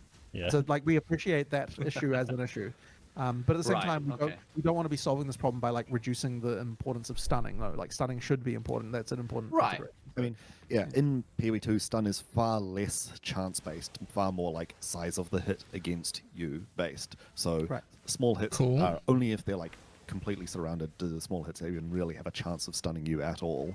Right. So there's a lot of... Except for when we had that bug at XLCon. Yeah. Don't worry about that. Raz, did you have a question? Have you maybe... No, go ahead. Oh, just another follow-up on the stun. Yeah. Have you maybe considered a system in which you have a way to respond? So for instance, I think a lot of Path of Exile 2's design in terms of gameplay works similarly, ideologically at least, to Diablo 2, where you have tools to deal with something in a certain fight, and you're clicking the correct button to deal with that in that immediate moment. So if you need to get away, you can get away. If you need to deal damage, you do damage. If you need to debuff, you debuff. Those tools are always available. But when it comes to stuns, it's really never a system that feels rewarding, because currently in Path of Exile 1, if you just get stunned, you're just dead. You can't move, you die. That's how the game works. But have you thought about a system in which in PoE 2 you can just, for instance, you get knocked down and then you press a button to recover from that, allowing player to have any sort of response to what's happening in that way, other than just standing still and losing control of your character, which really never feels satisfying. It's at never least good. At the moment, the stun duration is short enough that it's shorter than most people's reaction times. So reacting to a stun is almost impossible. Right. But also the oh, damn, I had a thing in mind and then it fell out of my head. So I mean, we have the thing of also Sorry, every I time took you too get long. stunned, you get a higher threshold for the next stun, so it Yes. takes longer for the next stun to occur on you and so on. That is true. And There's stuff there, but yeah, you can still have that situation of that 300 milliseconds is all it takes for you to. Oh yeah, that's right. I remember what I was going to say now. So the time to kill stuff does matter for this because, by extending that a little bit, it means that the stun is going to be less of an issue there. So, like that, I think that that can also be a help to that. Yeah, we do expect, especially like a strength character, has more investment in increasing their stun threshold. It's just nature of how you build your character. You'll often just want more stun threshold to make it less likely to be a threat of like medium-sized hits stunning you, that sort of stuff. All right, we're going to blast through a few remaining questions. Rise or Nig, if you have anything you want to jump in for, go ahead. I actually can't. Someone in chat kind of brought up an interesting idea that the crafting system currency changes, like the Chaos Orb especially. That seems like it would have an impact on maps and map rolling. It probably will. Something that's been discussed. Will, yes. I agree. I don't know if there's much to say about that, but yes, it'll have an impact on it. That'll be interesting to see how that plays out and how you explore that. I also hear music. It's coming from the YouTube video. When I pause it, it goes away. I've got no explanation as to why it's there. But when I pause it, it goes away. Do you have a reveal roadmap for what's coming up in the future? Not one that's public, but we will be talking a lot about PoE2 during this year. I mean, obviously it's the launch year. There'll be a huge amount of stuff going on. There's quite a bit. There's quite a bit to talk about still. So yeah, I mean, you should expect them to come relatively quickly from this point onwards. Yeah, awesome. Rise, did you have a question you want to jump in, mate? Or Nig, you go. I have an artsy question. I have just to follow up on that. Oh, sure. Okay, so just to follow up on that, do you have any, so you don't need to spoil, but I'm more thinking about ambition. So in PoE 1, I remember how you were talking about Act 10. We're going to keep going for 10 years. What are your current thoughts of PoE's future? I see no reason it wouldn't last as long as PoE 1 has until now at least, right? Like, why not? Another 10 years, let's go. And then we get PoE 3 and they run 3 games. Oh, yeah.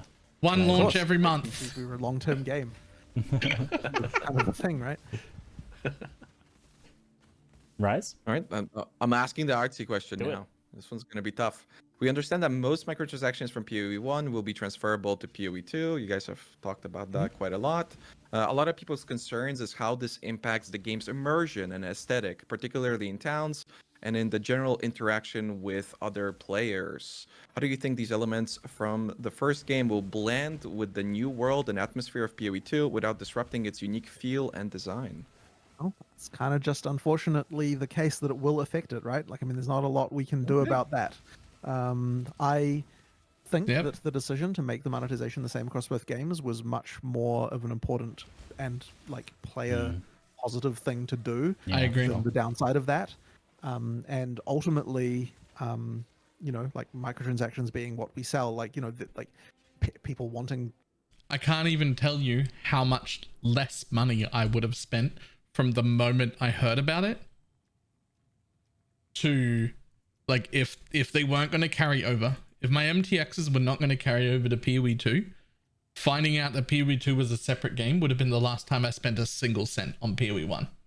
And I think that would have been the case for almost everybody. Like a large amount of people. Anyone who has to watch their wallet at all. Anyone who has to keep an eye on their bank account. Anyone who's not rolling in it. That would have been it. You would have just stopped.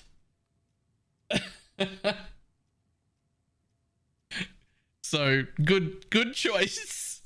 Shiny, flashy things, like that's going to be but how also, it is. And I think that over time, that's not like, trash. obviously we've got older stuff that doesn't look as good, but people tend to wear newer stuff anyway. So I don't think it'll be like, I don't think like old stuff looking bad will be that common occurrence for the most part. But yeah, obviously it can happen. I actually, a couple of days ago, was looking at some PoE 1 microtransactions, what they look like in PoE 2, because it's kind of interesting. And it's like, you know, you look at them and you're kind of like, okay, well, yeah, like this thing on the screen looks worse than the other stuff on the screen for sure, right? But I mean, it is what it is. Like, it's. I mean, that's what it looks like. What looked like when you bought it. Yeah. You know, like that's kind of the reality of that. It's still got like nicer lighting and stuff on I mean, it, but you can only do so much. I mean, so interesting though, because there's nicer lighting in the area, but it's still in like it depends on what era it's from. Because if it's from before the PBR, this is physically based rendering era, then some of the stuff the lighting can look a bit funky on. Like, I mean, it still works, but it's like it certainly doesn't look as nice as what the new stuff looks like. But for anything that's like, what was it, about 5 years ago maybe when we started PBR, or maybe 4, like I can't remember, but anything post that era looks a lot nicer in the lighting of PoE 2 for sure, just because it's using the new lighting stuff that we did. Damn. Yeah. But yeah, I don't know, but yeah, I mean, we've got some micros that, you know, we sold in maybe 2012. It's like 2011 even, I guess. Those things don't look as good as modern stuff for sure. Garena Pet and Razor Footprints. Excuse me, I want the Razor Footprints. I regret missing out. Yeah, for sure. But, you know, yeah, the other day, there was the most ridiculous thing. Someone used that Garena Pet as a stand-in for one of the skills on the Bog Witch. Like, it was a skill that had fire, like it was like a fire trail line, and like this Garena Pet just went screaming across the screen with like fire coming out of its ass. Like, and I saw it, and I was just like, what the hell was that? Like, I haven't seen this thing in like 10 years. Like, it was just like, actually, it was the most ridiculous moment. Yeah, I was like, perfect. Yeah. I think I've got a screenshot of it somewhere. I'll see if I can dig it up. It was like the most absurd thing I've ever seen. Yeah. Like that's one of the good elements of PoE 1 that benefits PoE 2. Yeah. Where possible, will stash tabs also carry over to PoE 2? Yeah, of course. Yeah, I imagine some of them might not, like if the thing doesn't exist in PoE 2. I mean, I don't know if there's anything that like there's a stash tab. I mean, they might have to change a bit, but like I don't think there's anything as a stash tab for that's going to be like straight up removed. Well, you were undecided on divination cards last time. Essences? Right? Well, oh sure, okay, yeah, there's that, I guess. yeah, but I mean, like, sure, like there might be a few things like that, and essences maybe. I could see them. Not being I mean, I'm sure we will have those eventually. Okay. So it might be that the stash tab is not there when you first come in, but then when they get added, then they come in. Oh, that's that cool. kind of thing could happen. But I got to applaud that carrying over. That's awesome. Right. So will PoE 2 move away from the current wealth of splinters, fragments, and shards, or do you see that as a non-issue?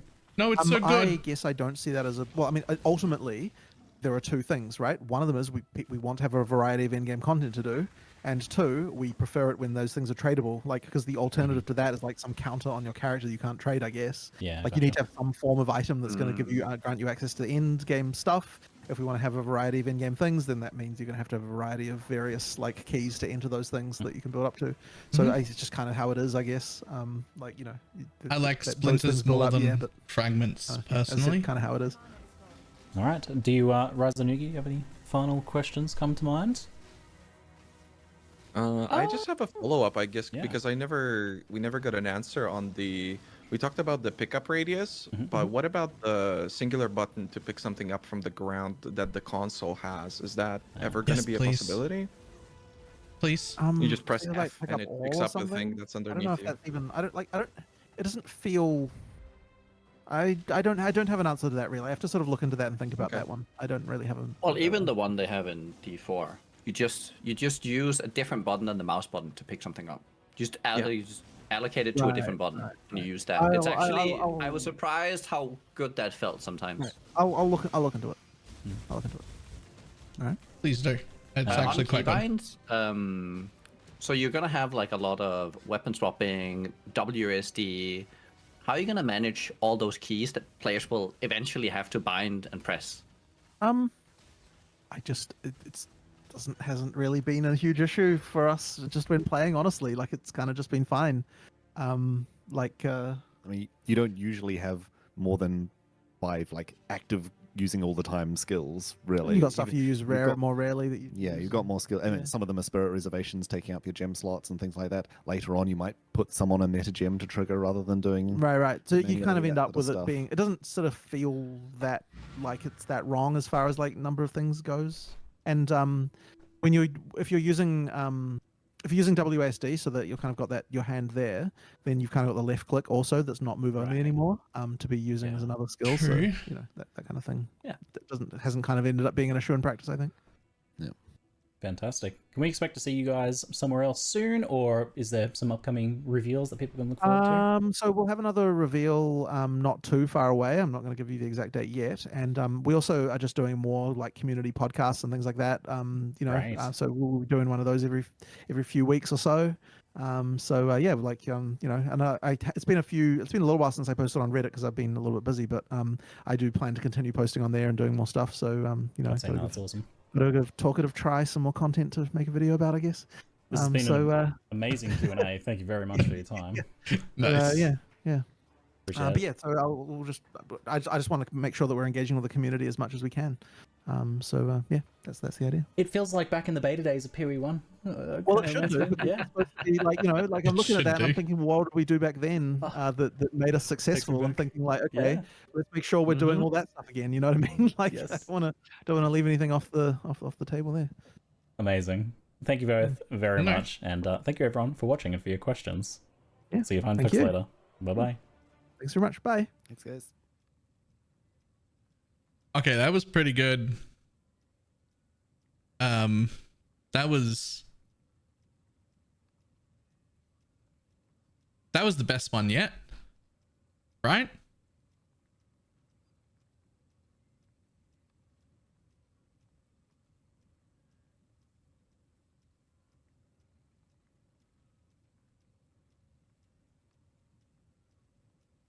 Definitely, yep. Ziggy did a really good job too.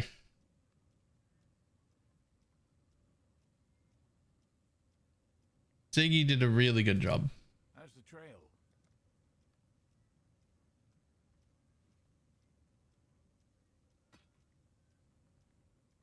That one felt like an interview, not an interrogation. True. Oh, I really wanted that to stay what it was. Rip.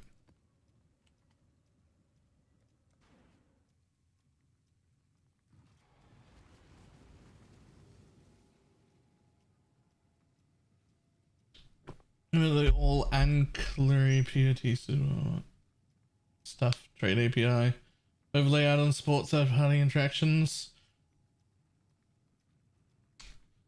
That is actually a list of things that I would love to see.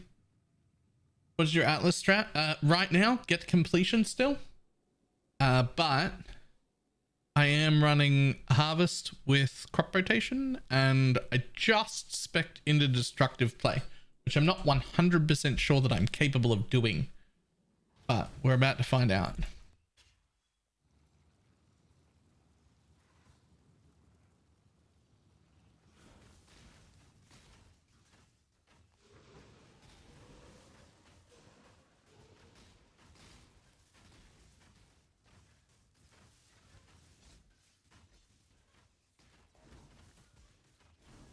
I can see where they get Ziggy D to do their official Q&As. I think that happened in the reverse order to what you're thinking. So Ziggy was one of the earliest streamers. Like, certainly, like, real early. Like, when they were small. And they have a very, very good working, not just, like, professional relationship, but also, like, I don't know if this is the case anymore, but like way back in the day, Ziggy used to go over there and do league reveals. So he used to fly over, which he paid for himself, and then do like new league reveals. Like when that happened, he was staying, I think it was at Chris's house. Like they're also friends. And like over the course of from the beginning to now, he's had quite a lot of experience because he's been around forever. And on top of that, he takes his job seriously and cared to get better. And therefore he did.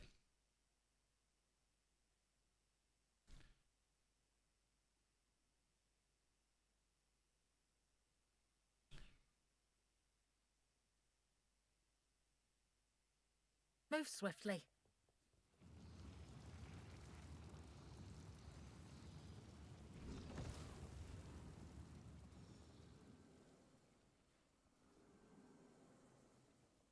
Thinks an enchant has some value usually.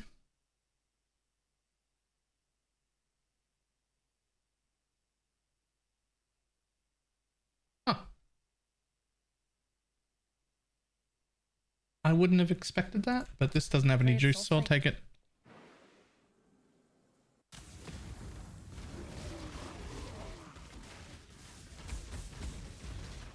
Yeah, when Ziggy used to fly to New Zealand from Australia to do the league announcements, which he did like every league for a while, they couldn't afford to pay him to fly over there. Like he had to fly over there himself. Do the wisps affect the harvest? No.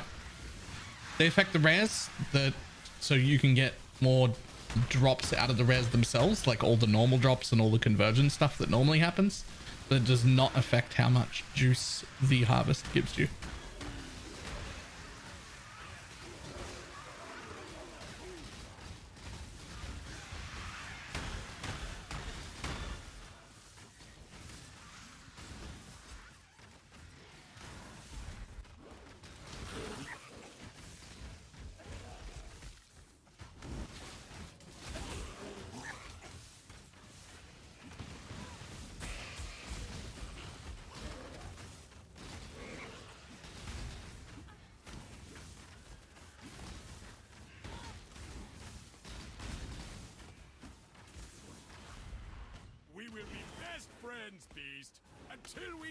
It's considered to be constructs. Skeletons.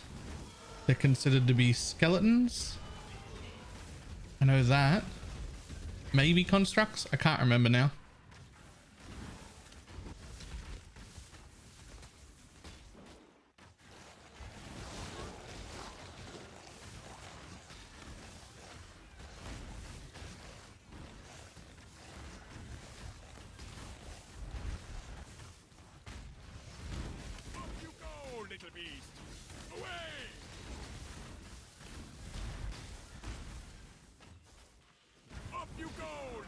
Skeletons, undead, and constructs. There you go.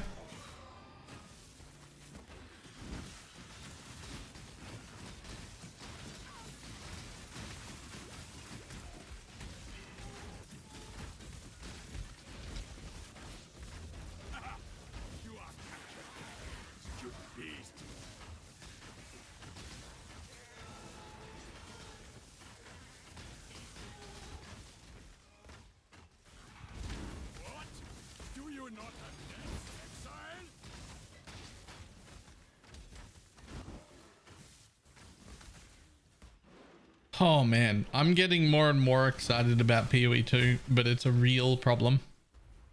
Because as I get more excited about PoE 2, I get less excited about PoE 1. Like I only have an allotted amount of excitement that I'm allowed to have.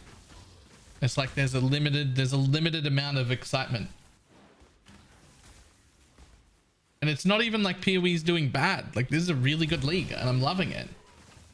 But like, I only have room for so much excitement.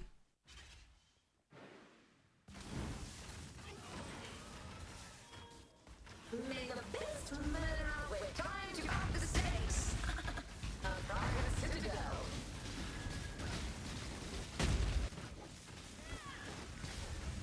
A vitality boon.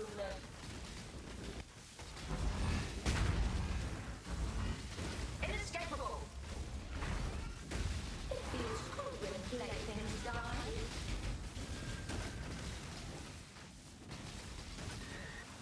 But inspired learning makes sense in this build. Sure. Yeah, inspired learning's fine. Things off again. What? How did that happen? Yes. How did that happen?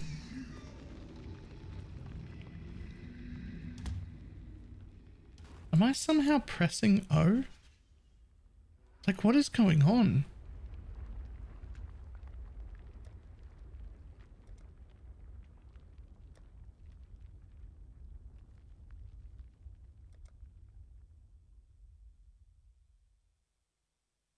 Right, now it has to be Shift O.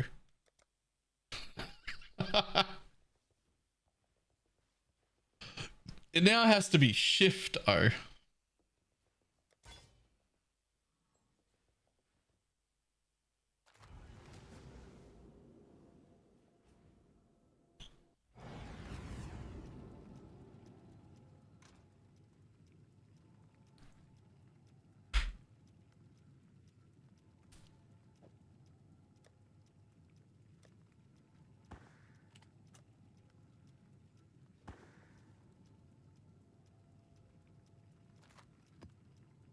Be funny if it was the drought guy or something. It would be funny. That's the trail.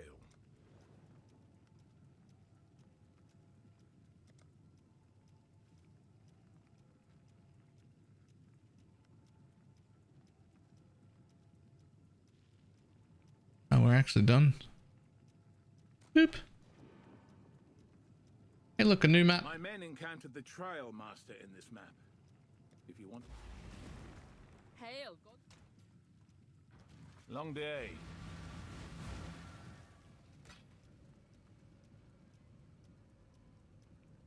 Got Okay. my eye on you.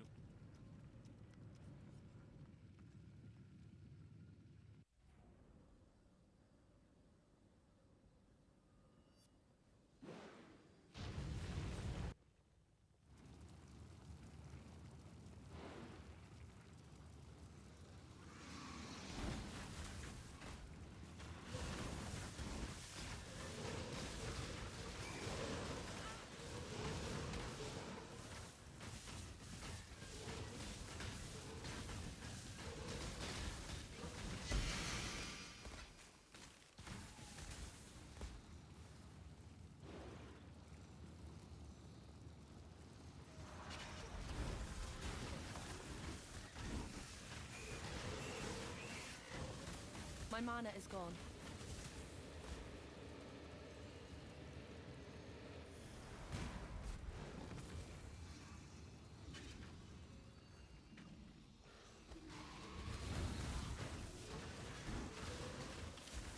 Prismatic, what is that? Don't pay for my full stone carry. Do it. Especially in a trade league, 4 watchstones, first priority.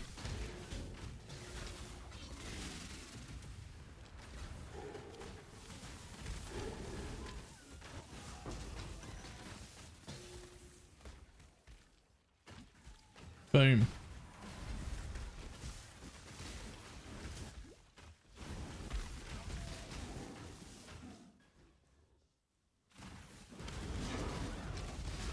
My sincerely hope you intend to last longer than 2 shrapnel and shards abound.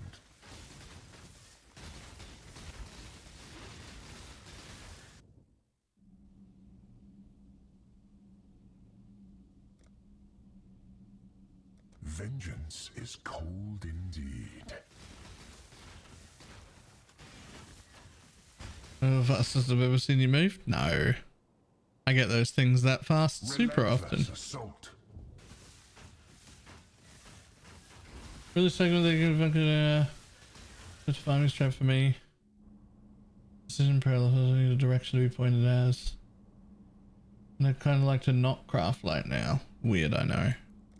How strong is your character? Shreds. I give you to the earth.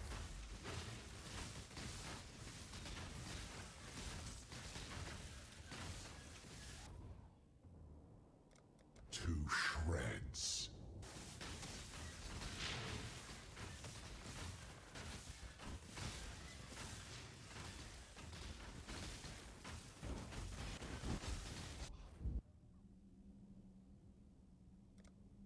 A wall rises between you and victory. I can't do. Cool. You're okay to. Do you want like an Alcon Go thing, or are you good to do some investments so long as it's Tide of death. pretty minimal?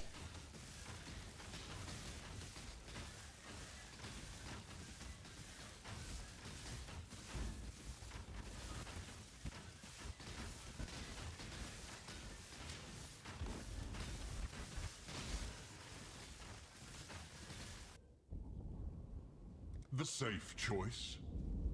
Trying to multiply. Cool. Elder Guardians. Specifically, you can mix something else with it, like Harvest if you want to at the same time. Elder Guardian Rotors if you can do them. Not Elders, sorry. Different one.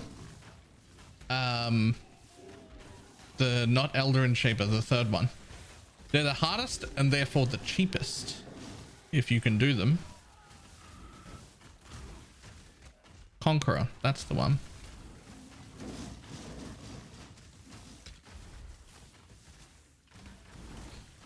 Therefore hardest and therefore the cheapest, but you get the same amount of splinters. Sorry, I don't mean cheapest to buy.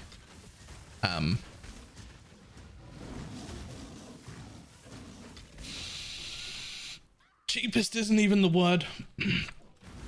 It's the most profitable rotation. It's just a lot harder than the other two.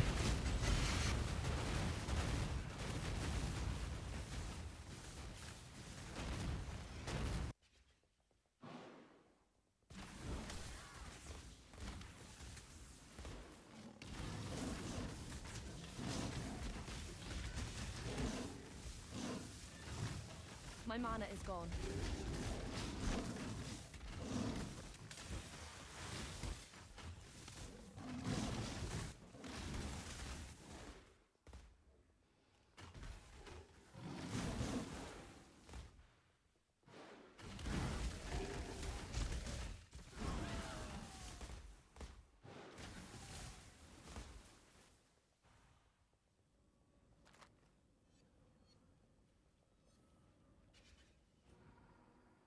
Cost effective, that's the word.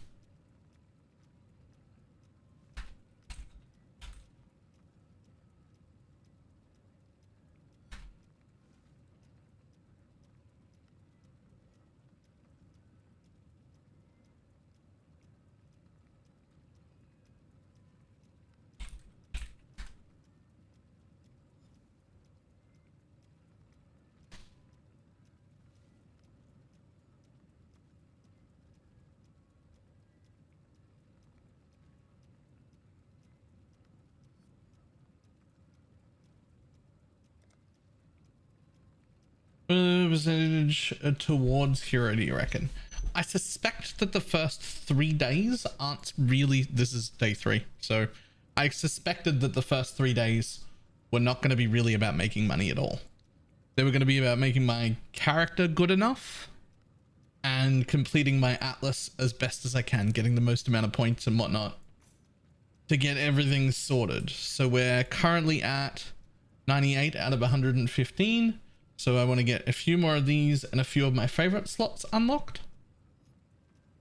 And then hopefully by the start of tomorrow, I have just some starter seed currency to actually work towards putting a proper strategy together. The plan for me in my head was always like 3 days is what it should take me to get fully set up on my own. And then day 4, hopefully we start doing a strategy that earns money. So I don't know about percentage wise.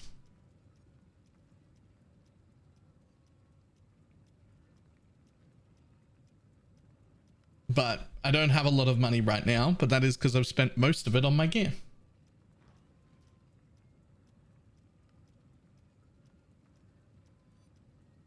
Build assistant hobbies like it doesn't care.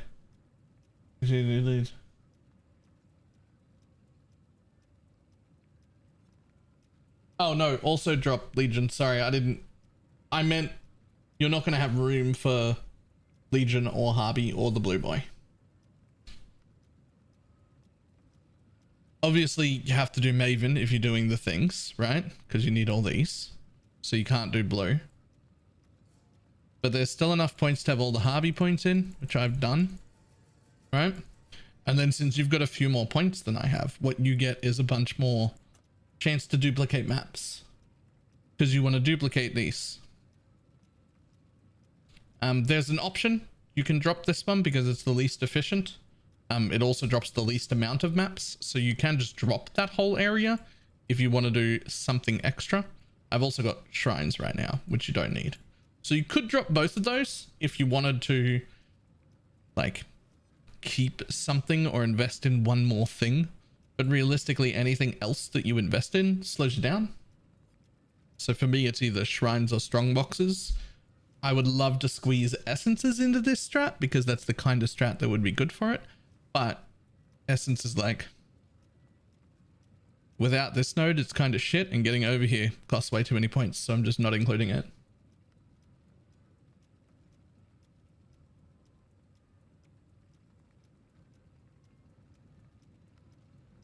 I have to say, watching this makes me feel less bad when I compare my progress to yours. Usually on a league start, I start to fall behind harder. That's because usually on a league start, I start with a team. And even if we don't run together, we share completions. And that skyrockets me through progression and our whole group. It skyrockets our whole group through progression. So we're like a day and a half in front. Which by the end of day 3 means where I would be solo at the end of day 3, I'm there halfway through day 2. Right? And there's nothing you can do to like normalize between that. If you're running with friends and you share completion, you will just be faster. There's nothing you can do about that.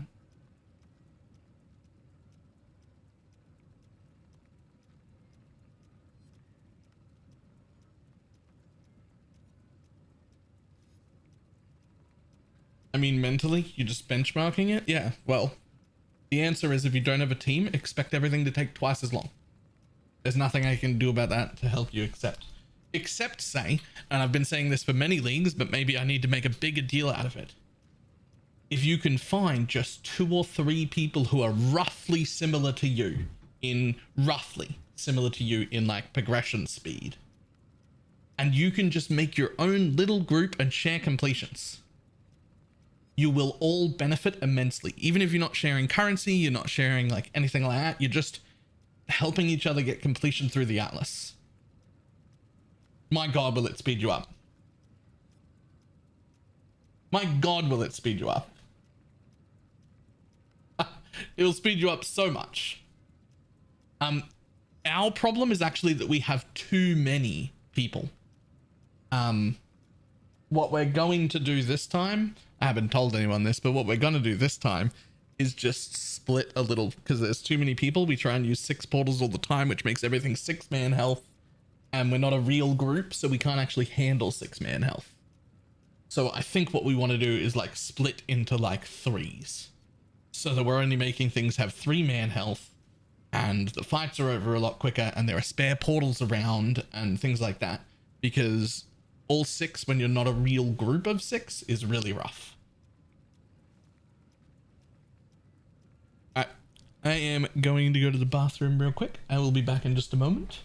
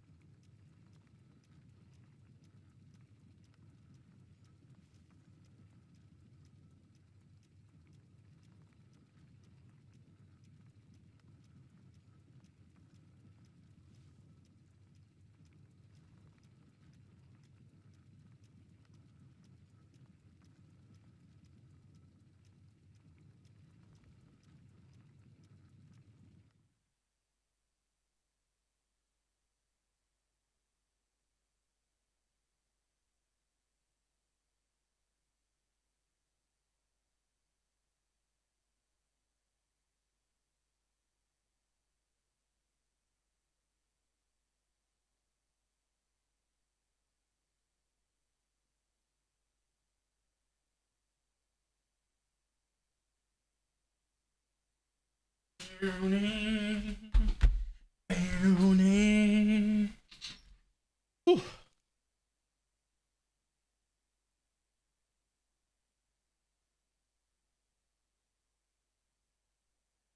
Does anyone know how BalorMage's Dark Marionette bomber damage compares to the Ignite version with more of Mistress or Body Strop? It's significantly lower. More is the highest version.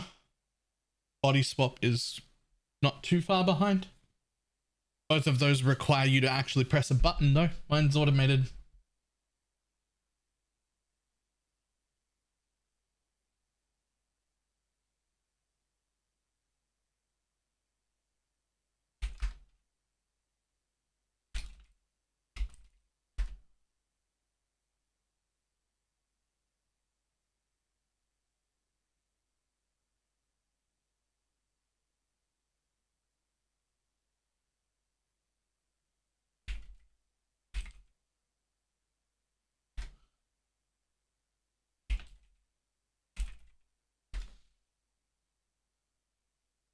First mirror today. Nice.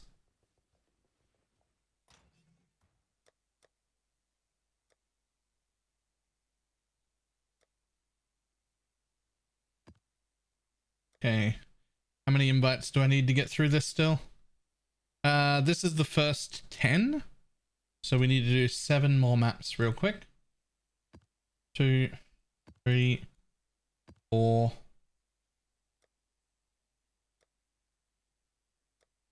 5,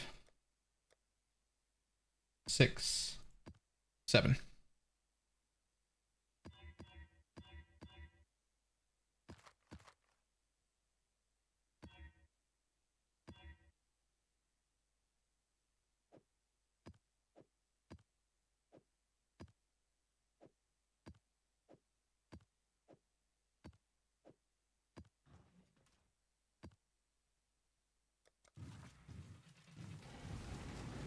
Is Arrow Nova a necessary link with Scourge Arrow? Not really, but sort of. So you want extra projectiles on it because it's really good, but hang on, I'll show you what happens. Let me really quickly take out Scourge Arrow and take out Storm Rain. Sorry. Take out Caustic Arrow. Right? So this is what happens. See that? All the purple ones, that's Scourge Arrow of Menacing. Right?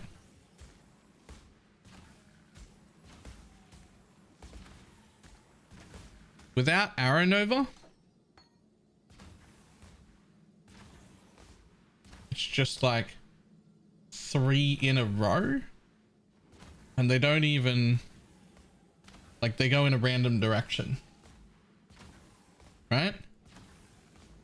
Whereas with Arrow Nova, they spawn around me and there's a whole bunch of them.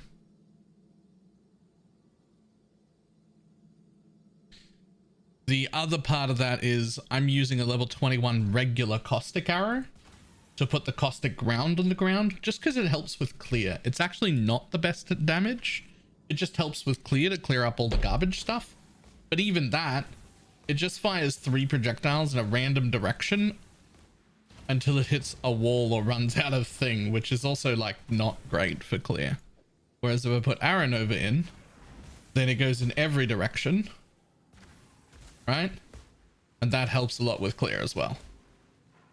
Again, that is also not the best single target. It's just really, really nice for like clearing around the place.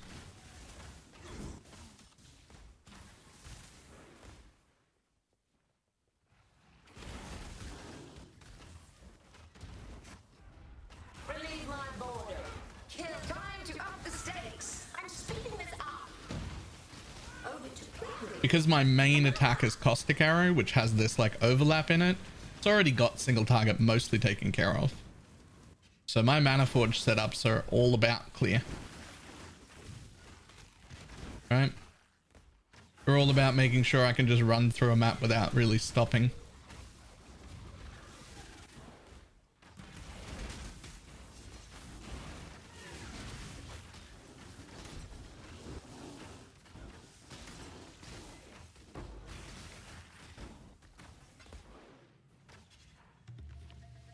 This way, exile.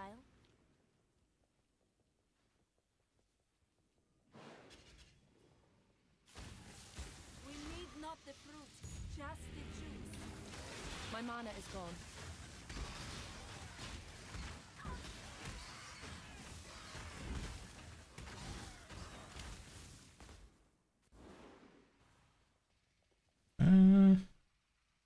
Sure.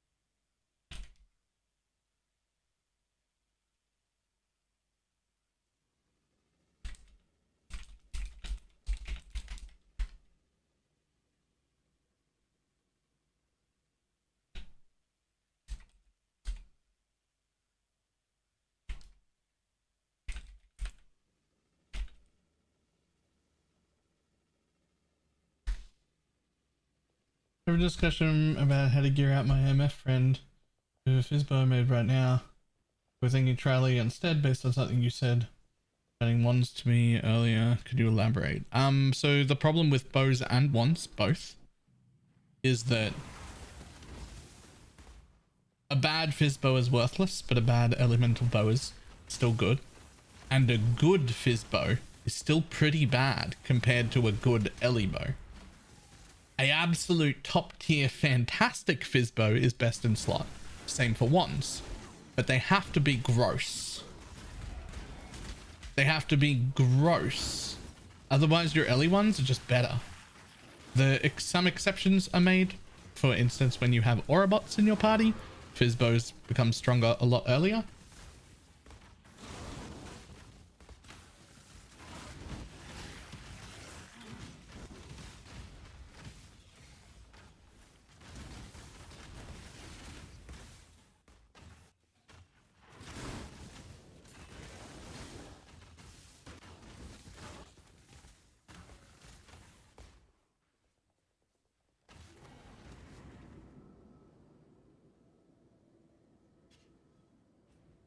Does a headhunter change that at all? A headhunter brings down the level of disgusting that a fizz bow has to be before it beats an Ellie bow, but it still does have to be pretty good even with a headhunter on.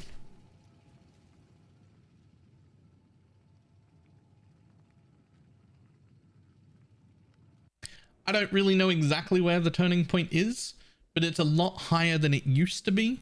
And a lot of even very experienced people are changing into fizz way too early.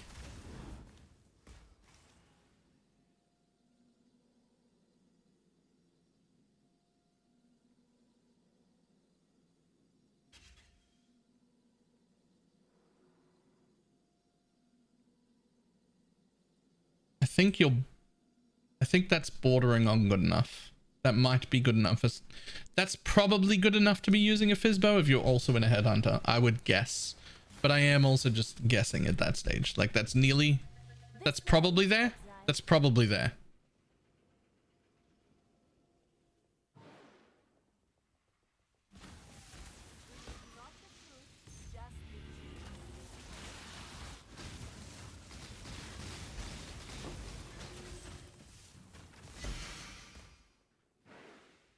The funny thing about a bow like that,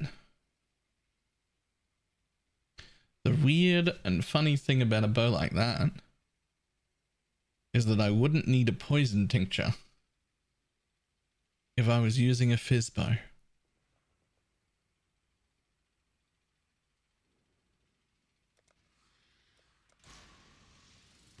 The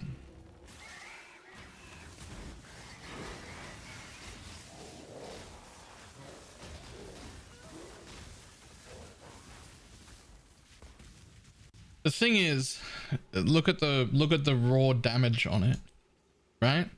675 DPS on a Fizzbow. Because they lowered these all like several leagues ago. This is a garbage bow that cost me like less than a divine. And it's 874.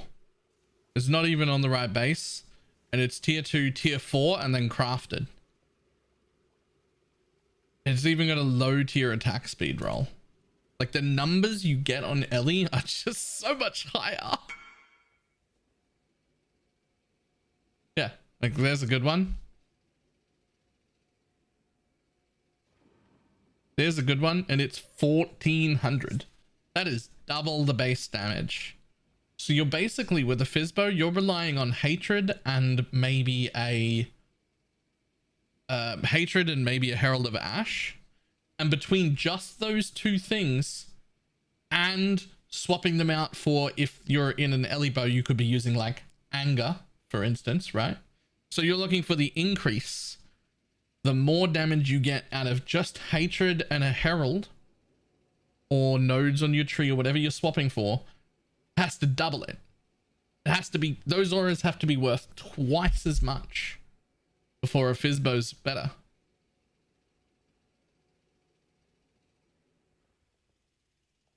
Like today, for me right now, I would never change into a Fizzbow unless I was like picking up the mirror one. Like if I was gonna mirror a Fizzbow, like one of the mirror ones, sure, great, it'll be way better. But right now, I don't even look at Fizzbows anymore. Same with wands. They made them so much harder to make that for the level of investment and for the cost, it just seems like it's better on Ellie most of the time.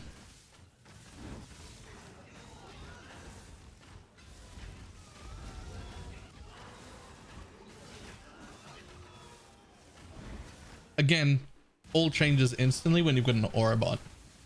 Aura bots make Fizz stuff way better. And then eventually, with really high investment, Fizz bows become better.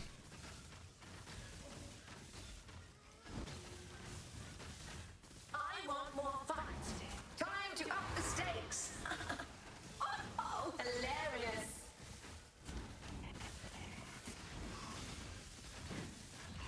Longer is better.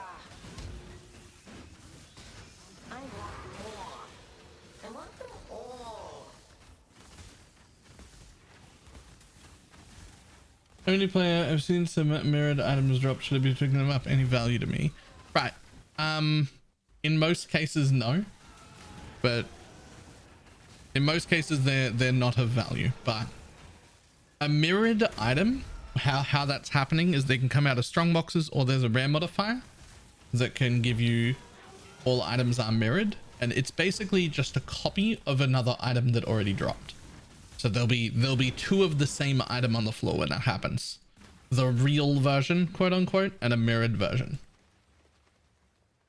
All a mirrored version does is it makes it so that you cannot alter it in most ways. You can still do sockets and socket colors, but you can't craft on it. You can't do anything changing it wise. So the item better already be really good. It being mirrored makes it less flexible and less good than the main version. So it has to be a good item to be worth it.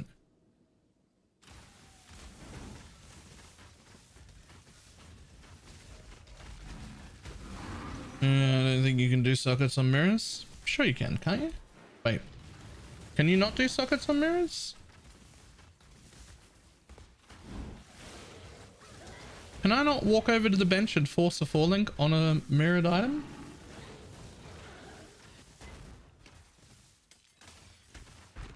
I thought I still could. Maybe I'm wrong about that, maybe.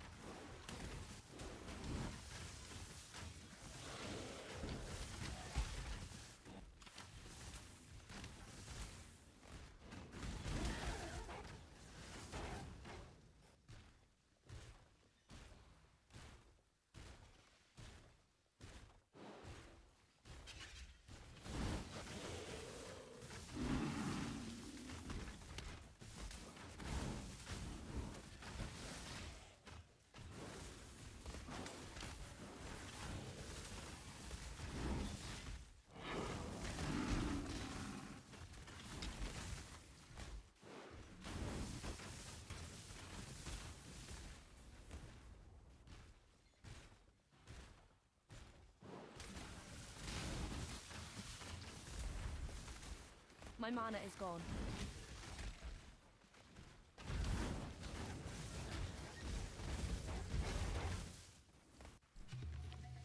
Oh, hello.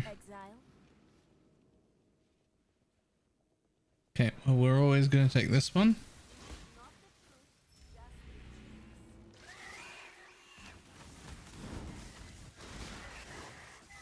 Nice lag. Hello?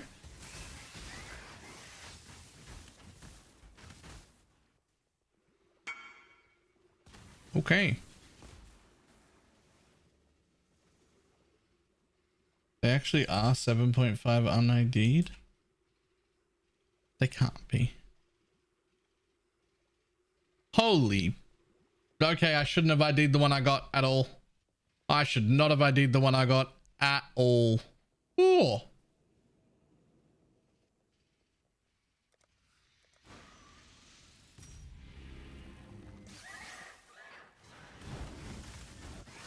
Hello? Lag? Do you mind?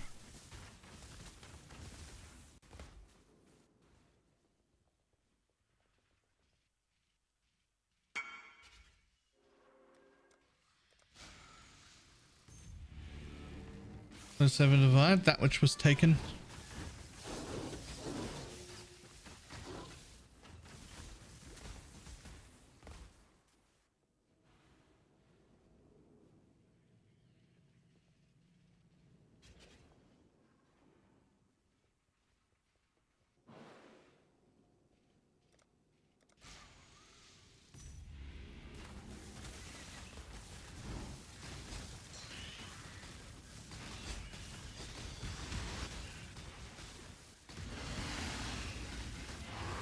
Get your Magic Flame characters ready.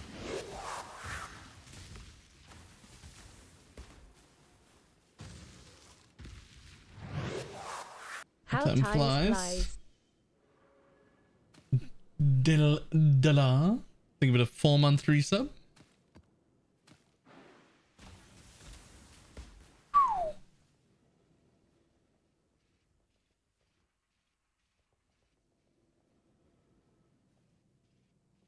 Well, originally I was going to go for yellow, but that blue one got buffed up so much that we're going to run for the blue.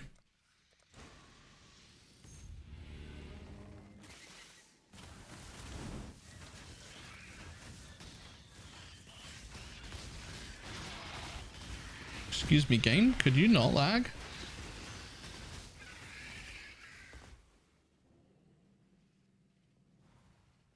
Ten Primal Blister Lords, okay.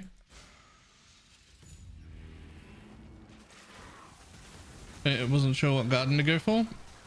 Yellows are the most expensive, so they're the ones you want.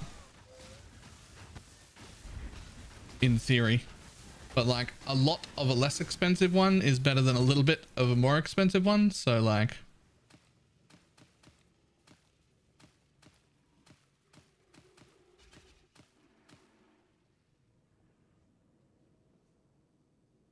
Like if I went for the yellow plant there, I maybe would have dropped another 300 or 400 yellow from it. But I got 1300 blue instead. So blue is my least liked one. Yellow is the most expensive. Purple is close behind it. Blue is the one I want the least. It's the cheapest one. But if you're going to get 1300 blue instead of 400 yellow, then I guess I'm getting a blue one, right? Like that wasn't the plan, but that's how that rotation worked.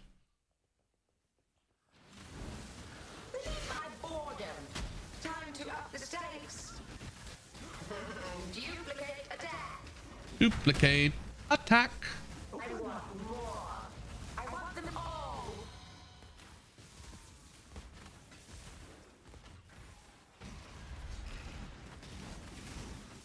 Oh, I didn't realize there was a boss left.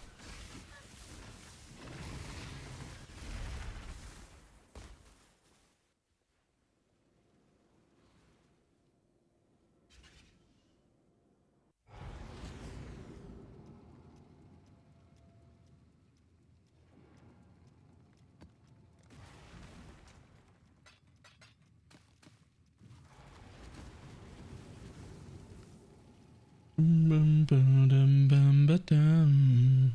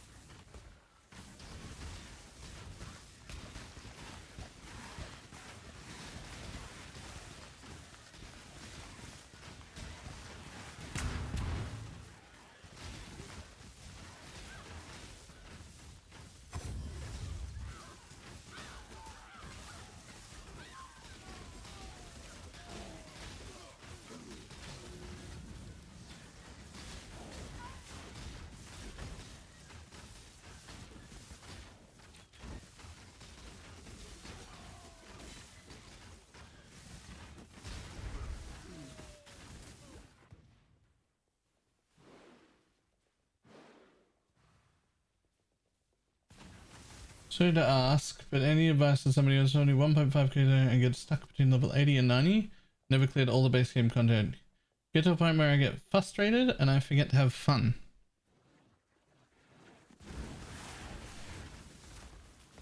So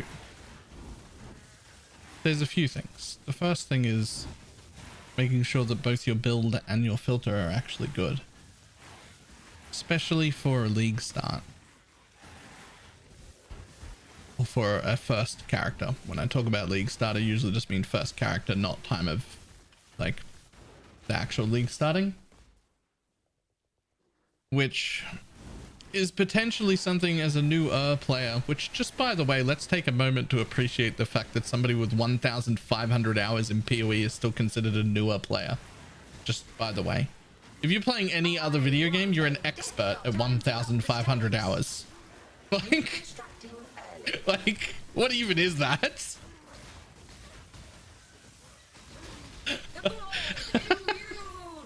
You're an expert at 1,500 hours, and in PoE you're like, okay, so not new, but still new-ish. What even is this game?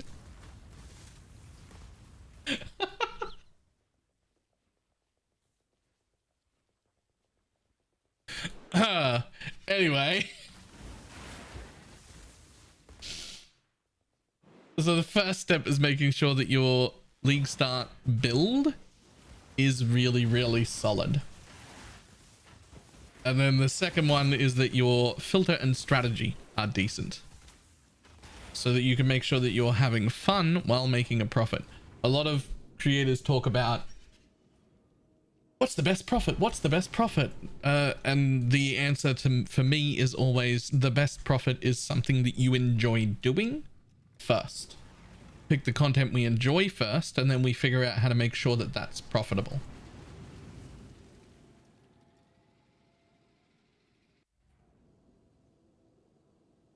In order to help with that, we offer this to not just you, but like everyone all the time, is anytime you're like league starting or even just picking a new build and you're following a guide, and if you aren't sure, you're not sure who to trust, you're not sure whether the build guide is good or not, whatever, we will look at any build guide that you can link and like just confirm whether it's worth playing or not, because there's a lot of troll builds out there, and I'm happy to offend people if I think the build is shit. Even if it's from another creator, I'll just be like, that's trash, don't do that. I'm real happy to do that. There are people that I love, there are content creators that I love in this game, and if I think your build is shit and somebody's trying to start it, I will tell them I think your build is shit. I'm just not afraid to offend people. Just letting you guys know I really appreciate all of you. Y'all are the best. Chimpkin Bees Chugger.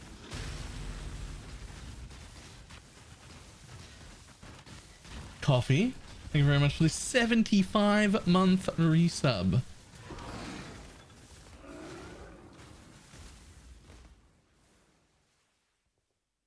I still myself and after 6 hours I get stuck on tier 16. I always get stuck on how to process gear after that point.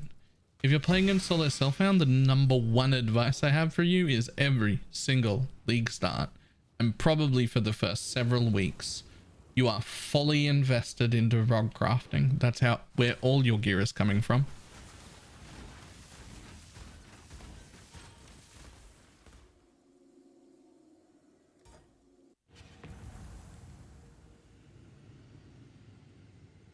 Explosive Trap Trickster League start wasn't a good idea to play. So Explosive Trap Trickster is a fantastic league start, but it is also a purpose-built league start. The league start for Explosive Trap Trickster is purpose-built around trade and purpose-built around bossing, which means you'd better like bossing. You better like bossing, and you better be good at the mechanics, because that's where you're going to make all the profit and all the money and all the enjoyment out of that build. Can it clear maps? Absolutely, it can. It will do the job of clearing the atlas. It will do the job of getting you all of your watchstones. It'll do the job of getting you all of your completion. But then its job after that, where it excels, is at doing the bossing. So that better be what you want to do. If you're going to do an explosive trap trickster, you better be wanting the boss, because that's its job. Right? It can still do everything else, but it's not its specialty. Its specialty is bossing. Chaos would like to see you make it past round 7. Crop rotation been profitable so far? Hard to tell because I'm not set up with like sextants or anything yet. I'm just still setting up. I've got all my watchstones now. I'm just working on finishing off the Maven storyline and getting some of my favorite slots unlocked. So I'm not really invested in like I'm not sextanting harvest yet or anything like that, which I will be soon. So I haven't even checked the price of like the meager juice I've got with my low quality maps without like investing into them. We can have a look after this map at what our current juice is worth, just if we're curious.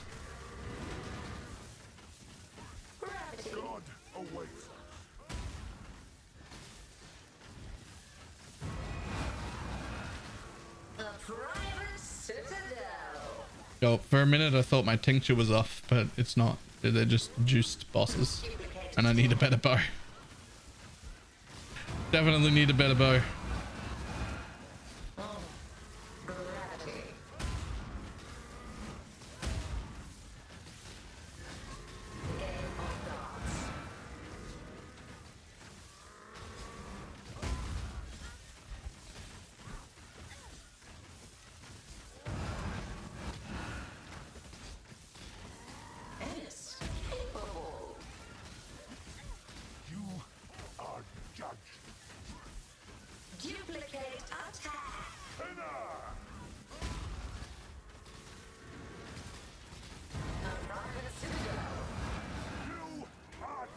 New bow soon. We're after like a 1200-ish bow soon. I didn't expect him to be able to hurt me, I'm going to be honest. I've been tanking him for so long. Why do you have the taste to hate next to the tincture? Because then I'd run slower. And I like running fast. Okay, well, I mean, we got a woke gem, but I don't think it's a good one. It is not.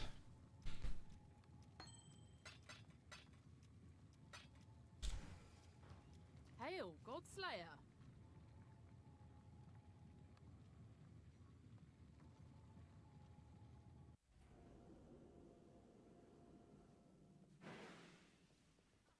You there, local, come here.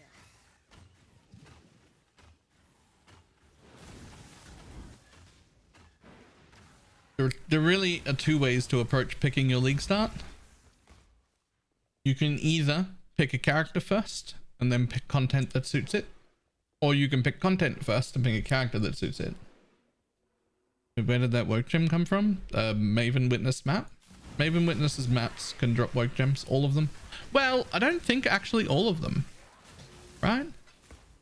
There's like a list of woke gems it can't drop, I think.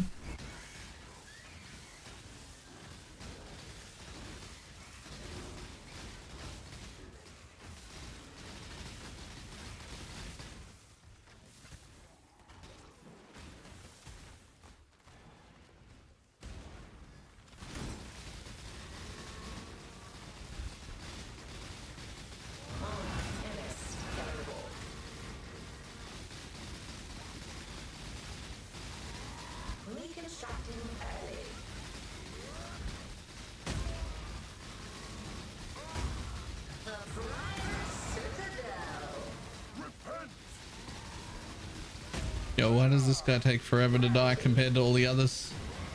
Like all the others were dead like ages ago.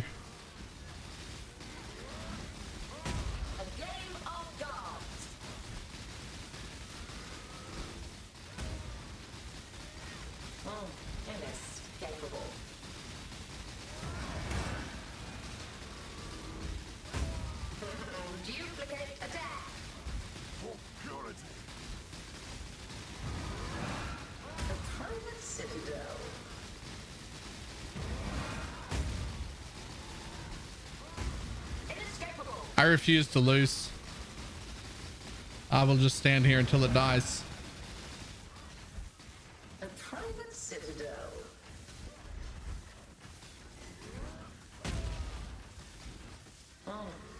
Rarity.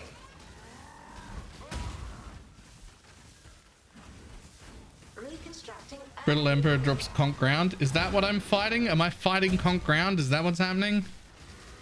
Game of gods. Oh, clearly I need more damage then because I can't kill something on conk ground. Oh, I see it. Fleeting joy. I saw it. He was dropping conk ground. Okay. This way, exile. Okay, blue's the worst. So just looking at those, there's a double blue, so we're going to take that.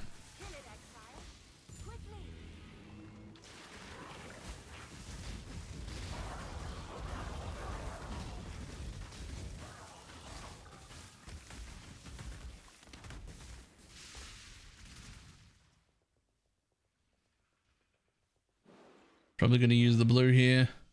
Sack that one yellow plant. That's fine.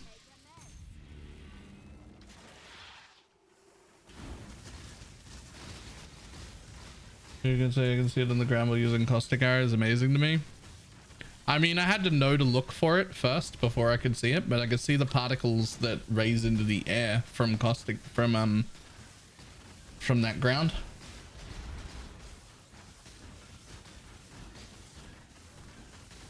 I had to know to look for it first. It wasn't obvious.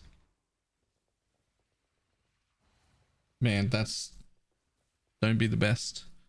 Okay, so this one's probably the best yellow plant. Yeah. That's the best yellow plant, so we're not gonna use that one. This one's technically the best one here, but I'm gonna sack it in hopes that that other yellow one becomes better. Wait, hang on. This is the best one anyway. That's great. And hopefully that yellow one will become better. Hopefully.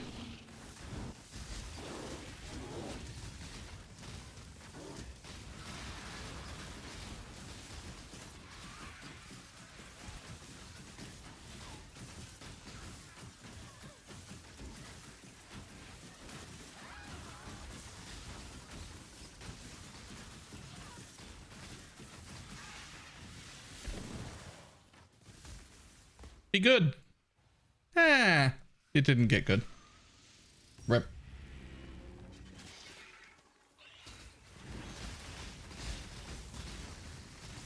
So I've actually never done crop rotation before. Normally when I farm harvest, I just do it like the normal way, not with crop rotation. This is my first time trying it, so we'll see how I feel.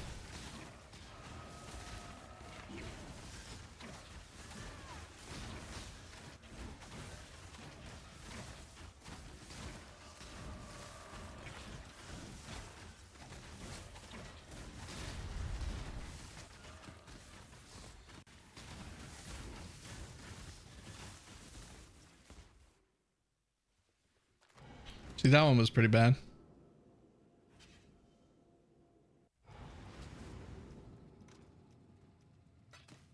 But let's see. We haven't actually invested. We've just taken the nodes on the tree so far. So we've got 3,500 here, which is not even a divine. 133 chaos of blue. Nearly 1,000, which is only 55 chaos of that.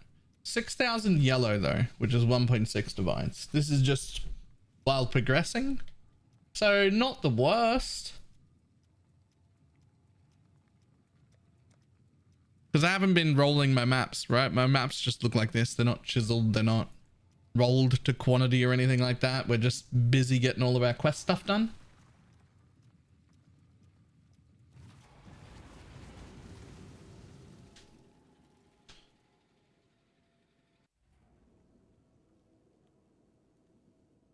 The plan from day one was hopefully by tomorrow I'd start doing an actual strategy. I was thinking it would take me 3 days to get everything caught up, like progression good, atlas set up, everything ready to go, and then hopefully have enough seed currency to buy a few sextants and get started. That's the hope.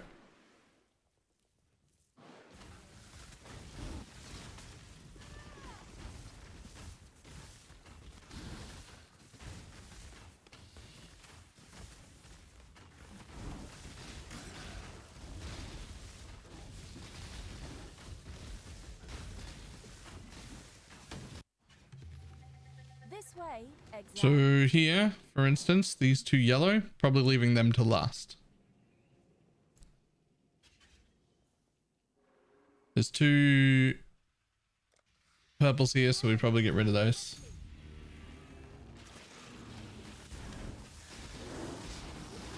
Okay, we hit the wilt chance, so we'll just get rid of this other purple since there's not really much we can do about that.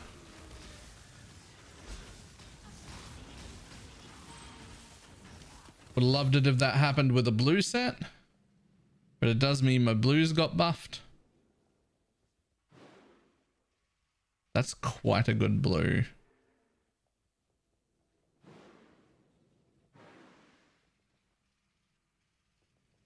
That's quite a good yellow. Ooh, okay. Well, we're just gonna sack this one then. Get rid of that blue one, buff that other blue one we've got down there, and the yellow.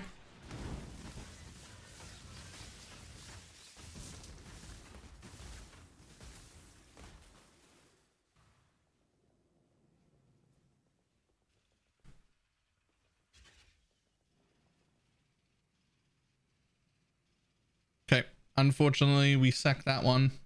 Take this guy to buff those two up there, hopefully. I'm not positive about this. It might be better to take that good yellow and just not have the other get buffed, and then we got two good yellows.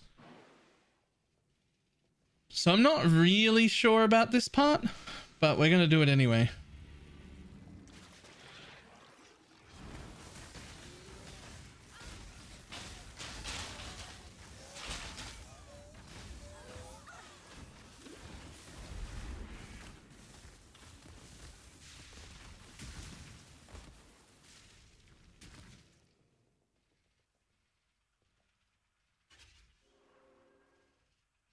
This one's got 8.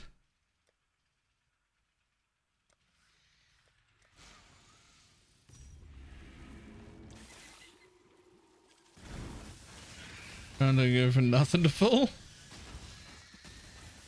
That's not even Pathfinder. That's a wheel on the passive tree that did that. That what you saw then, that came from this. 15% chance to gain 200 life on hit with attacks. Well, that's per attack. So if that procs on, say, Scourge Arrow of Menacing that fires 9 projectiles with the Dying Sun up, which is up all the time, that procs 9 projectiles that each spawn pods that each hit again. That 200 happens on every projectile in there. And we're shooting those, and we have Storm Rains down, and we're shooting out Frenzy, and we're shooting out Caustic Arrow, and we're shooting out our own Caustic Arrow of Poison. And any of those attacks have 10 life on hit there, and 4 life on hit there, and then a 15% chance for the 200. And then also this.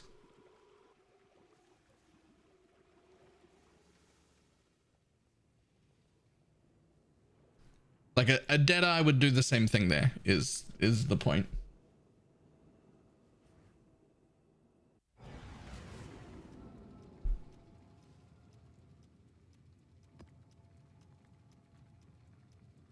I didn't kill the boss in there.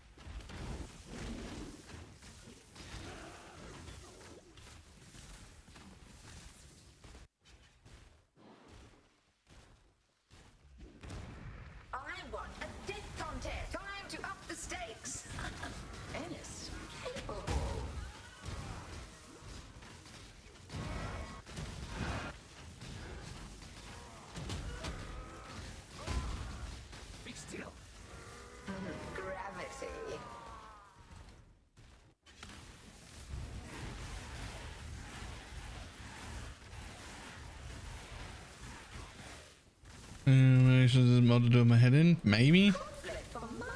I don't know. I'll have a look at it. I'll tell you if I can help or not. The test is ready. The test is ready.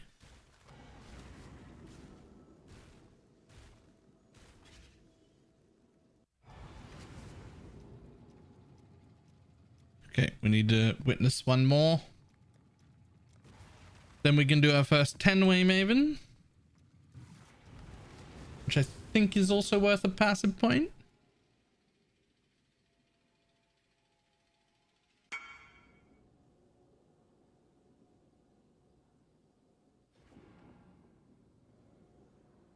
I don't know if that's, well, this will be the biggest value one, probably with suppression. I imagine this one isn't really worth very much. I also imagine this is worth nothing.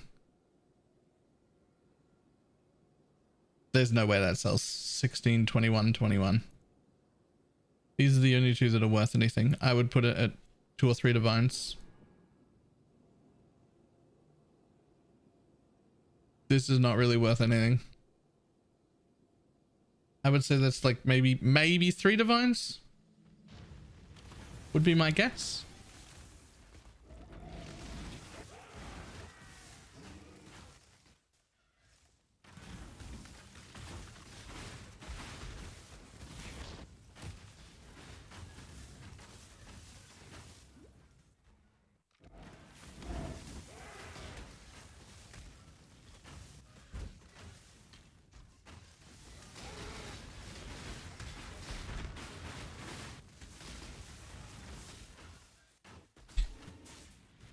Relieve my boredom. Time to up the stakes. The void hungers. A new game. Don't make me wait.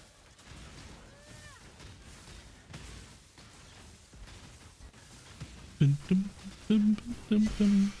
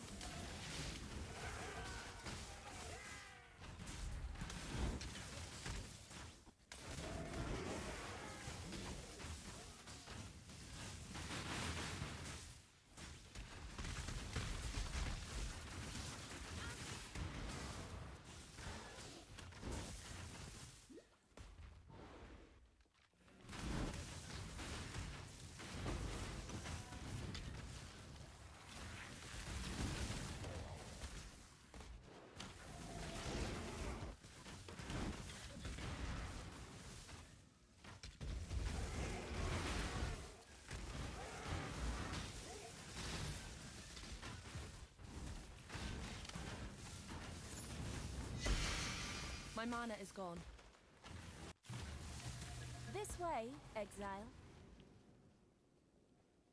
Okay, well, we're always going to do double blues. Always. It's just worth the least, so we don't care.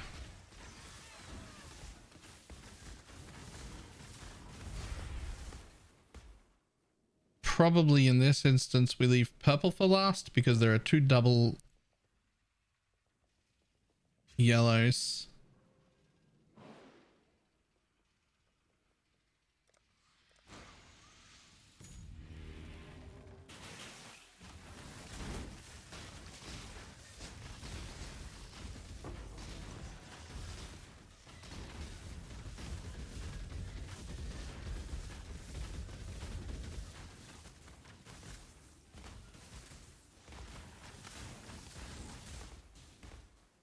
Also, we hit wilt.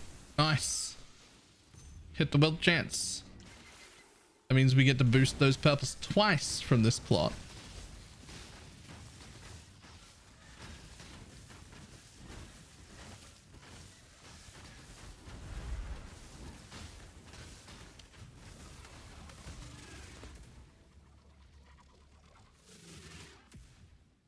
Go on, hit wilt again, I dare ya. Hit the wilt again, I dare ya. It didn't.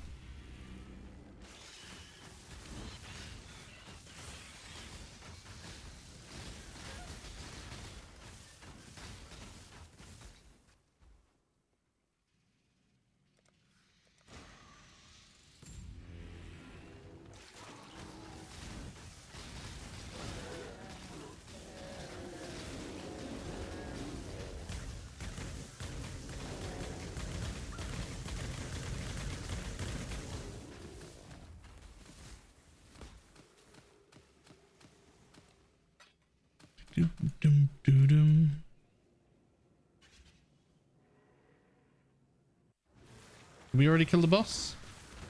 Yes, we did.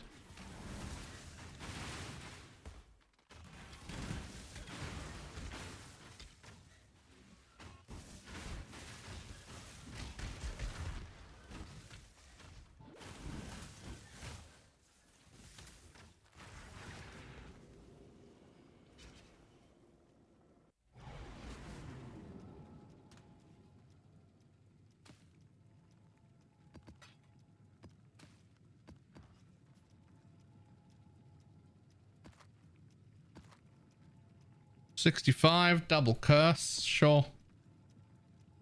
Can't be taunted, unique boss, boss life, boss turbo, can't be slowed. Yeah, that's a good first 10 way. Go nuts.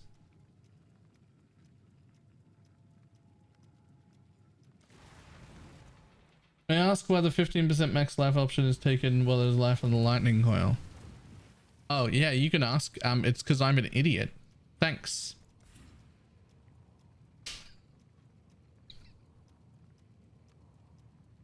That does nothing. Zero things. I was wearing a garbage chest before I bought the lightning coil and forgot I had that mastery. That's what that was.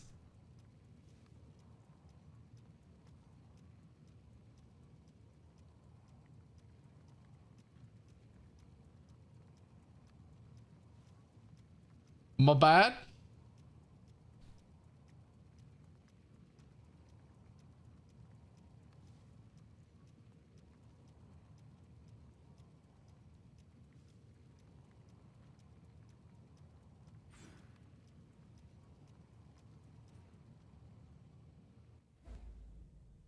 +1 passive point. Easy level. Just for me. A vitality boon.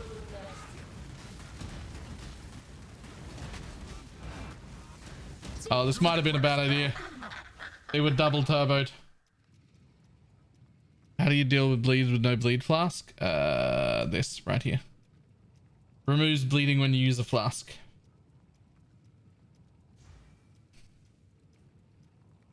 So this would be no problem to tank if I had a very good Defiance of Destiny, like one with quality on it that was like well rolled and everything like that. I would be face tanking all of this. But I had a 30C garbage version. So it's still pretty good. But it doesn't make me immortal. So we're gonna have to do some sidestepping here. Actually interact with mechanics and like dodge things, and it's fine, but you know. Now this one. Inescapable.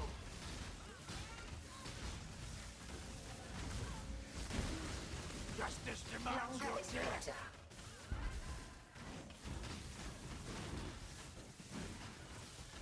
Inescapable. Ooh. Glorious spectacle. Unexpected. Really? One splinter? Rude. Rude. My challenge. Gather more combatants. But more importantly, one passive point.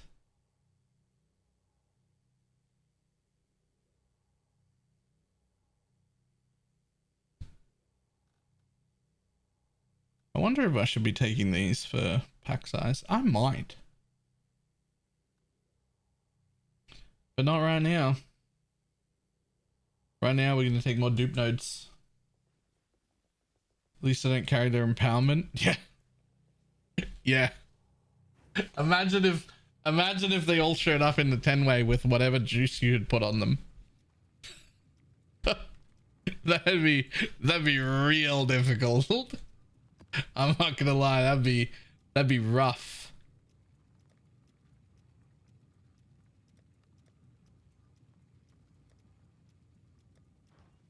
Godslayer.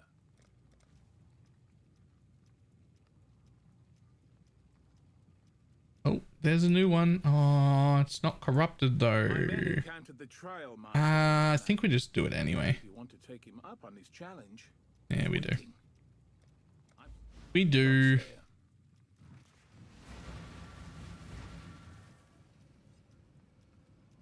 Oh, we'll take that.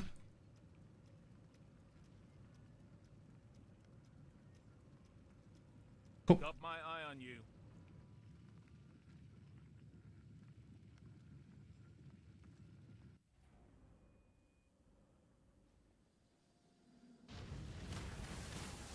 That is. No one's used that command since before the league started. It's tomorrow at some point.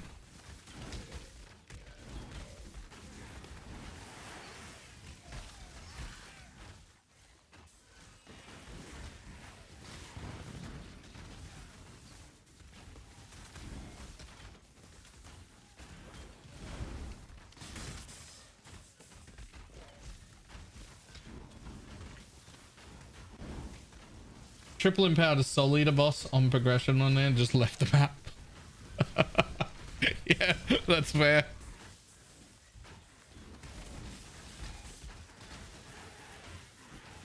Just feel like, nah, not that though. We can find a path of building for this. I like the tankiness. Two things. YouTube to begin with. And you can not just see this path of building, but also all the progression, because this was a fresh league start 3 days ago. You're looking at day 3 now. The day 1 and day 2 videos are already up, as well as there are full VODs for the entire day if you want to see how progression went. And there will be a path of building of the character attached to every single day so that you can see progression. And like the orders of what I thought was important to upgrade.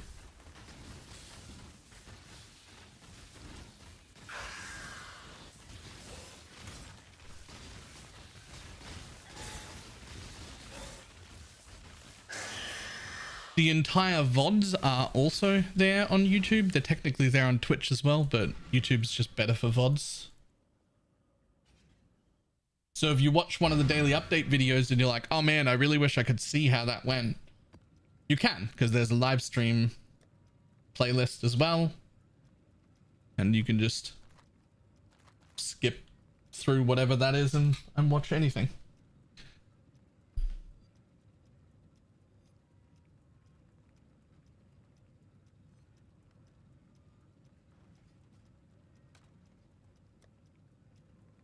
An easy way to open stack decks. I've got like 400 of the rest of the right clicking. And the thought of right clicking and dropping them all is not fun. There is no better way. There might be actually, if you really care about it and you've got enough.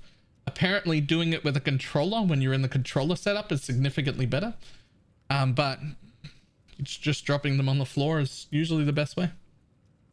Alternatively, you can just see how much they cost in bulk and then decide that you're never going to make that much money opening them. And then just sell them all. That's what I do. Stay lava chamber. Good boy.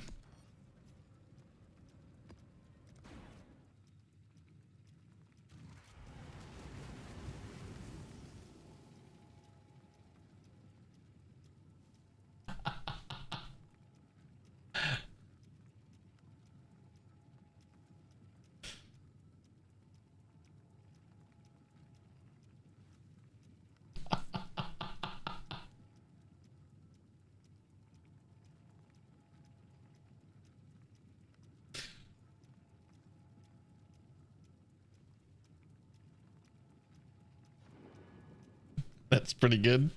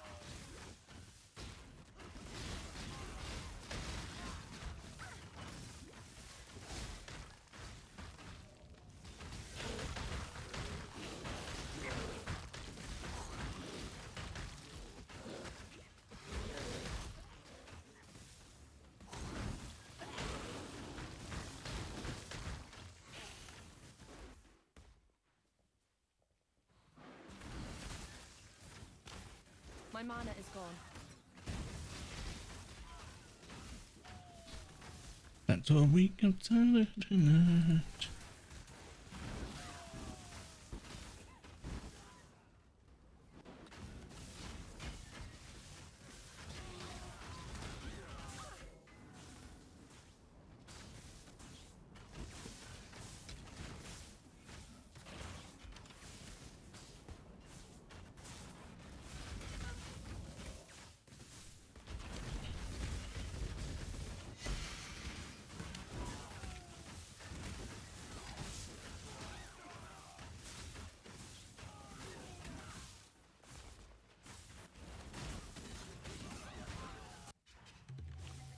Oh, hello. Exile. 2 double blues, but also a double purple. Only 1 yellow, so you're going to be the one. You're going to be the one. Okay, so we're going to start with the double blues because they're the worst. You should give us nothing.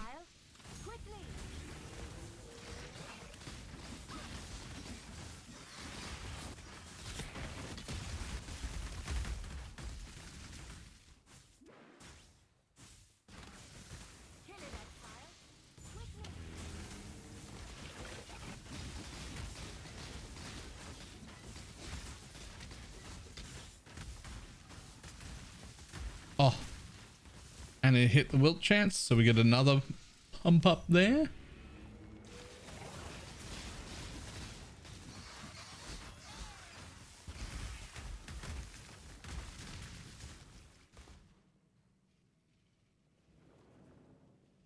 think we're just going to go for the blue again here. Just because there's 2 purples up there and I've gone blue the whole time, so at least the purple will also be good. Hopefully.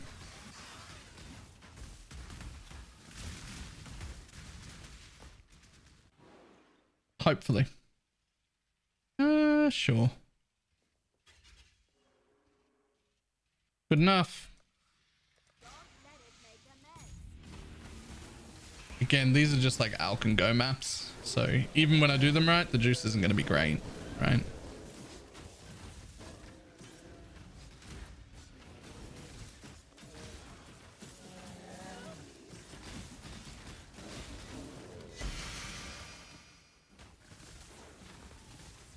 Oh, we hit the wild chance again. That yellow down there better look juicy.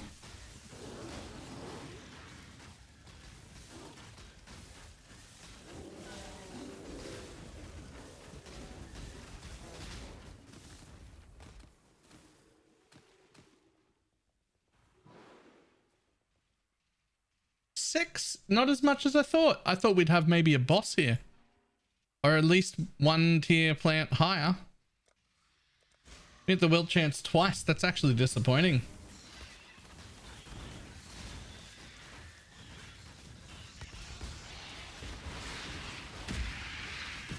That being said, if this was a juice map, look at how many different stacks dropped.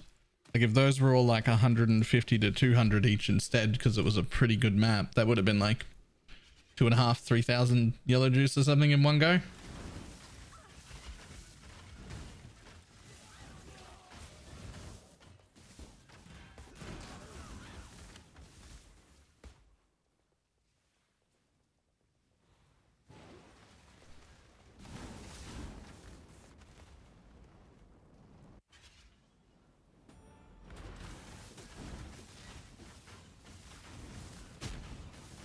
My mana is gone.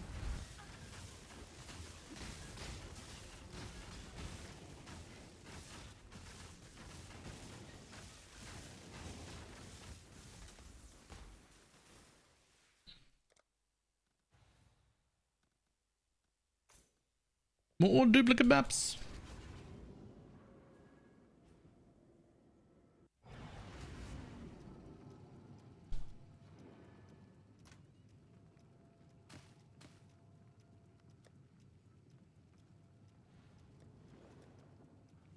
Alright, what do you got? Anything? No. Long long day. Nope. Job Okay, cool. never ends. How much more do I need? All of them? All of them.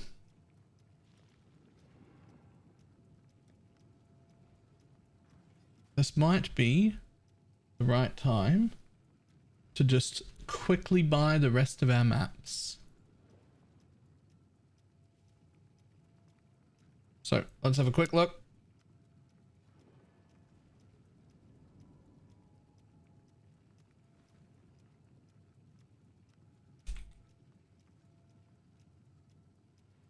Need a jungle valley.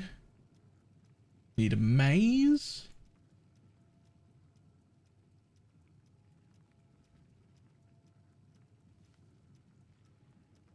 What else do we need?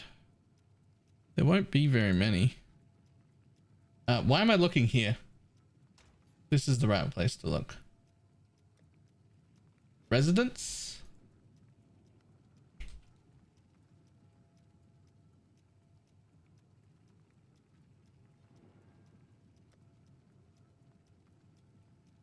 Nothing on there. We already got Jungle Valley and Maze in the list. Nothing in there. Nothing in there. Nothing in there. Nothing, nothing, nothing. Dark Forest?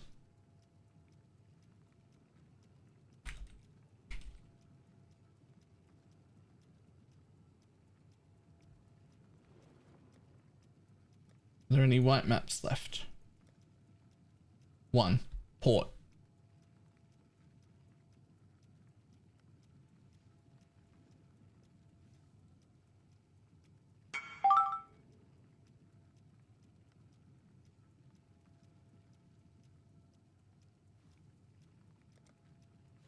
Okay, go away.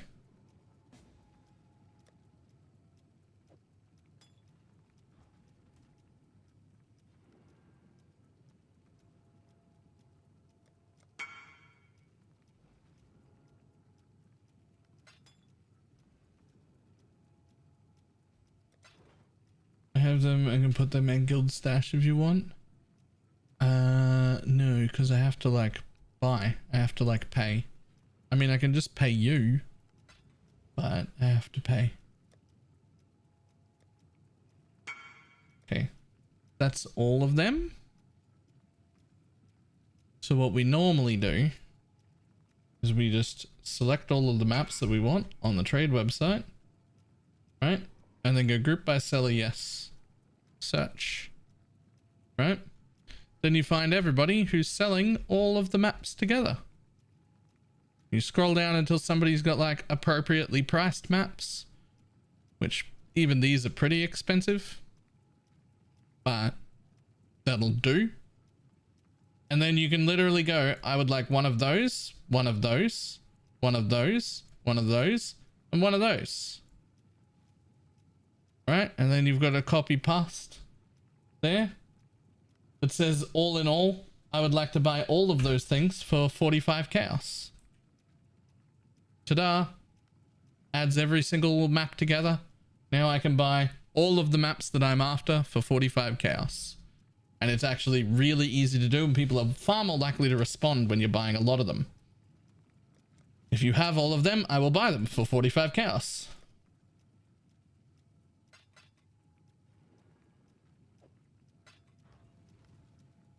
Otherwise, I will buy them from trade. I only have... Oh, no, I'll just buy them all at once. That would be better. I'm good.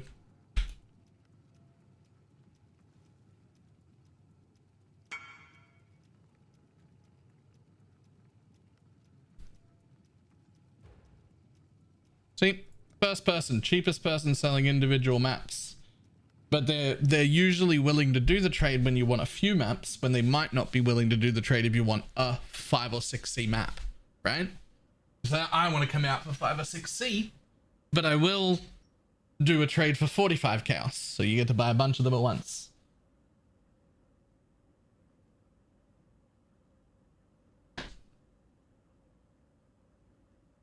Of normal grade, which I'd like to upgrade, but obviously can't Corrupted items equal trash. Usually corrupted items equal trash.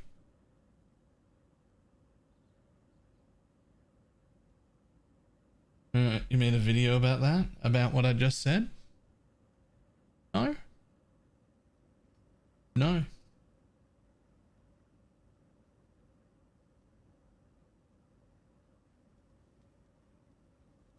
Port, Dark Forest, Jungle Valley, Maze, Residence. 1, 2, 3, 4, 5.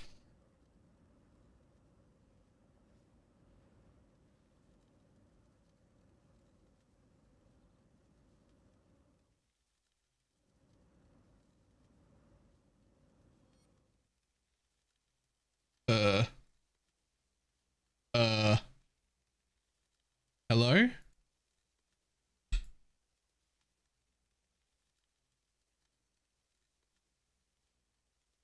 This is like the third crash that I've had in like 2 days. Yo, I'm in the middle of a trade. Do you mind? Spell suppression not important on this build. None of you not in hardcore. I'm pretty tanky without it. If I was in hardcore, I'd do suppression on top of everything I've got. But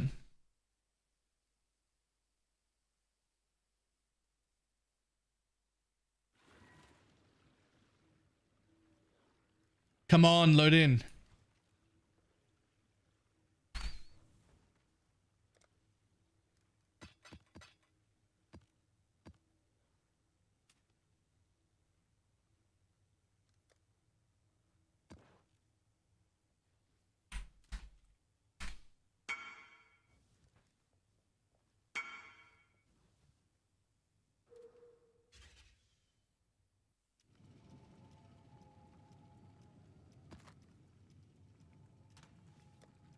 Okay, here's my next tip. We're gonna alch all of them, right? Make sure they're all fine. They are. I'm gonna pull my vaals out because I can never remember which ones need to be vaaled and which ones don't need to be vaaled. Obviously, red maps need to be vaaled. So in this instance, I bought the right tiers, but you might just have them in your hideout or in your stash, and they're all 16s now, and you don't know which ones need to be vaaled. So you can just right click on a map and it zooms into its location and highlights it for you. And then you're like, oh, that one needs to be vaaled. Cool. What about this one? Nope, that's a yellow map. Doesn't need to be vaaled, even if it was a 16. What about this one? Oh, Jungle Valley, need to vaal it. Next one over here. White map, doesn't need vaaling. Next one up here. Cool, that one does need vaaling.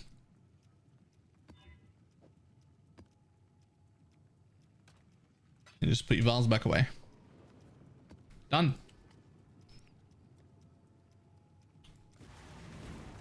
How do you set up a hotkey for a hideout? It's part of the trade macros because the actual command is /hideout. Wait, what button do you press? I didn't hear. No, but you just right click on the map. Just right click on a map that's in your inventory with your atlas open and it'll zoom around to them.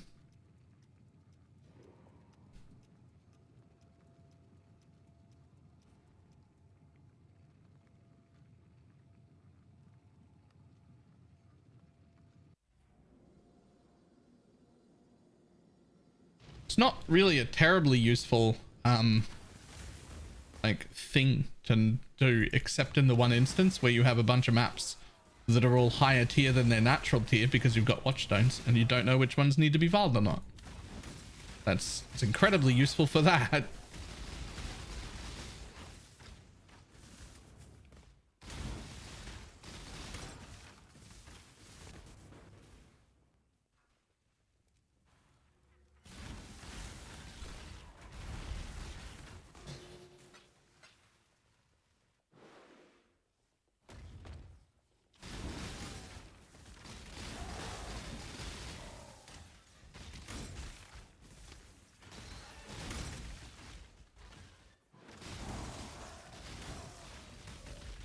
And why do you vaal based on tier?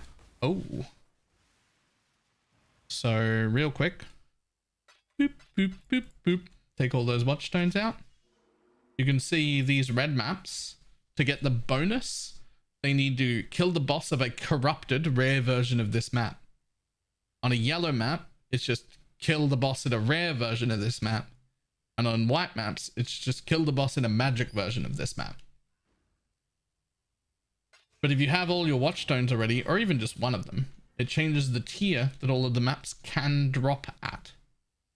Which means my previous white maps can drop as tier 16. So I bought this one so it happens to be a white map. But if I just ran a tier 16 Overgrind or Bone Crypt or Ancient City, I could have dropped a tier 16 port. And it would be a red map in my inventory, but it's a white map by default, so it doesn't actually need to be vaal. Because it just has to be magic or higher, and I get the completion.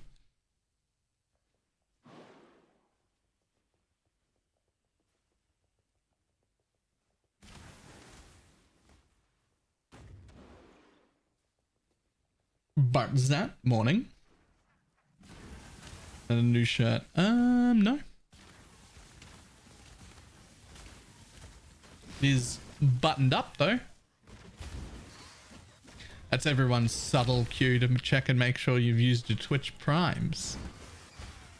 It is about a month since league start. Many of those will be expiring.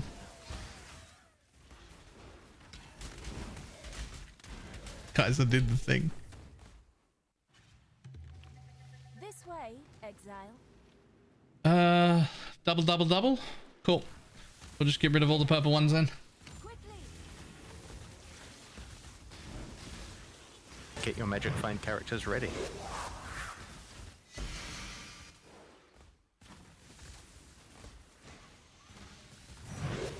Resting. Thank you very much for the gifted sub.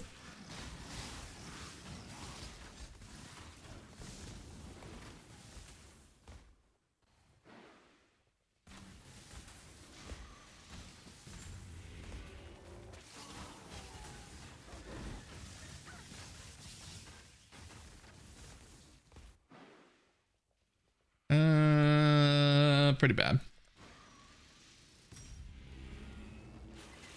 This is starting to get, I didn't get a full fracturing orb in it.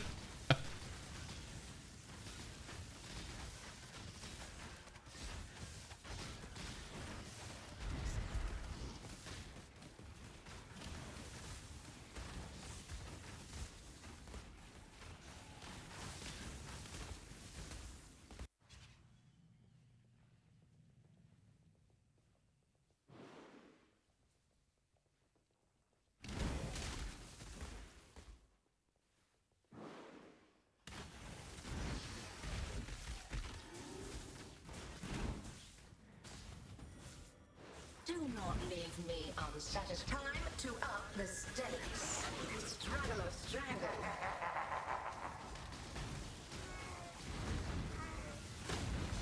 The void protects. It is never in doubt.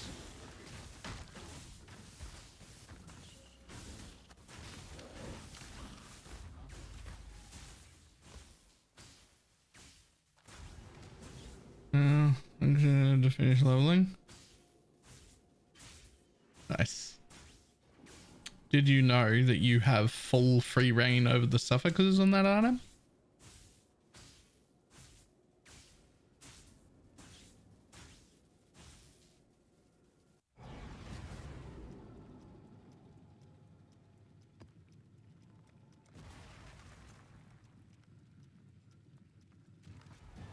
So I'm a little torn here because I could take more duplicate nodes, but that has me focused on this more.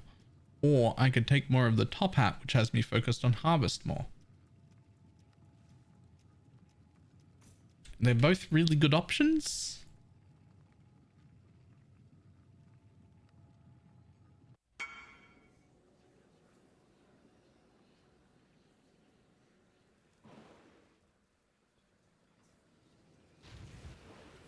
What will be the straw that finally breaks you?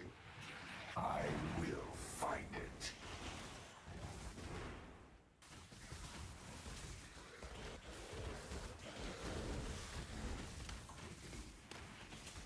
Not rewarding in second. I'm pretty sure the boss doesn't exist. Yeah, that sounds reasonable.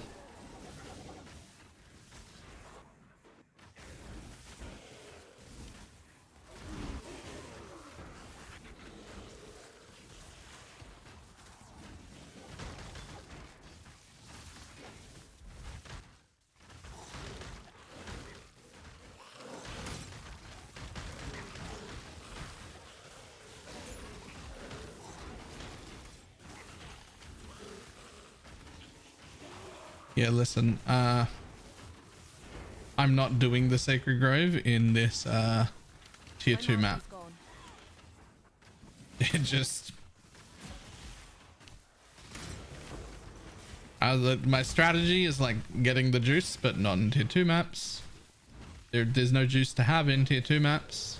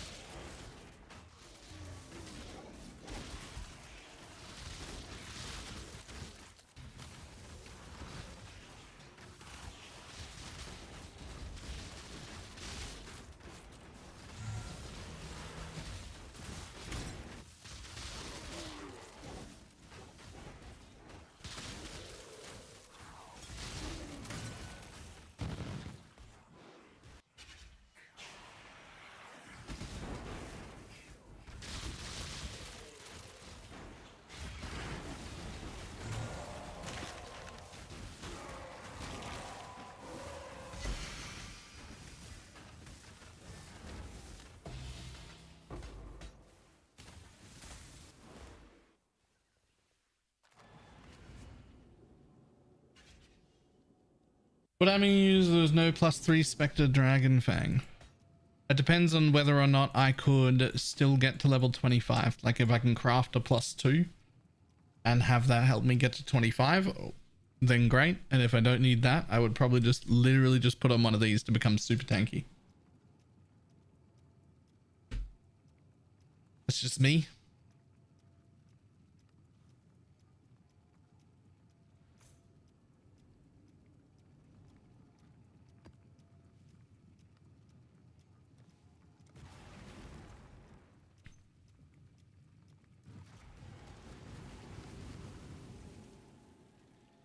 Or Jinx Juju. You could do Jinx Juju, but the auras are significantly less relevant in the marionette build than they are in a normal minion build. So for me, I'd probably just go with being super duper tanky. Like this, I can't stress how much this like 2 div amulet is like just as much power as a mage blood. Like that's the level of power this amulet is. It's insane. The fact that it is not 100 div is baffling. I mean, I guess it's just a rarity thing. It's just super common comparatively, but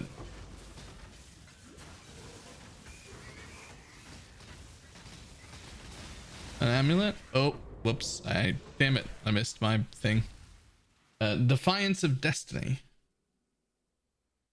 Like it's too common to be expensive, but like power wise, this is the power of a mage blood. Like this is on equal power with a mage blood, just not cost wise.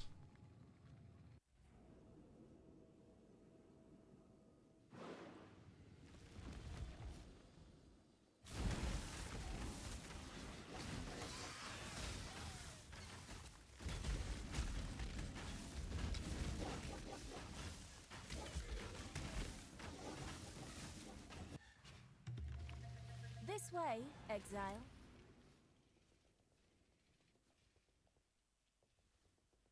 Yeah, okay. We'll get rid of blue first.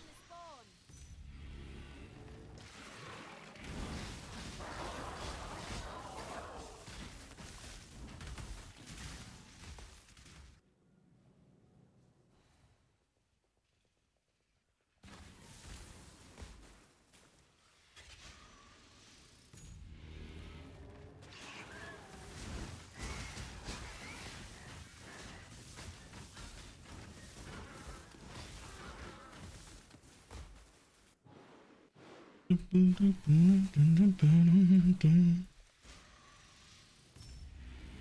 use a 60% but actually basically immune hits. No, I mean not quite. You can still just get one shot. But as long as you don't get one shot, yeah.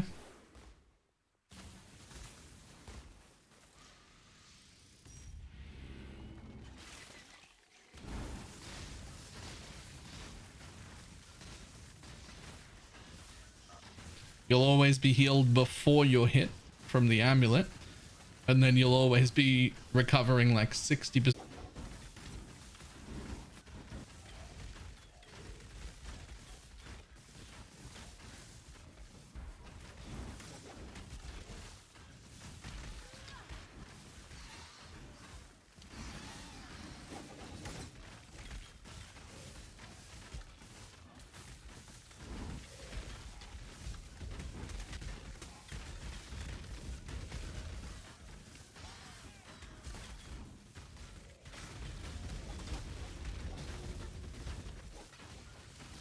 When I'm blue or red altar farming nowadays, like this doesn't apply to me because I'm doing Maven witness stuff, but if I was blue or red altar farming, and actually I've been like this for a few leagues, I intentionally don't run charges in my build. I will drop frenzy, power, and endurance charges, just don't use them because of those altars and their downsides is like too rough. I don't like them.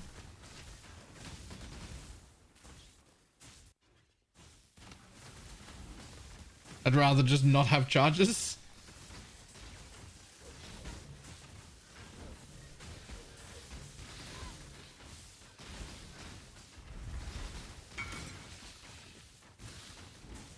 My mana is gone. I already know the winner. Time to up the stakes. A real fight for the now true champion to emerge. Get your magic find characters ready. Duckberry, thank you very much for the prime.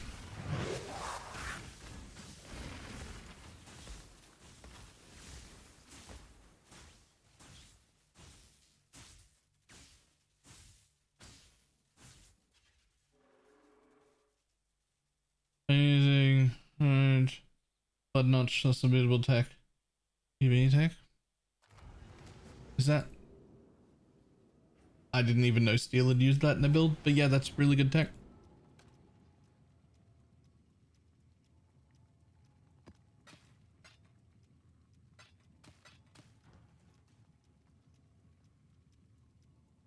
Yeah, I'll take that.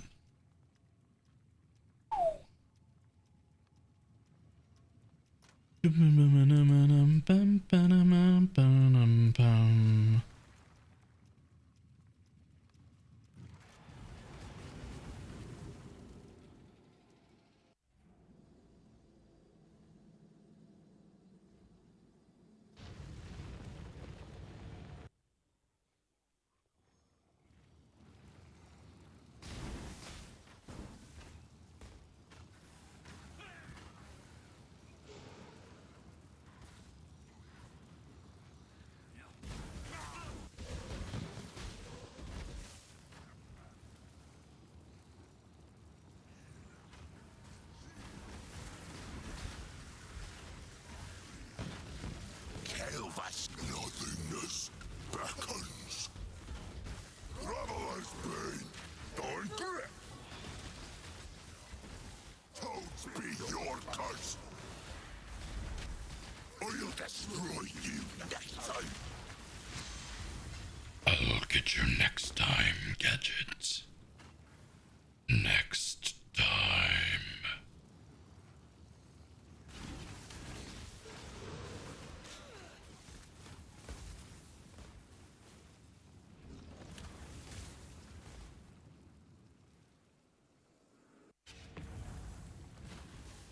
Every time I hear that guy, that's my thing.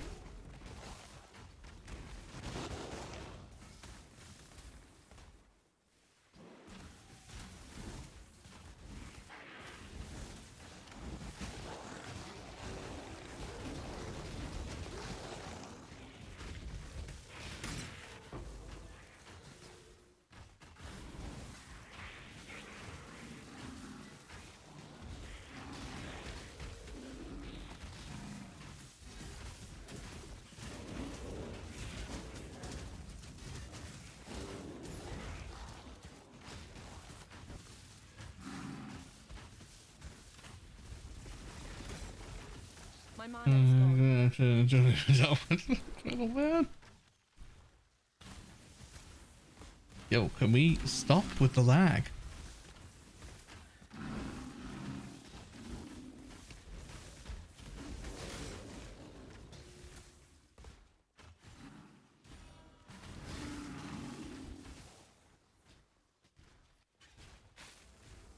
My prey draws near. Forgive me, Izamir.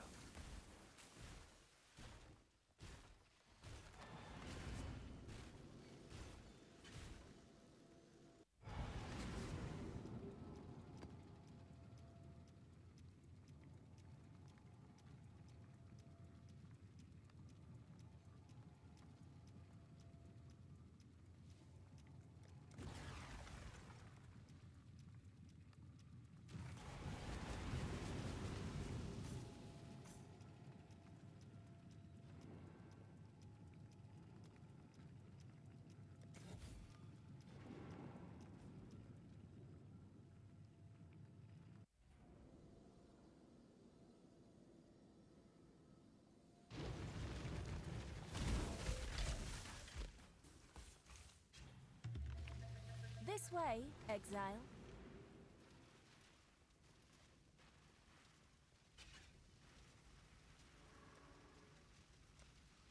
Cool. Blue, blue, purple, and then the dual yellow. Hopefully there's a good one. I'm still a little torn on whether crop rotation is worth it, to be honest. Like, just regular harvest feels pretty good.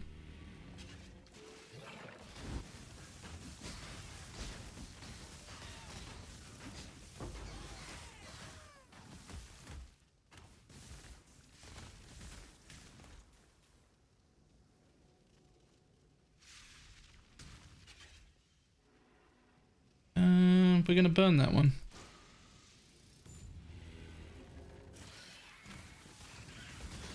Whatever, my head under even though it's dot damage. Yep. In fact, that's the belt I would go for.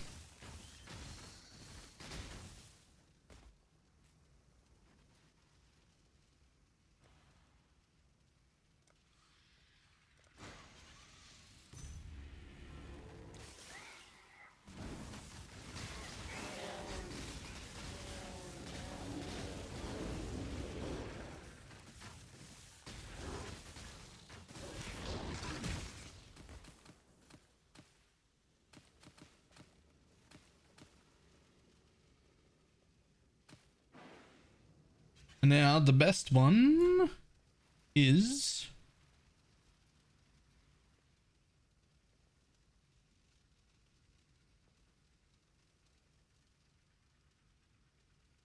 that one.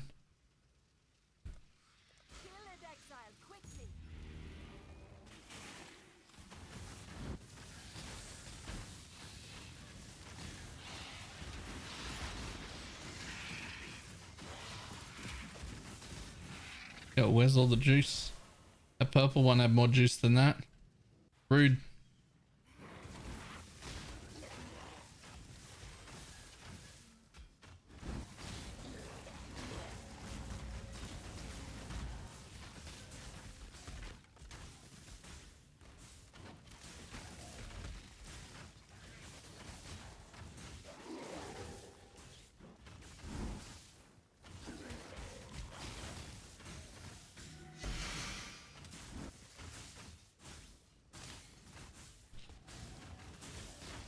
We got a 2-div charm while leveling. Nice.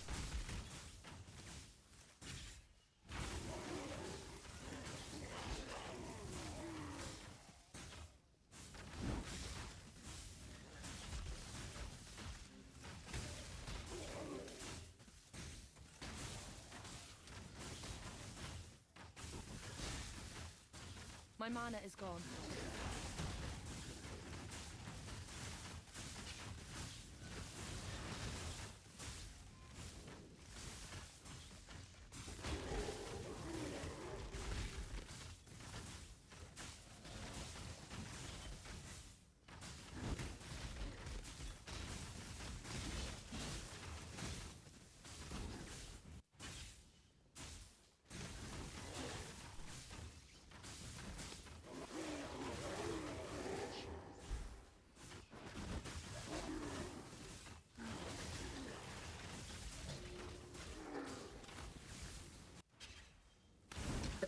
Let's dance on string time to up the stakes. Grasp your mortality tightly. That's one more for my collection.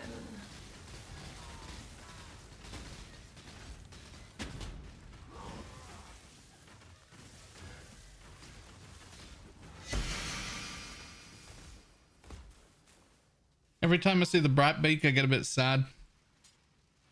This used to be like the forever weapon for every caster in existence because of its like disgustingly strong attack speed. You can shield charge so quick with this thing. See, Golden Hammer of Go Fast, right? Golden Hammer of Go Fast. I kind of miss it.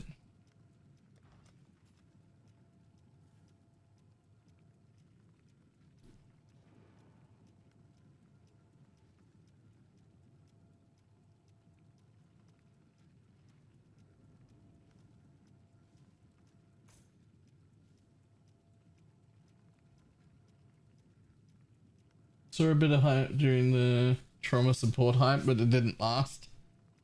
Oof. I want to delve, but I'm stuck in tier 16 symmetry. Help.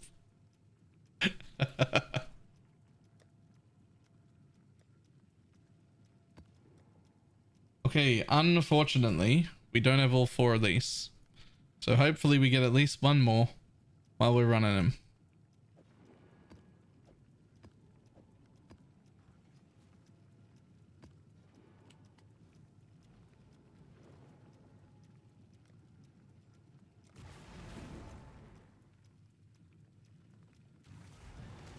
But we want to get some favorite slots unlocked.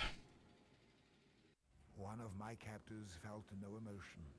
He did not hesitate to inflict pain. Now, Everyone you trust has been replaced by illusions. They are trying to get you.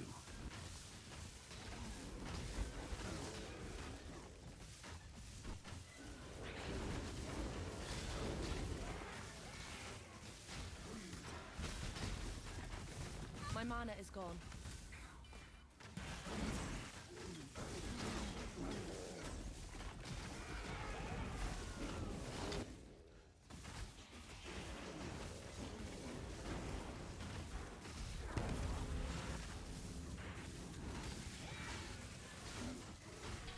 Thought that was one of the removed voice lines from him. Some of the removed voice lines are rough. Which I guess they should be, since some of the voice lines they kept are rough.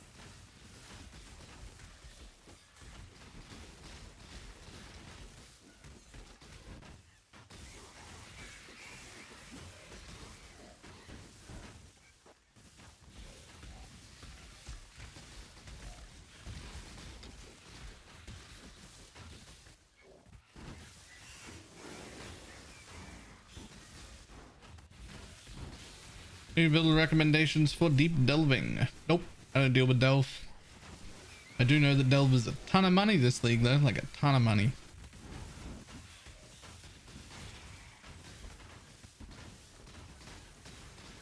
But I don't delve.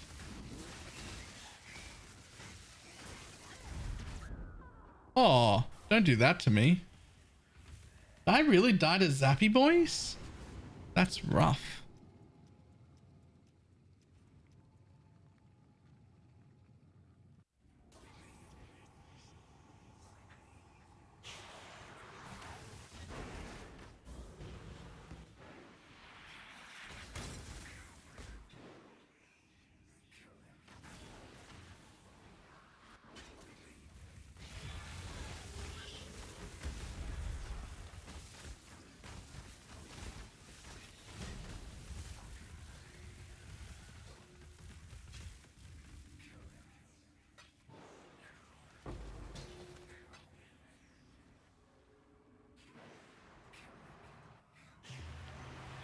way, exile.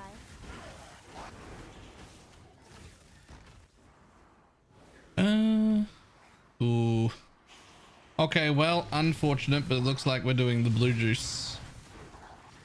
Because everything in this plot is yellow. Except one node.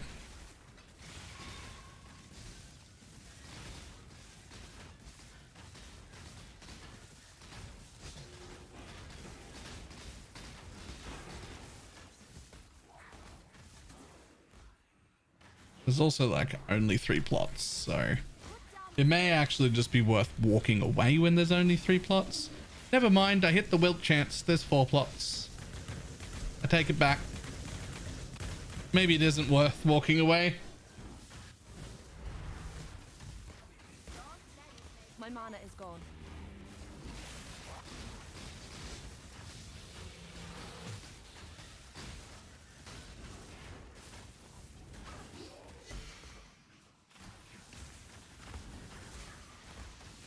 I think the Australian band. Me too. And then I want to play Blue Juice music. I can't help it.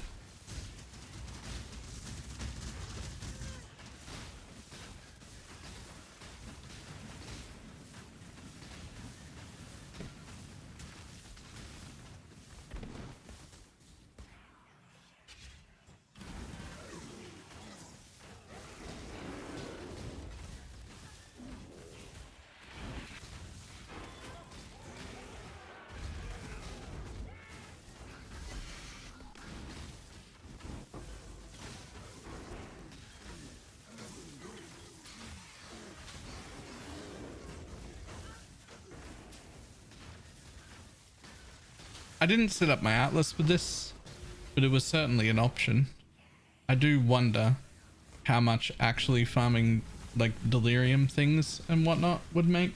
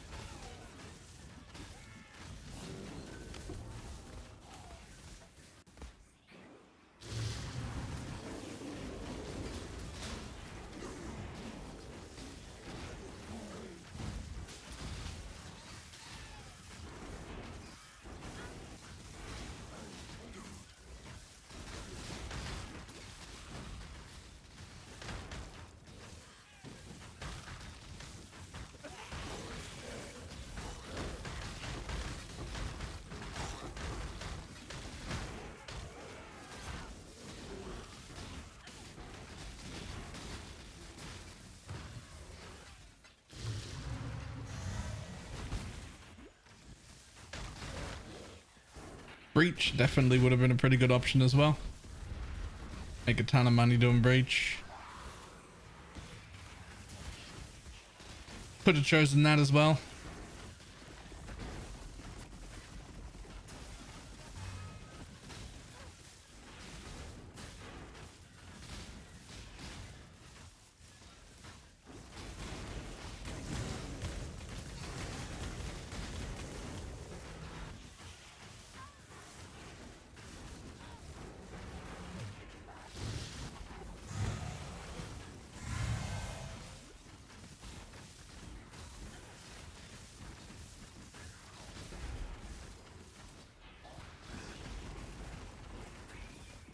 My mana is gone.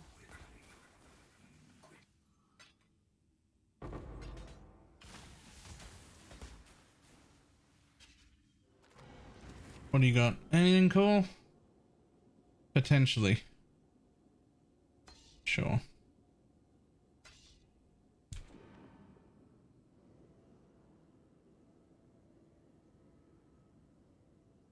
$180 chaos per simulacrum. Yo, those actually would be. That's the wrong fracture bunny. It actually would be. You could farm mirrored maps. Witnessing a good kill is the time to up the stakes. Temporal tears.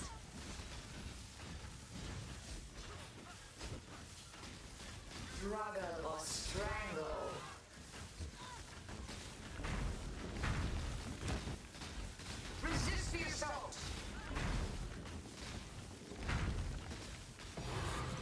Bye, buddy.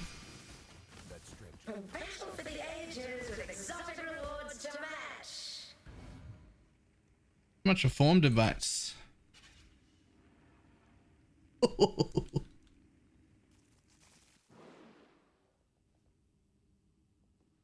How far can this build go once geared? Far and what? How far and what?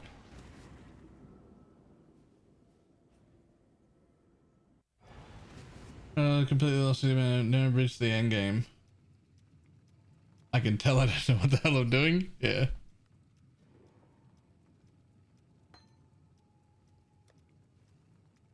And augment. Be something good. Hello. And vaal, stay something good. Oh, that would have been worth money if it valed. So even if it got nothing, it would have been worth good money.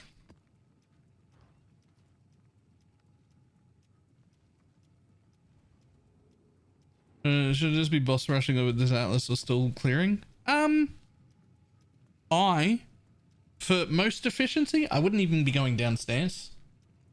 I would just be killing the shit along the path, go into the harvest, kill the bosses, leave, go into the harvest, kill the bosses, leave. I wouldn't even be going downstairs, but that's up to you. None of the rewards that you're getting from that atlas scale with the juice at all. If you're strong enough to do full juice and just have it not bother you, then you can do it anyway. Because then you get, you know, the normal rewards for mapping as well. But that's sort of up to you.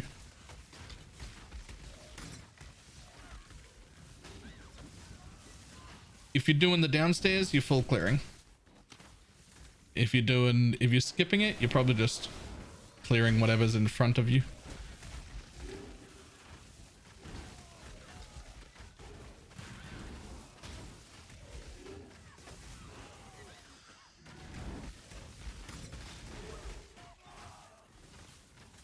My mana is gone.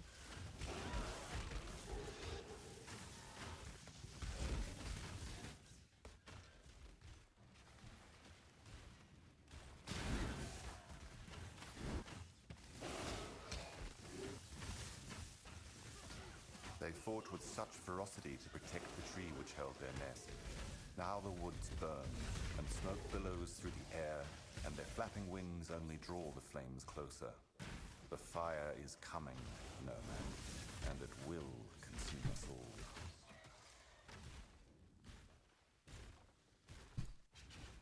all. One shall murder the other. Time to up the stakes. Take this vitality boon.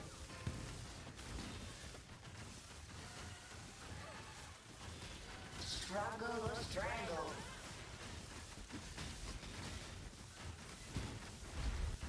Take this vitality boon.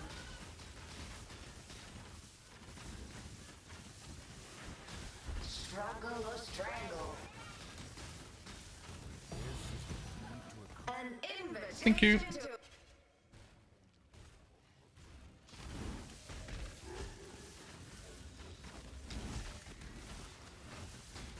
What map do you reckon? City Square.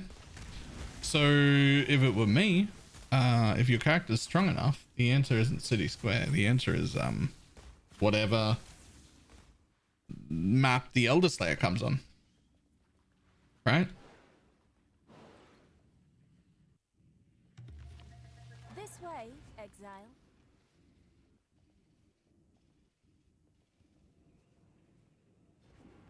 Okay, so we've got two there, there, and there.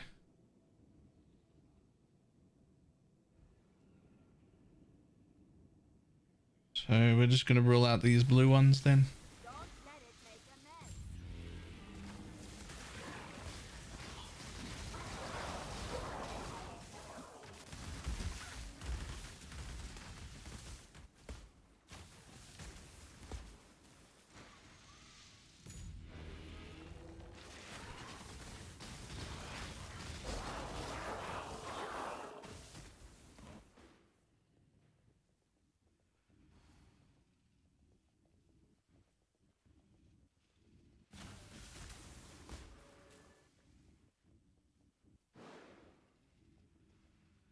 Okay.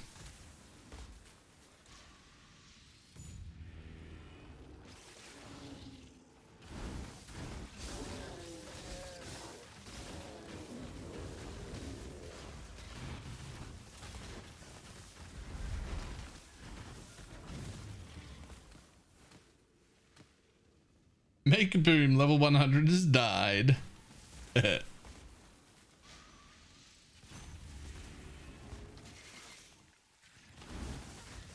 Sent to the void.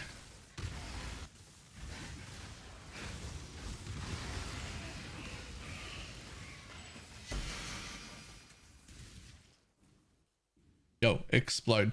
Eggs, please. Please go away. I just want to go loot some things. Thank you.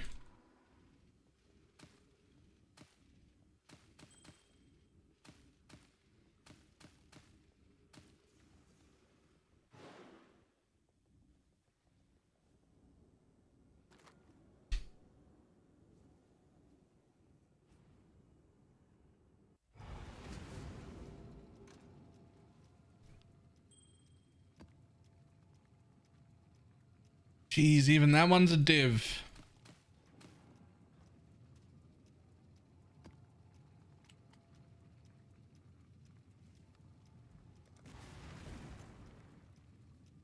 Even that one's a div. One of my captives hid a beast within his heart. Now,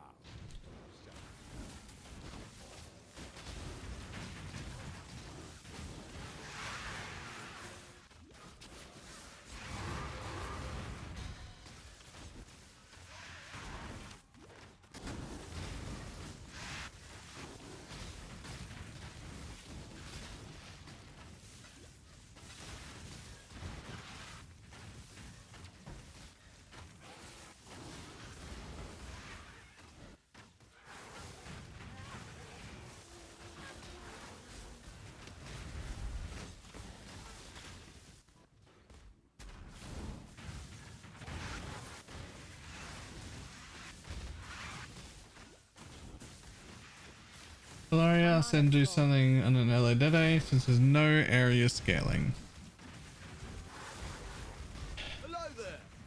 I mean, yeah, it should still be really good, even without area scaling. I don't know if I've ever needed one. But it should still be really good. If you're doing rarity and quant farming though, you should know that the you would not want that, because if you use it and it gets the kill, then it doesn't count the rarity in your support link. There's only 3 here. Only 3 plots. No MF. All right, well, without MF there's no reason not to use it except its price. So here's the important part that you need to think about is you can just try it for free, because if you can afford to buy one, you can just try it, and if you don't like it, you just resell it for the same price. It's fine. You didn't waste any money.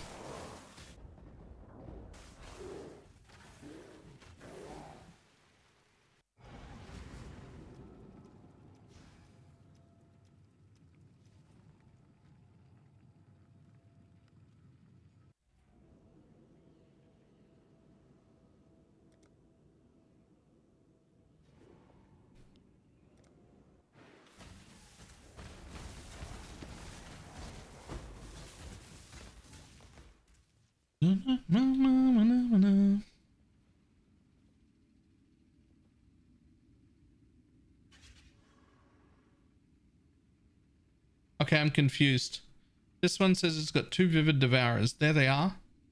This one says it's got 0. 1, 2, 3, 4, 5. There's 5 there. There's actually 5 of those tier whatever those are plants in this one. Visually.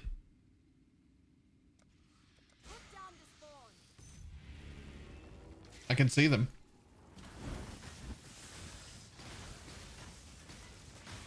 Yep, they all spawned at the correct time. This one had way more.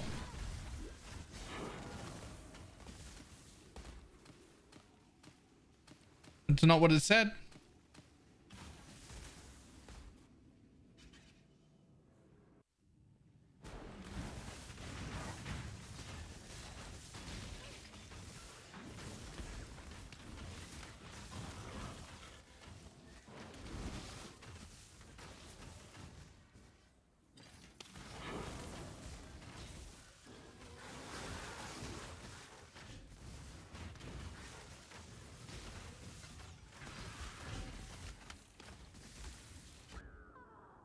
Man.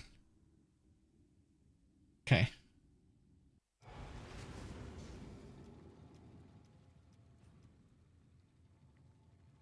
Happens all the time. I've definitely seen that happen with crop rotation. Okay, so note to self, the wither and extra as chaos is pretty rough.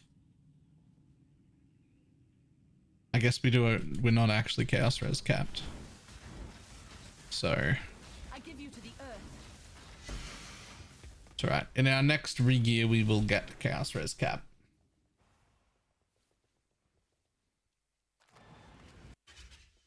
This will be a teasing effect. Time to up the stakes. Struggle or strangle.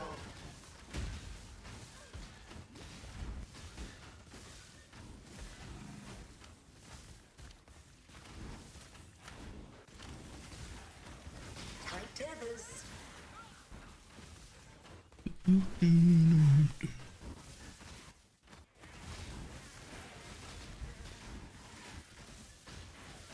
Struggle or strangle. My mana is gone. The void protects its children.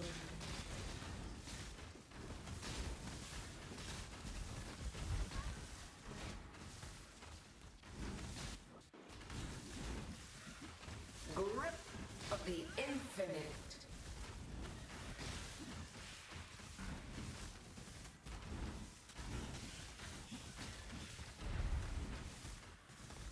Struggle or strangle. A veil of safety and security. Ooh. Twin terrors.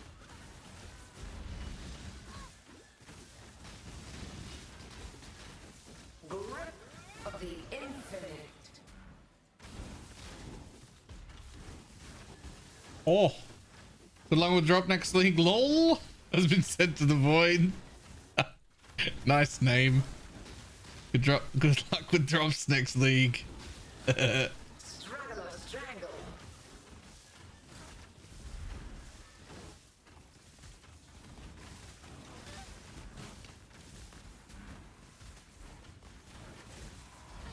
Tight tethers.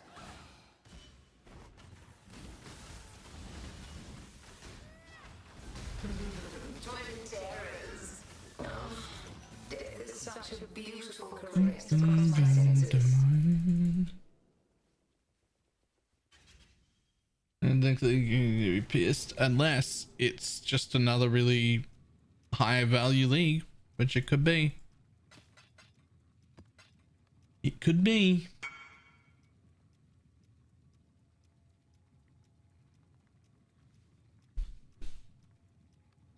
So many. So much loot. This is a solo self found. It's got 91,000 alterations.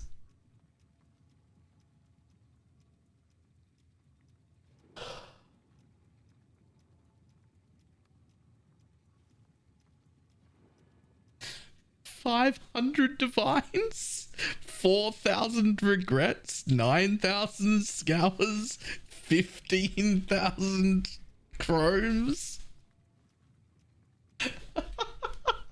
How are your fingers, my dude? Do they hurt?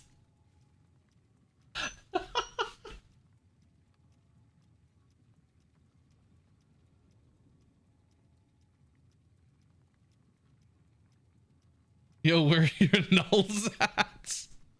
Yo, where's your mirror at, actually?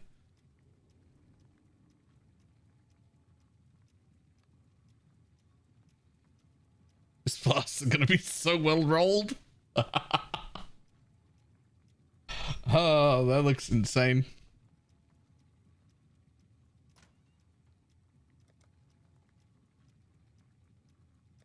This is mine.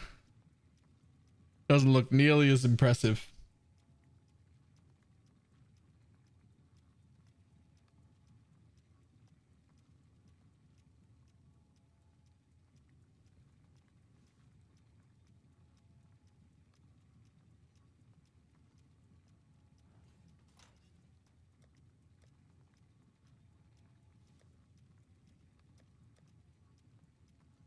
Okay, just out of curiosity, what are these fragments worth too? Yo, even the fragments are worth like 20 chaos a piece on average. Like more than that, 23, 24, something like that.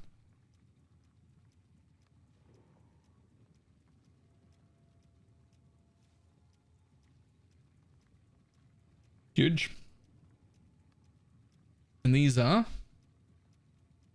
60 chaos per. And these are 60 chaos per.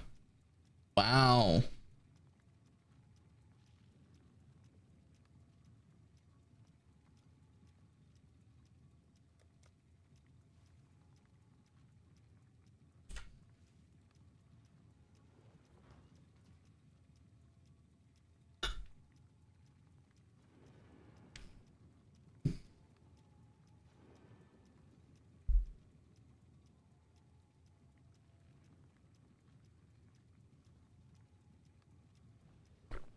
Ish 12. What's that for? What build is that for? Godslayer, good day.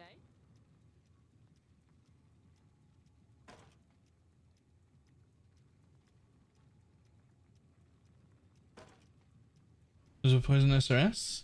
Exclamation mark SRS. The second link there is a FAQ. And it has all of the information on how to set up your path of building properly for that character.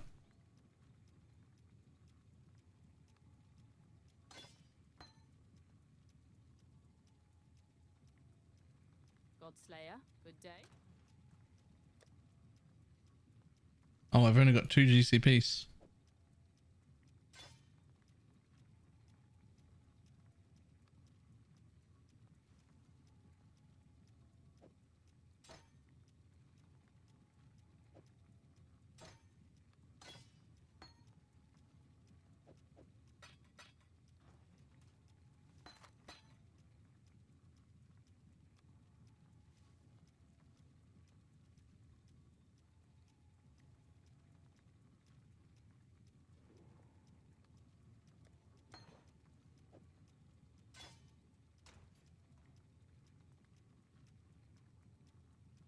Right, and now for the unfortunate bit.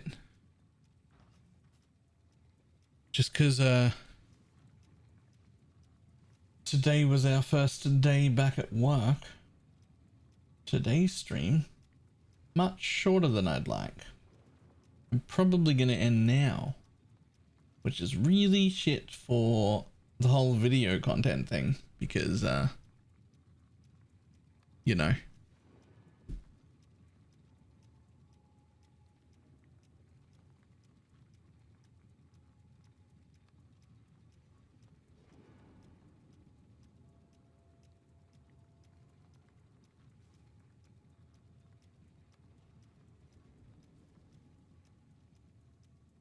Good stream though. Still a pretty good progression. Obviously we're not rich, but we spent all of our money. We've got like over half of our favorites unlocked, all 4 watchstones, and we're at 104 out of 115 on the completion. So like we're getting pretty close to set up here. We've got all the harvest nodes now, including crop rotation, but I'm still not sure whether we do crop rotation or not. I got shrines just to make myself go faster, and we've started in on bosses. So we're like pretty much there. We didn't do any gear upgrades, but I think what we're going to do first, probably first thing tomorrow, is spend these 2 divines on a little bit of juice. A little bit of juice for our like basic starter strat and see if we can turn that into significantly more money, because I'm strong enough to do the strategy now, but not like well and without guaranteeing my death all the time. But it's probably better to just start doing the strategy even at lower investment, make some returns out of it, and then use those returns to upgrade our gear into go fast, never die versions, and then do full juice. Right? Like, I'm strong enough now. So, strong enough is just going to be good enough for now. Occasional deaths is fine. Let's do betrayal. Pass, thanks. Not interested in a... I've got a strategy already. I'm not really interested in a betrayal strategy. Although betrayal can be okay money, but I'd still rather not. Betrayal's not for me.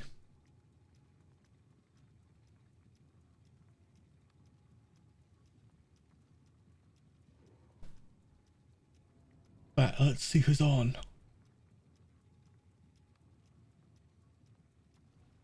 And Everlasting Harvest map mods.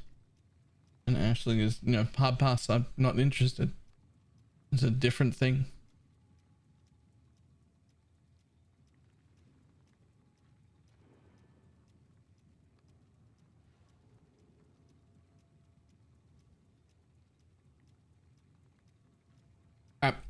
I'm gonna run.